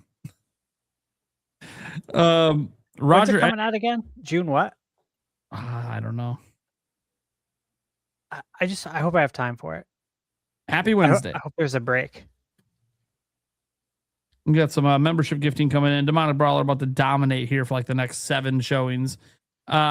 Gifted 1 Prime membership. Thank you. Gifted another Prime membership. Thank you. June 4th. ThunderStash membership. Another ThunderStash membership. Hey. GameBird getting into the action. Going around to all the hosts. Showing it up. Thank you so much. Then the Mala Brawler for ThunderStash. He misses. Oh, yeah. Magazine. Tips and tricks. Yeah. It's where you go into the store. Mom would be like, yeah, well, I'm going to be over here. I say, Mom, I'm going to go look at the video game magazines. Magazines, yep. You bust out one of those little memo notepads. Start writing down those codes because I ain't paying for that shit because I ain't got no money. It's what you Dude, did. I am so surprised that like the stores never bothered to walk up to me as a kid. Like, dude, I'm reading the entire fucking magazine. I'm not buying it. Like, no one's gonna say anything. They're just gonna let me read the whole thing, write down all the no one gives a shit. All right, well, I'll give a shit then. Yeah, I'd sit down too and get comfortable. I don't know about you, but Yeah. I'd make that aisle my domain. Dude, I sat on, dude, I cleared space on a shelf and sat. Yeah. Just kept reading. Dude, an employee walked by, just looked at me and just kept going. I'm like, you don't give a shit. All right.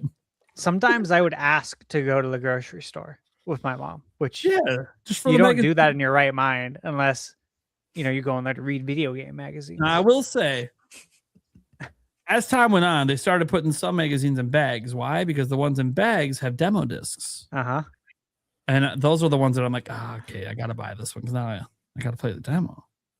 Did you? Yes, I used my allowance money just so I could get all the demo discs. I know a lot of people who are jacking those demo discs. Yeah, no, I didn't do that. My stealing They days didn't have SKUs on them. My stealing days began at Kmart at 18. Oh, 18? You waited till you were legal? Yeah, I waited till I was legal, committed a felony in the amount of shit I stole, and then got it completely expunged off my record because every item I stole was just in the trunk of my car, still in package, not even touched. Thank Just did it God. for the thrill. Just did it for the thrill. Yeah. Wasn't because I actually For cared the about rush. Yeah. For the San Francisco rush, baby. Let's just say I handled a high school breakup quite poorly. Yeah. Because Amen. that's what led to me doing that. So And you turned to crime afterward. I needed a distraction. It started with there's one item. That's wild, dude. Here's how it all started. I'd been working at Kmart since I was 15, so it had been like 3-4 years of me working there, and so they knew me pretty well, and I was pretty well known. I used to announce all the blue light specials because I would make it really fun. Yeah. But then one day I was working, and I was feeling really low, thinking about my ex, and I was broke, and I'm like, God, what's going to break? I really want a fucking bottle of water. And it all started with me stealing a bottle of water to see if I can get away with it. Did. Drank the whole thing. No one said shit. And so I was like, What'd you all right, steal next? let's keep escalating. And the thing that got me, okay, this is after I've been stealing things for months. I almost had no room in my trunk. Dude, what the hell, dude? Listen, man. I knew where all the cameras were. Never got caught. And then I like the thing that I got caught for. It's almost like I wanted to get caught for it. So it was a DS. I already had nice. A Nintendo high-end DS? electronics. Yeah, I already had a DS. I didn't need it. Like there was no reason for me to take it other than just to see if I could. Because the one thing I had never tried to do is steal something from behind the case. Yeah. So I'm like, I gotta see. And then this one day they just happened to put me in electronics, and I was like, okay, so this is really cool. Did they Really put you there because they were suspicious? I think so. They wanted to see if I would go for a Smart bigger. play. I guarantee it because I remember because I got arrested that day because I walked out of the store. They waited to arrest me, so they were planning to arrest. They were waiting to arrest me until I walked out of the store with the item because then I'm busted, right? Yeah. A cop literally just walks up and says, "Where's your receipt?" I'm like, "I don't fucking have one, man. I just told this." Like, well, I'm not gonna lie to you. Like, Yeah. Dude, this isn't it. By the way, they didn't even know. Oh, dude, this was funny. So after wait. Can I say something really quick? Yeah. As someone who's experienced heartbreak a handful of times in my life, you handled it really poorly. And because you went on a fucking stealing rampage out of control, the last thought your ex had was, I fucking dodged a bullet, dude. That guy was a criminal. No, actually, she felt bad. I was like, "Oh, you feel bad for her? I'm the dumbass." Anyways, I thought it was funny that the final item I took happened to be a Nintendo console. I'm like, oh, this is hilarious. I thought it was kind of funny that of course that's what I get busted for. Anyways, they didn't even know about all the shit in my trunk. So I don't know what they caught on camera at one point that made them suspicious. It might have been a magazine that I had stolen. because that's near the electronics. So there might have been a camera who caught a glimpse of me taking it. So maybe that made them a little suspicious. And so then they said, well, let's slap this guy in electronics and see what he tries to do. And then I know they tried to bust me because I did one thing that day. That was the day Eric's dad came to pick up the Xbox 360 for Eric. That I was holding for him as I worked electronics because we only had two on the shelf. I took one and hid it behind. So I think they thought I was trying to steal that, but I wasn't. I was waiting for his dad to show up and buy it. And then, I sold it to him. No problem. I didn't care about that. It was after that is when I decided to take the DS and then, got busted. The funny thing is after I was arrested and did all that thing and I wasn't really even crying about it. I'm just like, yeah, I know what I did. So they brought me back to Kmart like the next day because I had to spend the night in jail. They brought me back to Kmart the next day to meet with their HR person and with the cops in the room, because they hadn't really decided how hard they want to press charges and what they want to charge for. And then I'm like, well, guys, they said, can you give us tell us anything else that you stole? I'm like, I could do better than tell you. You want to see it? So you let them in on it. They're like, well, what do you mean? I'm like, everything I ever took, well, minus that water I drank, is literally in the trunk of my car that's still out in your parking lot. All of it's out there. Every single thing unopened. You can literally put it back on the shelf like it never happened. That said, the shitty thing is you walk out there and all of a sudden somebody stole it from your trunk. So this is supposed to be like a misdemeanor. You walk out there, pops open the trunk, takes all the inventory. He's like, dude, this is a felony. You took so much shit, it's a felony. I'm like, well, damn. Yeah, leave it to me to fuck my future. That's cool. So were you trying to give it back? Like trying to see if maybe they would be like, hey. I brought it up to be like, hey, look, guys. I literally wasn't like giving this stuff away or selling it. Like it was a thrill thing. The thrill's over now. I'm actually more worried about my future at this point. I knew the thrill would come to an end at some point. Wish it would have happened before it was enough to be a felony, but So and then they just said, well, how did you do it? Like some of the stuff, like how did you? I'm like, well, dude, you guys have, your security camera system sucks. You have like 3 in the whole store. How the fuck do you think anyone steals anything? I didn't have to work here if I wanted to steal the shit. That's how easy this was. Like you guys just gotta step up your shit. But I'm really sorry. I always meant to give it all back. I just didn't really know how do I go up to my manager and be like, hey, so I've been stealing from you guys for months. But I have everything in my trunk, so we're cool, right? Or what was I supposed to do? Be the dumbass that tries to sneak it back into the store and put it back on the shelf? Yeah, what's done is done. Yeah, it's like what's done. It's like whatever. Anyways, guys, all of that said, really shitty time of my life. It got expunged off my record. Now, why did it get expunged off my record? Because in the courtroom, they're sitting there. There's the Kmart people and their people, and there's me with no lawyer. I was going to ask, did you have mediation or were you able to call Saul? It was just me and my mom.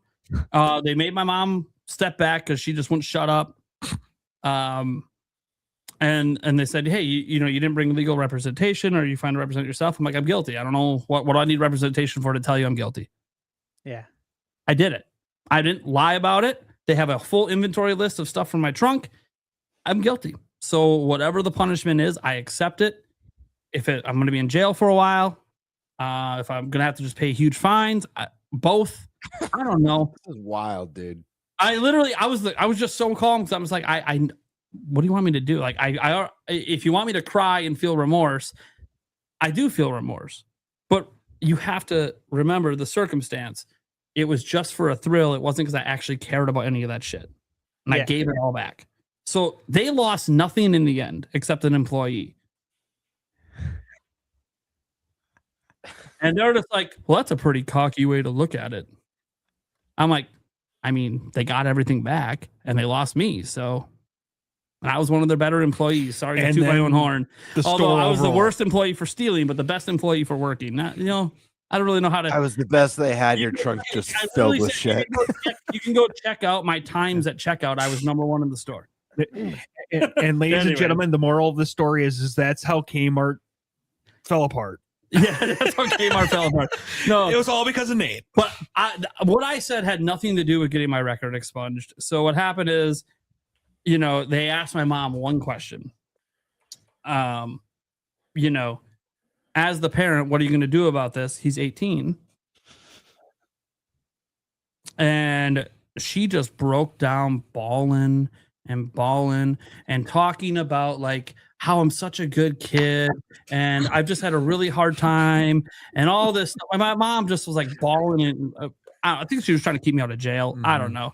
And the judge was like, all right, you can just get her out of the room. She's not stopping.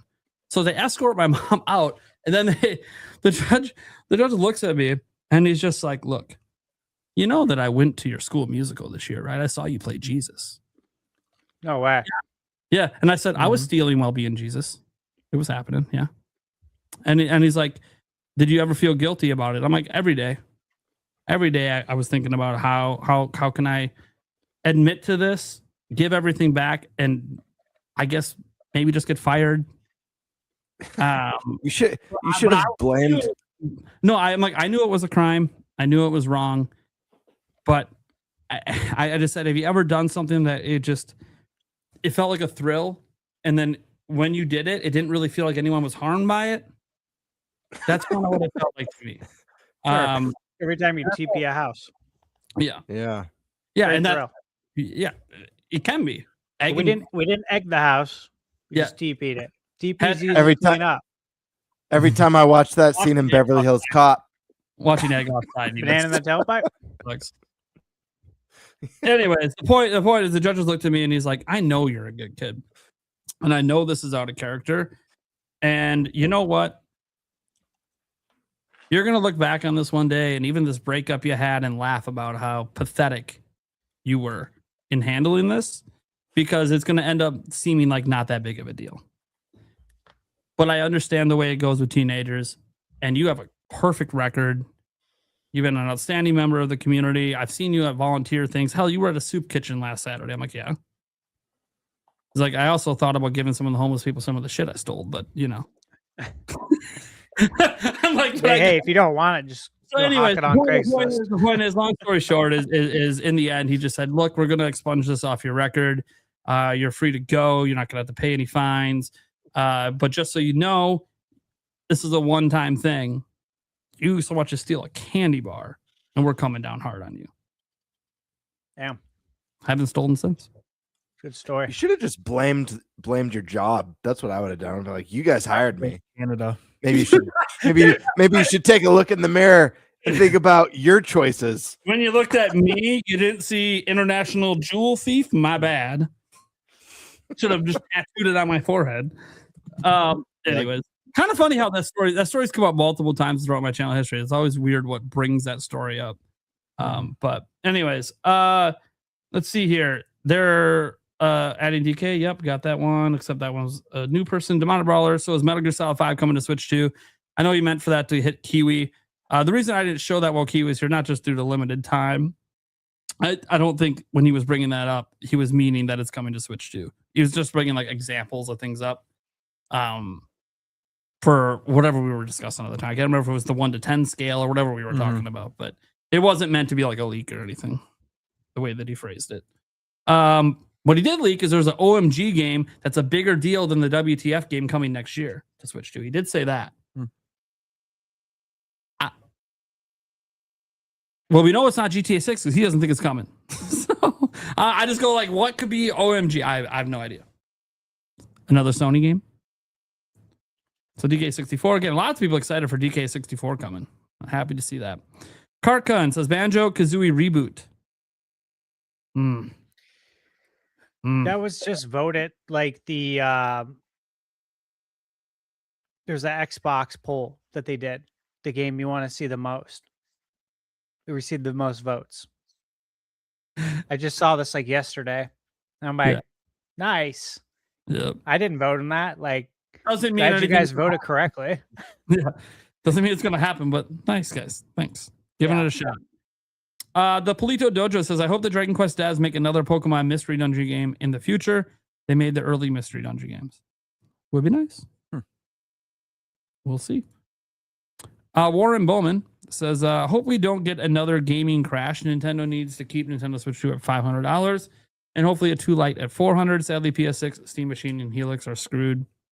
Yeah, and I saw someone today after the price increases on Steam Deck. There was somebody who has been reliable. I can't remember. There were a content creator that said, "Oh, well, I had heard months ago that Steam Machine's pricing was going to be north of $1,000," and it's like, and that was months ago before they delayed it. So it's like, damn. So the Steam Machine's probably going to be up $1,200, $1,300, $1,400 or something like that. So like it's getting to the point where a lot of consumers are going to be priced out of gaming. I feel like in the future. I say in the future because I think people that have their gaming PCs, they'll just hold on to it for longer. PS5, I think the generation is just going to get extended, and there's already 95 plus million people that own it. So just keep extending it until you can maybe get PS6 to an okay price. Xbox, they don't have a choice. They just have to move on. They just have to. They need to get Helix out, and then just hope they nail it. I don't know what that means for them to nail it. I don't know what their sales goals are, but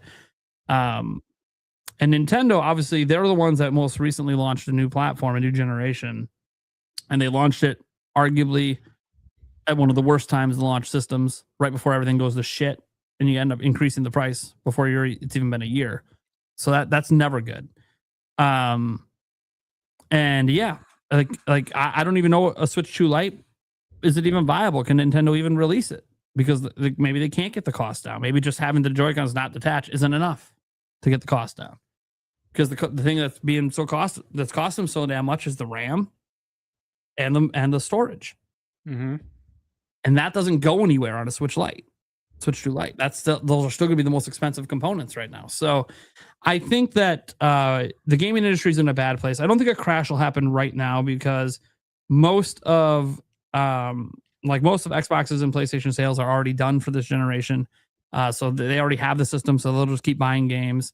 And I think Switch 2 has obviously shown, hey, we got some sales capabilities here. We're already at 20 million, right? Like, so they're going strong. So I think Nintendo, as long as they keep the games flowing, will be okay. But what sucks is everything's gone up in price. Anyone who's mad at just the video game companies, I just think are misplaced. Because everything has gone up. Everything's being affected by the same shit. Everything's going up. And it sucks. Because guess what? As these prices go up, our paychecks don't. Never do. And even if you get your yearly raise, I know for some people it's as low as 10 fucking cents a year. That ain't gonna make up for the rate, dude. That doesn't make up just for gas prices going up, let alone everything else. So I think that gaming is entering when we get to the new generation, the PS6, the Helix, and obviously Switch 2 for Gen 10. I think it's gonna signal us being in a generation of shrinking the industry. I think we're gonna, I'll give you an example, guys. So during this last generation, we know Xbox moved somewhere around 30 million units, right? PS5, obviously, almost at 100 million. Switch, obviously, at 155. PS5, just due to GTA 6 alone, will end up passing 100 million. I think that when the Helix and the PS6 launch, it's going to end up being the first generation in a while where everything gets smaller. Like, I don't think we're going to have two platforms moving 100 million units. And obviously, you guys know, I think Nintendo's platform has the best shot to do it because they're the cheapest. But will they pull it off? I don't know. Will they go back to back 100 million? I don't know. I think PlayStation 6 is going to have a very hard time getting to 100 million, despite the fact that they've always been able to basically do it outside of PS3. But that's because the realistic pricing they're going to have to charge is just so high. You're looking at PS5 Pro starting pricing, and that's not good. That's going to price a lot of people out. So I think, it sucks because we used to live in times when you could get, a handheld gaming console like a DS or 3DS, and then the games are $40, most of them, and relatively feels kind of cheap. And now we're in 2026, and that world doesn't exist anymore. And even like the Steam Deck that everyone's like, oh, this is the thing that's making handheld PC gaming affordable. Nope, not anymore. You know what the cheapest handheld PC is now? The ROG Xbox Ally that everyone made fun about. It's the only thing that hasn't changed price yet. Of course, my theory, and I told someone this today when they said, why do you think this hasn't changed price? I'm like, because no one's buying it. Like, all the inventory they have of it was probably made last year because they can't sell it. So, like, increasing the price isn't going to increase the sales. Like, they got to get rid of the shit they had before the prices went up, and they haven't done that yet. So that's why I think that hasn't changed price. But that's the thing. People are going to start noticing that's cheaper than the Steam Deck. So if you want a handheld PC, that might actually be the one you go for. Plus, it is a PC. If you don't like the Windows experience that they built for it, guess what? SteamOS is on the verge of being released publicly for anyone to use. So you could just flash SteamOS onto it. That said, I heard the Windows experience is actually pretty good on the Ally. Now, at launch, there was a few rough patches, but I guess they've ironed some of it out. Either way, it doesn't really matter. What matters is that everything's getting really expensive. And I don't know that a gaming crash will happen, because I do think that gaming has gotten, like, when people talk about the gaming crash, they're talking about that one that in the 80s. And that was a very unique situation, and gaming was not nearly as popular as it is today. Yeah. So it's a lot easier for things to crash when it's already not a very big audience. We're talking about an audience when you include PC, we'll set mobile phones aside. You include PC into this PC gaming. And I mean, we're talking about like 500 million gamers. Like, it's too big. Like, 500 million people aren't going to collectively decide we're not buying video games. So I don't think the industry will ever crash, but I do think the adoption rate for PS6 and Helix are going to be very slow, like way slower than they're expected. And even Switch 2 may slow down eventually here.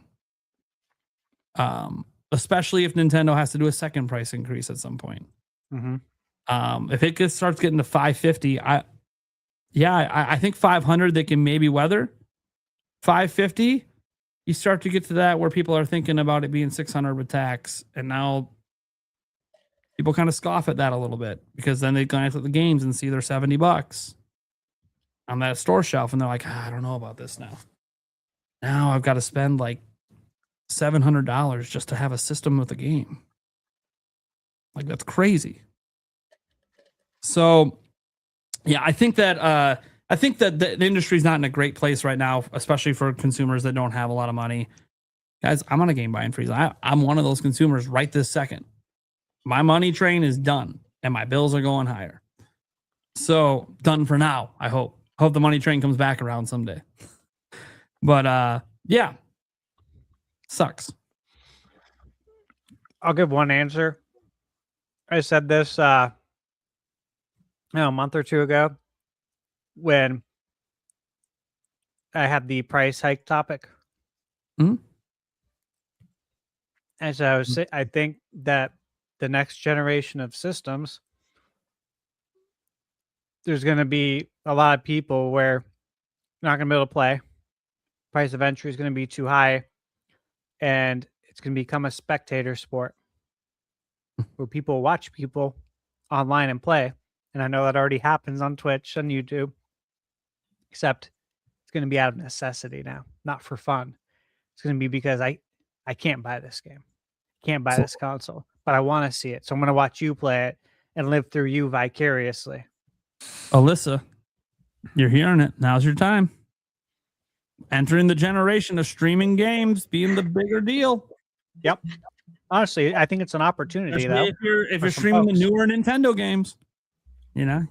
I do plan to get Star Fox. Yeah, so maybe you see an increase because people can't afford to buy a Switch 2 and Star Fox. Not that I want that to happen, but neither do I. No. We don't want gaming to be. Yeah, I'm not saying you guys do either. But I'm just saying. Outpriced for the industry. Like, even as, like, you know, I've been saying since before launch that I felt like Switch 2 is worth the price they're charging, but that didn't mean that I'm not sitting there aware that, like, at launch $450, obviously going to $500 now, that isn't a crazy expensive starting price for consoles to be at. Like, insane. A Nintendo console's starting price $450. Like, that just doesn't sound right. but it is. And yeah, I thought it was worth it. And I still think it was worth it. Again, in 2023, I spent $350 on a Switch OLED. 2 years later, I spent $100 more for something 10x more powerful. Like that feels like a pretty good fucking deal to me. I don't know. I feel like the 2023 purchase was the bad one. The 2025 purchase was the good one. It was the Zelda one. That's never bad. Yeah, it was the Zelda. Like, I can't complain too much because I still have it, and it'll eventually slowly appear here. But we're gonna get a Zelda Switch too, and it's gonna be like, I've never bought a Zelda themed console. I do have a Zelda 3DS, but like a home console, I've never gotten the Zelda version. So I like, especially if it's Ocarina of Time anniversary themed, I feel like I have to do it. Second Switch 2 coming in. Yeah, you can give one of the kids, give the favorite kid your old Switch for Christmas. Mm-hmm. Well, I already know what happens That's in a my joke, by house. the way. They released a special edition Zelda one. I'm gonna buy it. Then Yulia can finally just have my Switch 2 that she keeps playing all the time. Yeah, Harry's trying to tell me if I get the Zelda Why one, I have to did you resell say it. that? I'm telling him, no, that one's yours now. Well, and Yulia said, "Why did you buy a second pair of the Joy-Cons? You don't ever use them." I'm like, "Because I knew you'd use my Switch too." Like, what do you mean? I'm like, "Well, you remember what you did to my Switch? Went through like 6 pairs of Joy-Cons because of you. So you're a little hard on the sticks, hon. That's all I'm saying. And it's fine that you're hard on the sticks. You're learning." She gets really hard on them in FPSs because she's trying to get good at them. Sometimes it's good. Yeah, they're hard on the sticks. Sometimes, but Nintendo Switch was not the case. It means you're really immersed. And I End didn't of the trust them with game. Switch 2, so I bought a second pair just in case. Now, I will say, my launch pair hasn't had any problems yet, but I did buy backups in case because I was like, I know that I'll clean the warranty, but while the warranty's going on, I still want fucking controllers for my system. Yeah, I mean, if it warrants it, you should. Yeah. And I'm glad I did it since now I'm on a game buying free. So if the controllers went bad now, I'm stuck playing in DOP mode all the time. So Well, there's always a stick fix. So it's true. Yeah, I think I got discontinued. I don't know. For when you go really hard on the stick. I'm gonna stop. The kind of jokes coming to my mind, I would get in so much trouble for. Karkun. I mean, not with you guys. Private GameBird. Think of you and me walking down the street talking about cream. Okay, some of that conversation. No, I don't want to. This happened last year. Some of that Tell me conversation. what to think about. As you admitted to me editing the vlog, some of that conversation not appropriate on the internet. Those are the kind of things coming to my mind that I'm like, yeah, okay, when we're offline, maybe I'll say some shit, but not now. And guys, and my audience is probably shocked. Like, dude, you've gone pretty fucking far. How far is it that you don't? Dude, GameBird knows. He was there. There were other people there as well, and they were not liking our conversation. The look on his face. I can't. Every time he looks like scared, almost like what the and what do you have to say about that? And he just looked absolutely disturbed. Yeah, dude. I bet you that entire time that he's listening to us, he's like, dude, who the fuck is Josh friends with? he just projectile vomits. All right. LCC Gaming says, I wouldn't be shocked if the Switch 2 version of Witcher 3 is revealed soon and then confirmed to be getting next year's expansion. So, yeah, we have the Witcher. I mean, literally tomorrow is the Witcher 3 event. I plan to be live streaming it. So, because I really enjoy The Witcher. And obviously, there's every reason for Nintendo channels to pay attention because Witcher 3 is literally on Switch 1. So, in theory, this DLC could be coming to Switch 1. I'm venturing to guess probably not.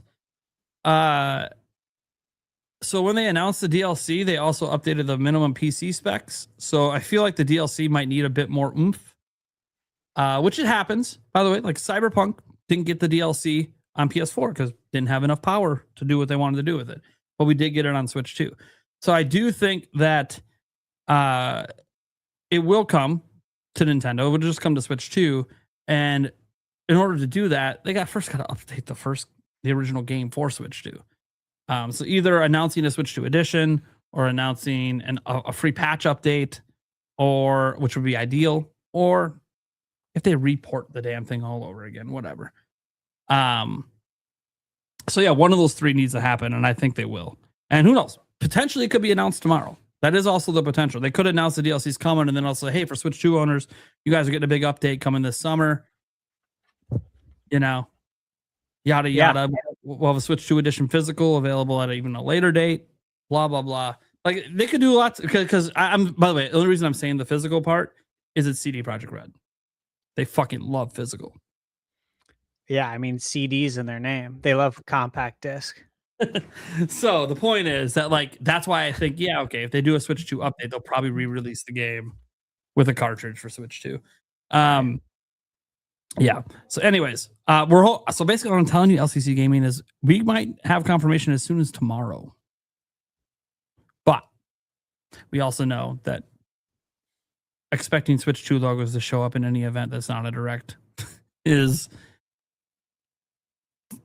it's I used this analogy earlier with Bird, but I think it's even more appropriate now. It is like a solar eclipse right now.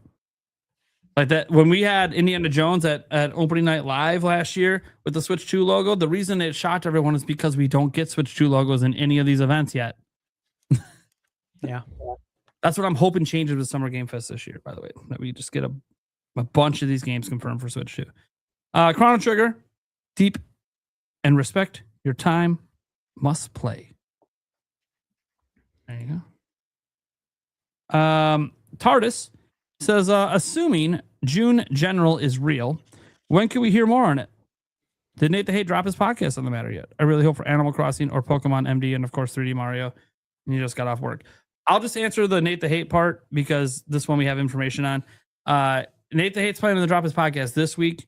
Last week, Friday, him and MVG decided to delay it due to the holidays. They had plans. So they're going to drop it late this week. We don't even know if it's about a direct. He has not indicated anything about what the show is about, other than it will not be a direct prediction show. But he hasn't said what it will be about. So my guess is it's probably about all of the upcoming events and some expectations. And then maybe somewhere in there he updates people on the direct situation, since he hasn't outright denied Jeff Grubb's claim to there being a direct in the middle of June. So maybe he will update us, but we don't know. There's no guarantee. I'm trying to say there's no guarantee that there's an update from him. That being said, do you guys want to answer the rest of the question? Yeah, I didn't even know they were coming out with a Pokemon Doctor game. So does this take place in like the Pokemon Center? Like you heal Pokemon or something? It's like a spinoff. I had no idea. I mean, I know Dr. Mario, but I didn't know we were gonna get Pokemon MD. I think it plays a little bit more like Trauma Center. Okay. Oh, I you like play those as games. Pokemon operating on Pokemon trainers. Oh, sick. It'll probably give some people trauma. Well, I don't play Pokemon games that much. I'm so glad that I'm like well versed in them to know that this is bullshit. 'Cause listening to this, I'll be like, oh yeah, they're making a Pokemon Doctor game. That sounds interesting. To seriously answer the question, yeah, I think it's going to, be about everything, all the showcases. Again, Nate mentioned that. I agree with him. It's about the showcases, Summer Game Fest. Naturally, Nintendo will come up in it, but this is not a Nintendo Direct Predictions podcast. Yeah.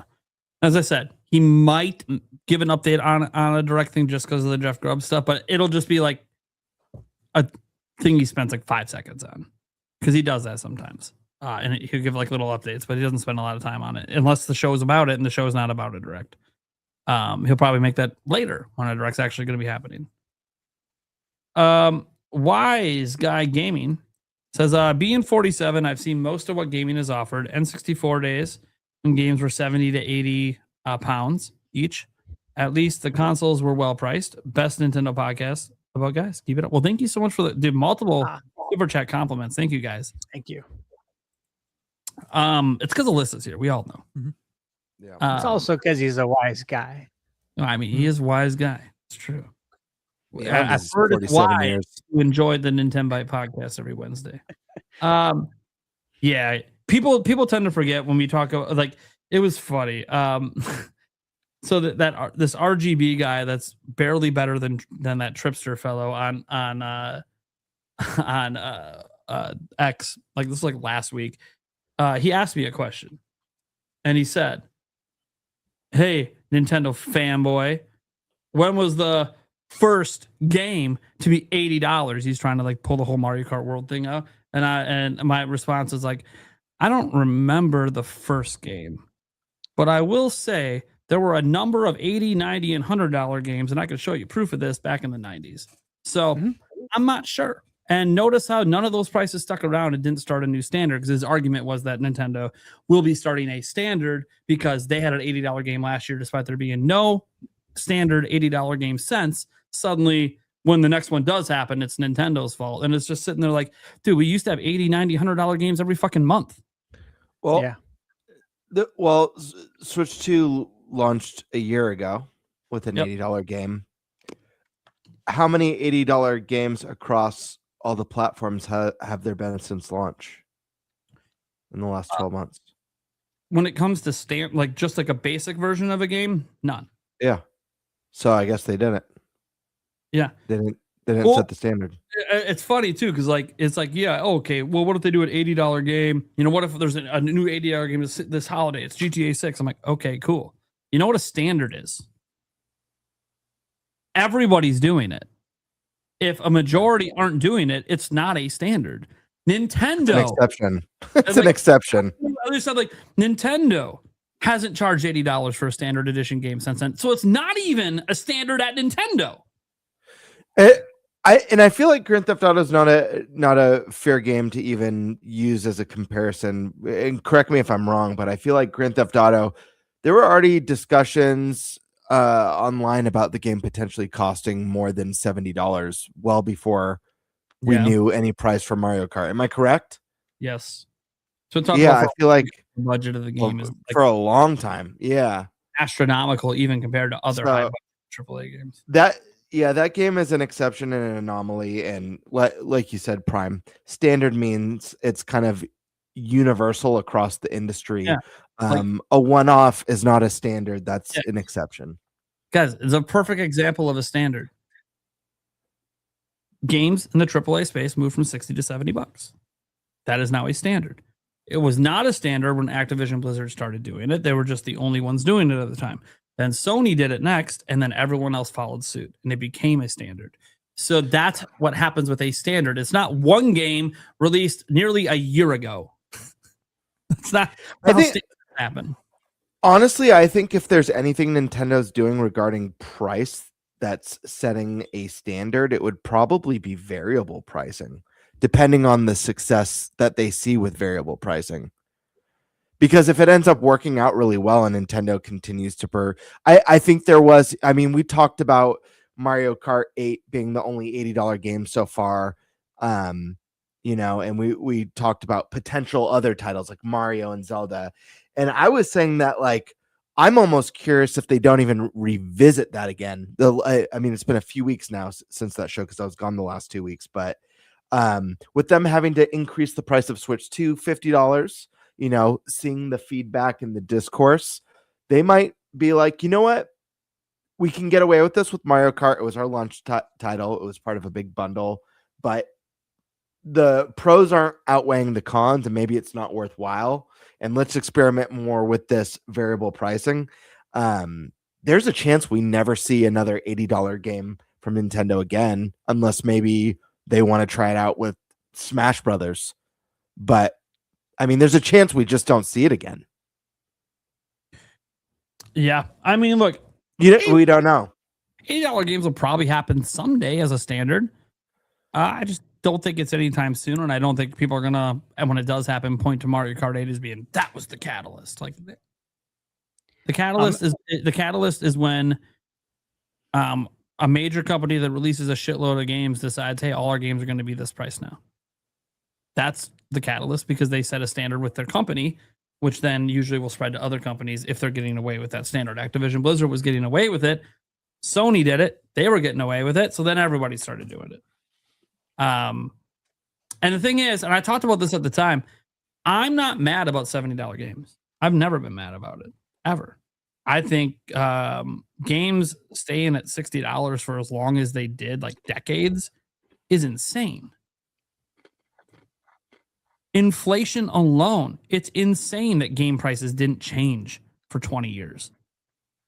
Like, yeah, $10, it doesn't even cover the inflation difference from back in when games first started being standardized to 60. So I think that I've never really been bothered by the increase to 70.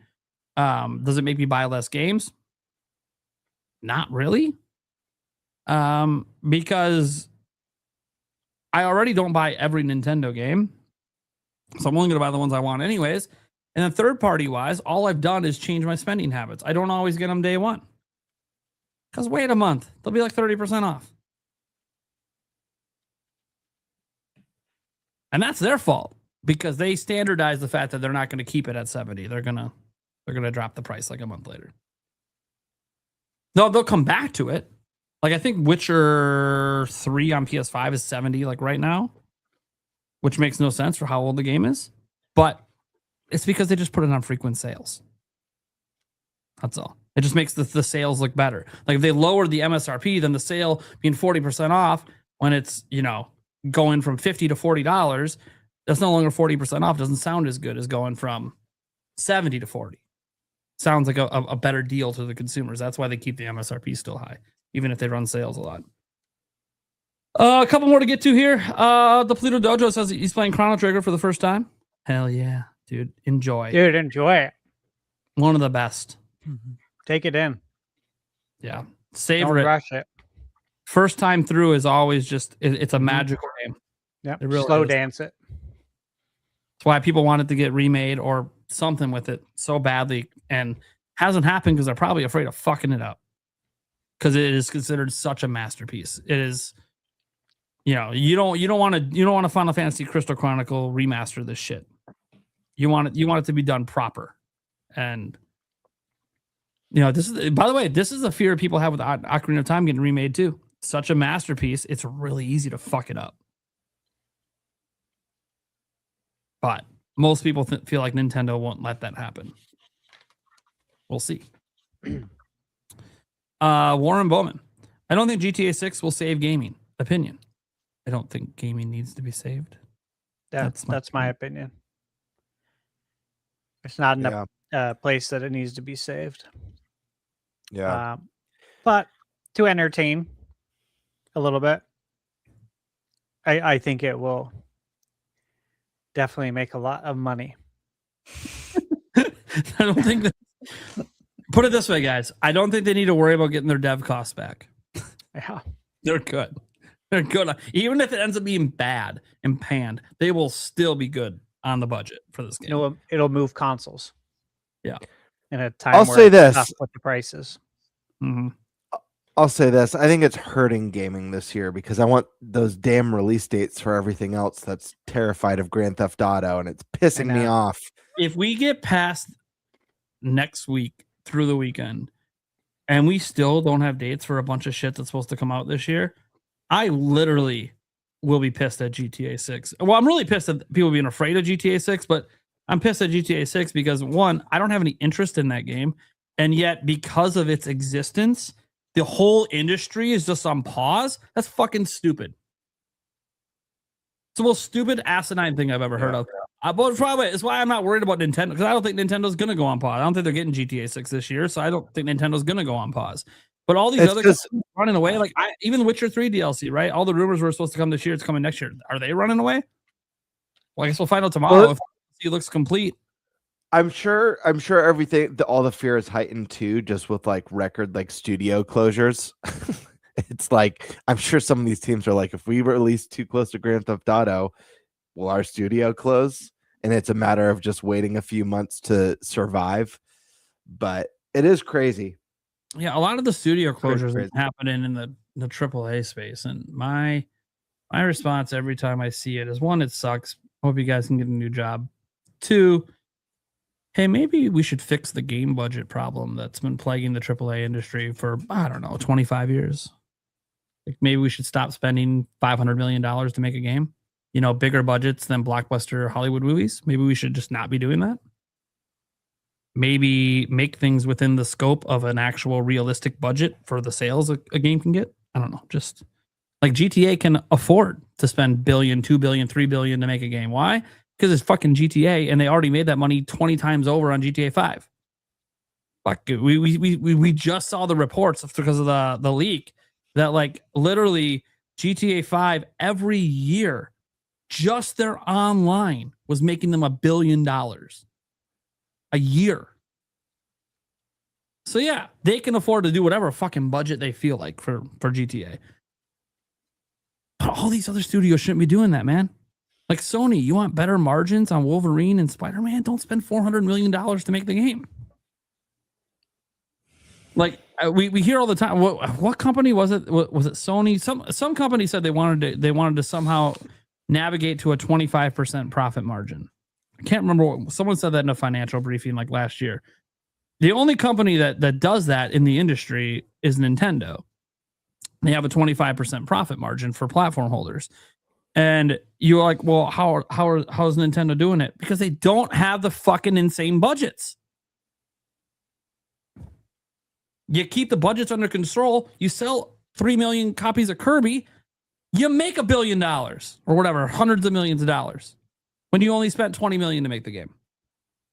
Like that's how you do it. You diversify your lineup, and like people crap on Nintendo's smaller games. Nintendo's smaller games are probably the most profitable because they don't spend as much on them. Like Zelda, I think this next 3D Zelda is in a interesting prospect because I think Nintendo's going to give it the biggest budget they've ever given a game. And what if it doesn't sell like Breath of the Wild and Tears of the Kingdom, but sells more like Twilight Princess? They might not get their budget back. So Zelda is that one that Nintendo is pumping money into, and it hasn't failed them yet.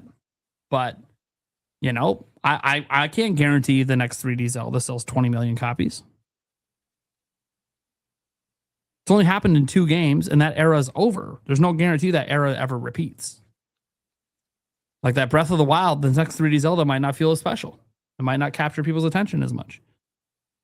That said, the industry's in a place where I don't view it as in trouble. I think more of the trouble is next generation. But even then, gaming's bigger than ever. I think this idea of saving gaming is overreacting to there constantly being negative industry news. And I'm just going to tell you right now, if you get off social media, you'll stop realizing that maybe there's as much positive stories going on as negative. Mm-hmm. But you're just not hearing about it because social media pushes the negative. Because that's what sells. So I feel like a lot of this gaming needs saving stuff comes from social media and just not actually having a full picture of the industry. And if you want full pictures of the industry, pay attention to things like Circana. You'll see that spending's been going up, game sales have been going up, hardware sales have been going up, this is going up, and that is going up, and this is staying the same. And this is only 3% down from last year, which was a record-setting number. Like none of this, there's not a single factual statistic out there that indicates gaming's in trouble at all. We just assume it is because the prices on the consoles keep going up. And that will stop someday because either the AI bubble is going to pop, which is what a lot of people think is going to happen, or if it doesn't, it will settle down where it no longer requires every fucking RAM chip that comes off the assembly line. Like they won't need to constantly keep building the networks. When you're first building out all the infrastructure, yeah, you need a lot of shit, but eventually once the infrastructure is built, you're not upgrading it every year. It's not the way these server farms work. They're not upgrading hardware yearly. So eventually it'll get to the point where it's reached maybe the saturation point of what the demand is for it. And at that point, prices will come back down. The scary thing about consoles is if a console is selling at a given price, let's say PlayStation 6 launches at $800. And within 1 year, they sell 21 million units. They even beat out Switch 2. They sell 21 million in that first year. Somehow they have a banger lineup, GOTY games. Everyone's got to get one. Cool. When the bubble pops after they sell the 21 million, do you think they're lowering that $800 price now that it cost them way less to make the system? Of course not. They just normalize you paying $800 for a year. They're just going to keep it. And that's the part. And I use PlayStation example. Could be Nintendo as well. They're not going to, we're never going to see Switch 2, the base model, go back down to $450 unless it's the very end of the generation. And somehow we've gone back in time 20 years when consoles used to get cheaper over time. So yeah, I think that gaming's fine. We're just in a little bit of a rough, a little maybe sticker price shock is what's happening right now. You know, you see $900 systems on the shelf. It's wild. Makes the PS3 look like a bargain. At $600 at launch. So, last one we got here is from Mohr Moment as well. So that I don't think GTA 6 can sell $1,000 consoles. Look, in general, I don't think that GTA 6 is like gonna suddenly move like 40 million extra PS5s. Like, I think a lot of people that want GTA 6 probably already own a PlayStation. But I do think you will see PlayStation 5 Pro selling out this holiday, despite its price, due to GTA 6. But I think it's just this holiday only. I don't think you're going to see this be an extended thing for years to come. What about just PS5? Yeah, PS5 is the thing that I don't know. Digital edition 600, disc edition 650. Yeah. I think GTA 6 can move sure $600 consoles. I think this holiday PlayStation's going to sell really well regardless of what price they're at, because GTA 6 is a big deal, and there are plenty of people that will spend $1,000 for There are people upgrading their PCs right now for GTA 6, which isn't even going to be on PC for like another year or two. So people will do it for this game. It is such a popular game. People will buy whole consoles, whole PC upgrades just to play it. So, and people love the graphics. People love talking about graphics with GTA. That's why people go for that PS5 Pro. But the base PS5, I think it's all going to sell out this holiday. I think PlayStation's going to have a very big holiday. The question is, does it keep selling like that afterwards? And that's where I think it'll slow down. I think they'll get that initial rush for GTA that leads to a big boost in sales, end up having a record-breaking holiday, and then it all kind of slows down after that and gets back more to, okay, the GTA launch rush is over. Now what? Because GTA will continue to sell, but GTA, just like GTA 5 did, but GTA didn't like really keep moving units over time. It just, you know, the initial launch gets you a boost, and then it's just standard game sales after that, standard console sales. You know, all those evergreen titles for Nintendo, they help, but like Breath of the Wild in 2017 that was still selling 1 million units just last quarter or whatever, that wasn't selling Switch 1s or Switch 2s. It's just people who already owned it that hadn't picked it up yet. They bought it for something else. So yeah, anyways. Again, a lot of hypotheticals because we don't know. All I'll say is, man, think about this. At launch, GTA 6 is only available on PlayStation and Xbox. Do you think a lot of people are going to be picking up Xboxes instead of PlayStations to play it? It's the only place you can play the game. And we're talking about trailers that get hundreds of millions of views every time they drop it. So like the level of interest in it is more than PlayStation 5s have sold. And I love Stash laughing at the idea that anyone would buy an Xbox to play it. Series S, baby. It's gonna blow up this holiday. By the way, I wouldn't be shocked if because PlayStation sell out, Xboxes kind of sort of start selling out too. One, they'll have less stock, but two, just sort of the residual, people don't want to wait to play. Yeah. If they can't get a PS5, they might buy Xbox. So Xbox also might have an okay holiday. A really good holiday for them. Yeah. I think anyone who can stand to benefit from GTA will obviously do better. Yeah. Like, I don't think Nintendo's winning this holiday season when it comes to sales. Even if they have Ocarina of Time and Dust Bloods, and even if 3D Mario was coming out, honestly, I don't know that it would push more than GTA can push on its own. But who cares?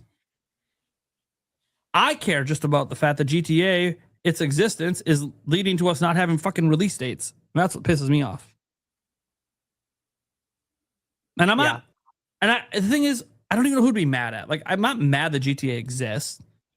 I'm not mad at like these game studios deciding we don't want to put release dates out because they're worried that GTA is going to impact them. And I can't look them in the face and tell them it'll have no impact. I don't know. The audience that plays GTA is so vast and wide, I don't know what is impacted by it. Is Call of Duty going to be impacted by it, or is that a completely different player base? I don't know. We're going to find out. Because they're not skipping Call of Duty this year, so we're going to find out. Plus, the Call of Duty game's got to be good, to be fair. Yeah. Every now and then they release one that's a dud, and then the sales are lower. Like, still, guys, when we talk about the sales being lower, it still usually is the number one selling game every year. But relative to what Call of Duty can sell, yeah. All right. Let's go around the room, let people know what we get going on, where they can find us. First, shout out to Kiwi Talks. Go check him out. Links are down in the description for that. Great guy. He's still dropping interviews. He had the big announcement today for his channel that he is basically going through a lot of self-reflection on the future of the show. We're talking to game devs and trying to figure out if there's a way to keep interviews going that's viable for his life, or if he's going to pivot to doing something else with developers. He had actually one really good idea that a developer told him that I hope he just does it anyways, even if he keeps doing interviews, because I think adding live streams to his channel with developers is also a highly unique kind of content. One that we got to experience firsthand, having the Mina devs on. Now imagine someone dedicated to doing that. That's awesome. So, yeah. Then let's go to Skysword Alyssa. What do you got going on? Where can they find you? Hey, as Nate said, I'm Skyswords Alyssa here on YouTube. I stream games. Right now I've been getting through Resident Evil Requiem. I think I'm going to do another stream of it. It's getting really stressful. It's been pretty entertaining for the chat, though, so I made a few shorts of that. So if you like scary, I recommend you checking them out, because my reactions are a bit ridiculous, I'll admit it. Nate was there for part of it, for the first one. More than just the first one. It is very fun. I'm traumatized, but it's also somewhat thrilling to like get through it. I'm like, look, I'm capable of doing it. Even though you guys are helping me, I'm still doing it. I do have a goal for 710 subscribers. You know, we did 420. Can't leave out 710 to do Skyward Sword in an entire start to finish of that one, which should be pretty fun. But the big best announcement for tomorrow is I'm starting Split Fiction, and I'll have a new guest on each week. Tomorrow we have the lovely Birdman, GameBird Classic himself coming on. So look forward to a little Sky Swords and GameBird collab tomorrow. Hell yeah. Yeah, that's what I got going on so far. Nice. Not that I ever have time, but I own the game. Not that I ever have time to actually do these collab streams. But it sounds like a really fun idea. It like makes me want to make time. But don't ask me, because I don't. I'm not going to say don't I'm ask. kidding. Yeah. I might find a way to make it work. Even if it's not like one of my stream nights. I'm like, I'll just stream too. Whatever. Screw it. Be fun. Yeah, I'd definitely like to work something out with you sometime. I just know you're really busy, and I get a little nervous trying to ask you stuff sometimes. I know a lot of people get nervous asking me because people have started to realize how busy I am. And it's like, look, just ask. This is what I tell everyone. Yeah, you like a girl and you're afraid to ask, just fucking say something. Because in the end, look, you're in the same position if you say nothing. And that is that nothing happens. So just ask. Who cares? Worst that happens is I know. Well, I guess worst that happens is I hate you. Or you just leave me on red. Yeah. That's even worse than a no. That's ghosting. I'm like, actually, no, ghosting's where you read it and then didn't respond, right? Yeah. So unread first. Unreads were because they probably did see it in their notifications and they decided to ignore it. Didn't even click on it. They were like, they don't need to know that I actually saw that. Yeah, as you're looking at your phone and the text message keeps saying one unread, and you can just know subconsciously he's never gonna. That one unread's gonna be there on that phone forever. There's a third that's worse than being left unread. It's when you just give a one word, like really vague response that doesn't answer the question. So if you just responded with interesting and that's it, and just left it at that. Dude, I want that Yulia if she wanted Thai or Chinese, and her response was maybe. I like those odds. Yeah, like I don't really know what to do with that. They're like, maybe I should get you food, or maybe you can't decide, or are you having the same conversation I'm having? I'm like, maybe. Maybe. I get really confused at times with some of the one-word responses that she gives. She doesn't do it often, but usually it's I'm okay. She's playing a game. She's just fucking distracted. She barely read the text. All right, GameBird. What you got going on? Where can they find you? What's up, guys? Yeah, I'm back in the saddle. Had a fun little live stream last night on GameBird Live. Got to hang out with the chat, kind of catch up with everyone because I did miss a week or two. I don't even remember. I've been so scattered, but a lot of fun. I also did my first Let's Play last night. I did the first hour and a half of Opus Prism Peak, which is a really, really neat indie game. One of the, I think, up there for one of the highest rated of the year. So dropped a little bit. It was at like a 90. It's at an 87 or 88 right now. But it's a nice little game so far. Has a very emotional and thoughtful intro, followed by some mystery and mystique that it's entered into the fray. So looking forward to jumping back into that game soon. And I've got the little collab rolling out tomorrow with Sky Swords Alyssa. That should be a lot of fun. I absolutely loved It Takes Two. I have yet to play Split Fiction, so I'm really looking forward to this one. I think it's going to be a fun time. Other than that, guys, I'm working on myself right now. That's really what I'm working on, is myself. But that being said, I'm glad to be back on the podcast, and you guys can look forward to more GameBird Classic coming at you very soon. All right. Stash Man. Please go check out my review for Mina the Hollower. Guys, don't sleep on this game. Very special. Just check it out. Comes out it's out tomorrow, right? Friday. I guess technically right now for us. Yeah. Yeah. Well, no, it's the 29th. Yeah. So it shouldn't be out yet. Okay. Should be out Friday. Friday. Yeah. Gonna be a fun Friday. So I'm gonna try to get as many reviews as I can before heading out to Summer Game Fest. Let's see some of the games on the docket. Let me just read these off real quick. First, I reviewed Forza Horizon 6. If you're interested in racing games, check it out.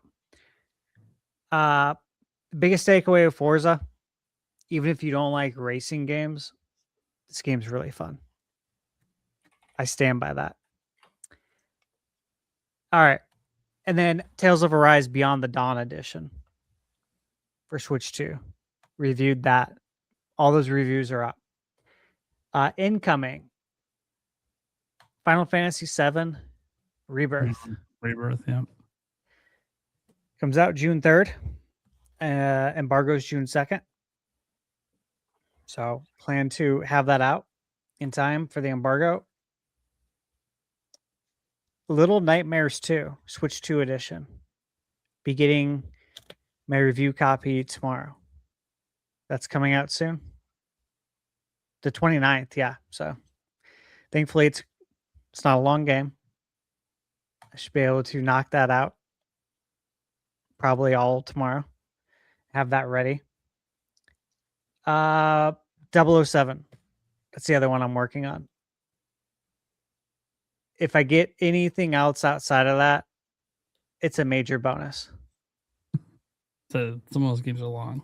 Yeah, it's gonna be a lot. So that's it. I'm just getting ready for Summer Game Fest. I'm really excited, and I'm sure we'll talk more about it next week. Stash, are you going to review Bubsy by any chance? I did. Oh, you did already? Did. Okay, I'm going to have to watch that one. I'm curious your thoughts on it. I know it's some of the reviews have been a little mixed, but I'll tell you what. So I had my Bubsy review right at embargo, and this happened twice this week, right? Clicked off, was on social media, getting ready to go do something else, and I see like advertisements for other places review a Bubsy. Just pops up in my feed. And the advertisements I saw, they were just talking mad shit about Bubsy. I'm like, did we play the same game? This is so, like, it was just mind-boggling to me. And that's why when I was playing Mina, and, same thing, I post the review right at embargo, I click off, and I'm just like, I hope this doesn't happen again to where people just don't get it. Thankfully, Mina wasn't a casualty. But Bubsy was by some outlets. I saw some weird stuff, man. I also read some of the highlights. And I think it could be defined as a skill issue. That they blame on game design. It's poor game design. I keep dying.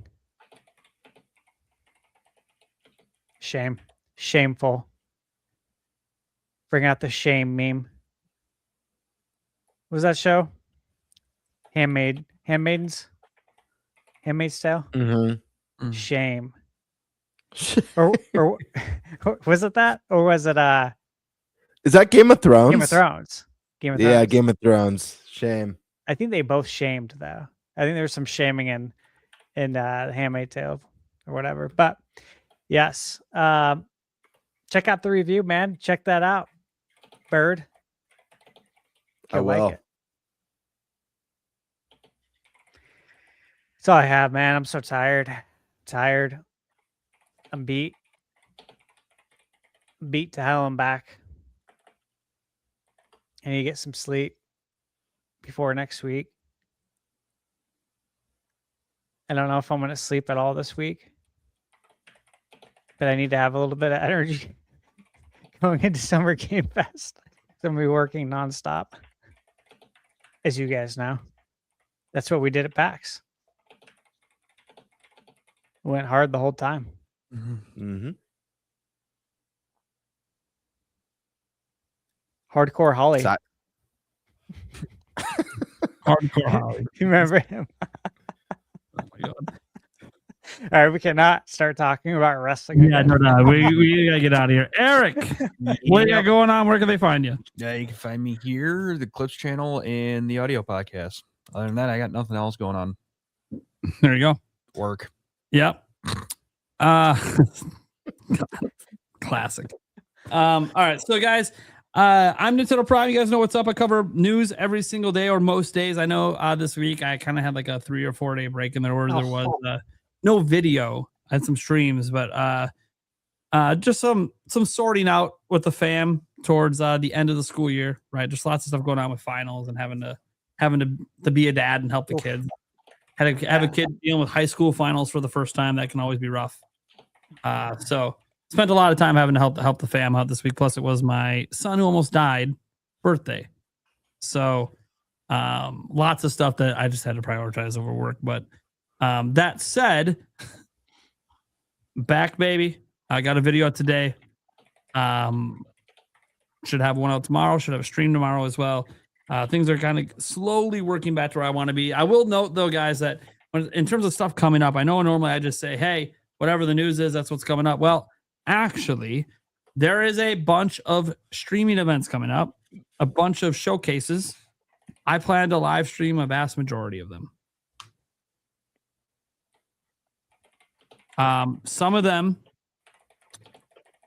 there are certain days where like the showcases I care about, like there's like one at like noon and the next one's not till 5.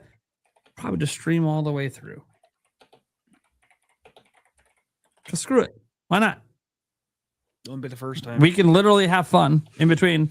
I know it's not Prime Gaming Fest, but we can have some fun. It'll be fun. We'll do some stuff. I'll make sure the streams are fun. And yeah, there may, I don't want to promise anything. There may be some giveaways during these streams as well. I'm just saying may right now, working out some stuff that I don't know if it's going to come to fruition, but if it does, I'll know. Hopefully, I'll know before the Sony State of Play. All right, that's it. Thank you guys for tuning in. We'll catch you same time next week. We currently do not have. Wait, no, next week I think we do have a guest. It's the week after. No, next week we don't have a guest scheduled right now. That may or may not change. If you guys know, when we were advertising the show, Switchforce was originally supposed to be on this episode, but he informed me for the show that he couldn't make it. But one of the other dates that he was talking to me about before was next week's date. So I did ask him, if he wanted to reschedule for next week. So he might be the guest next week. We'll see. And I'll keep on him so he doesn't forget.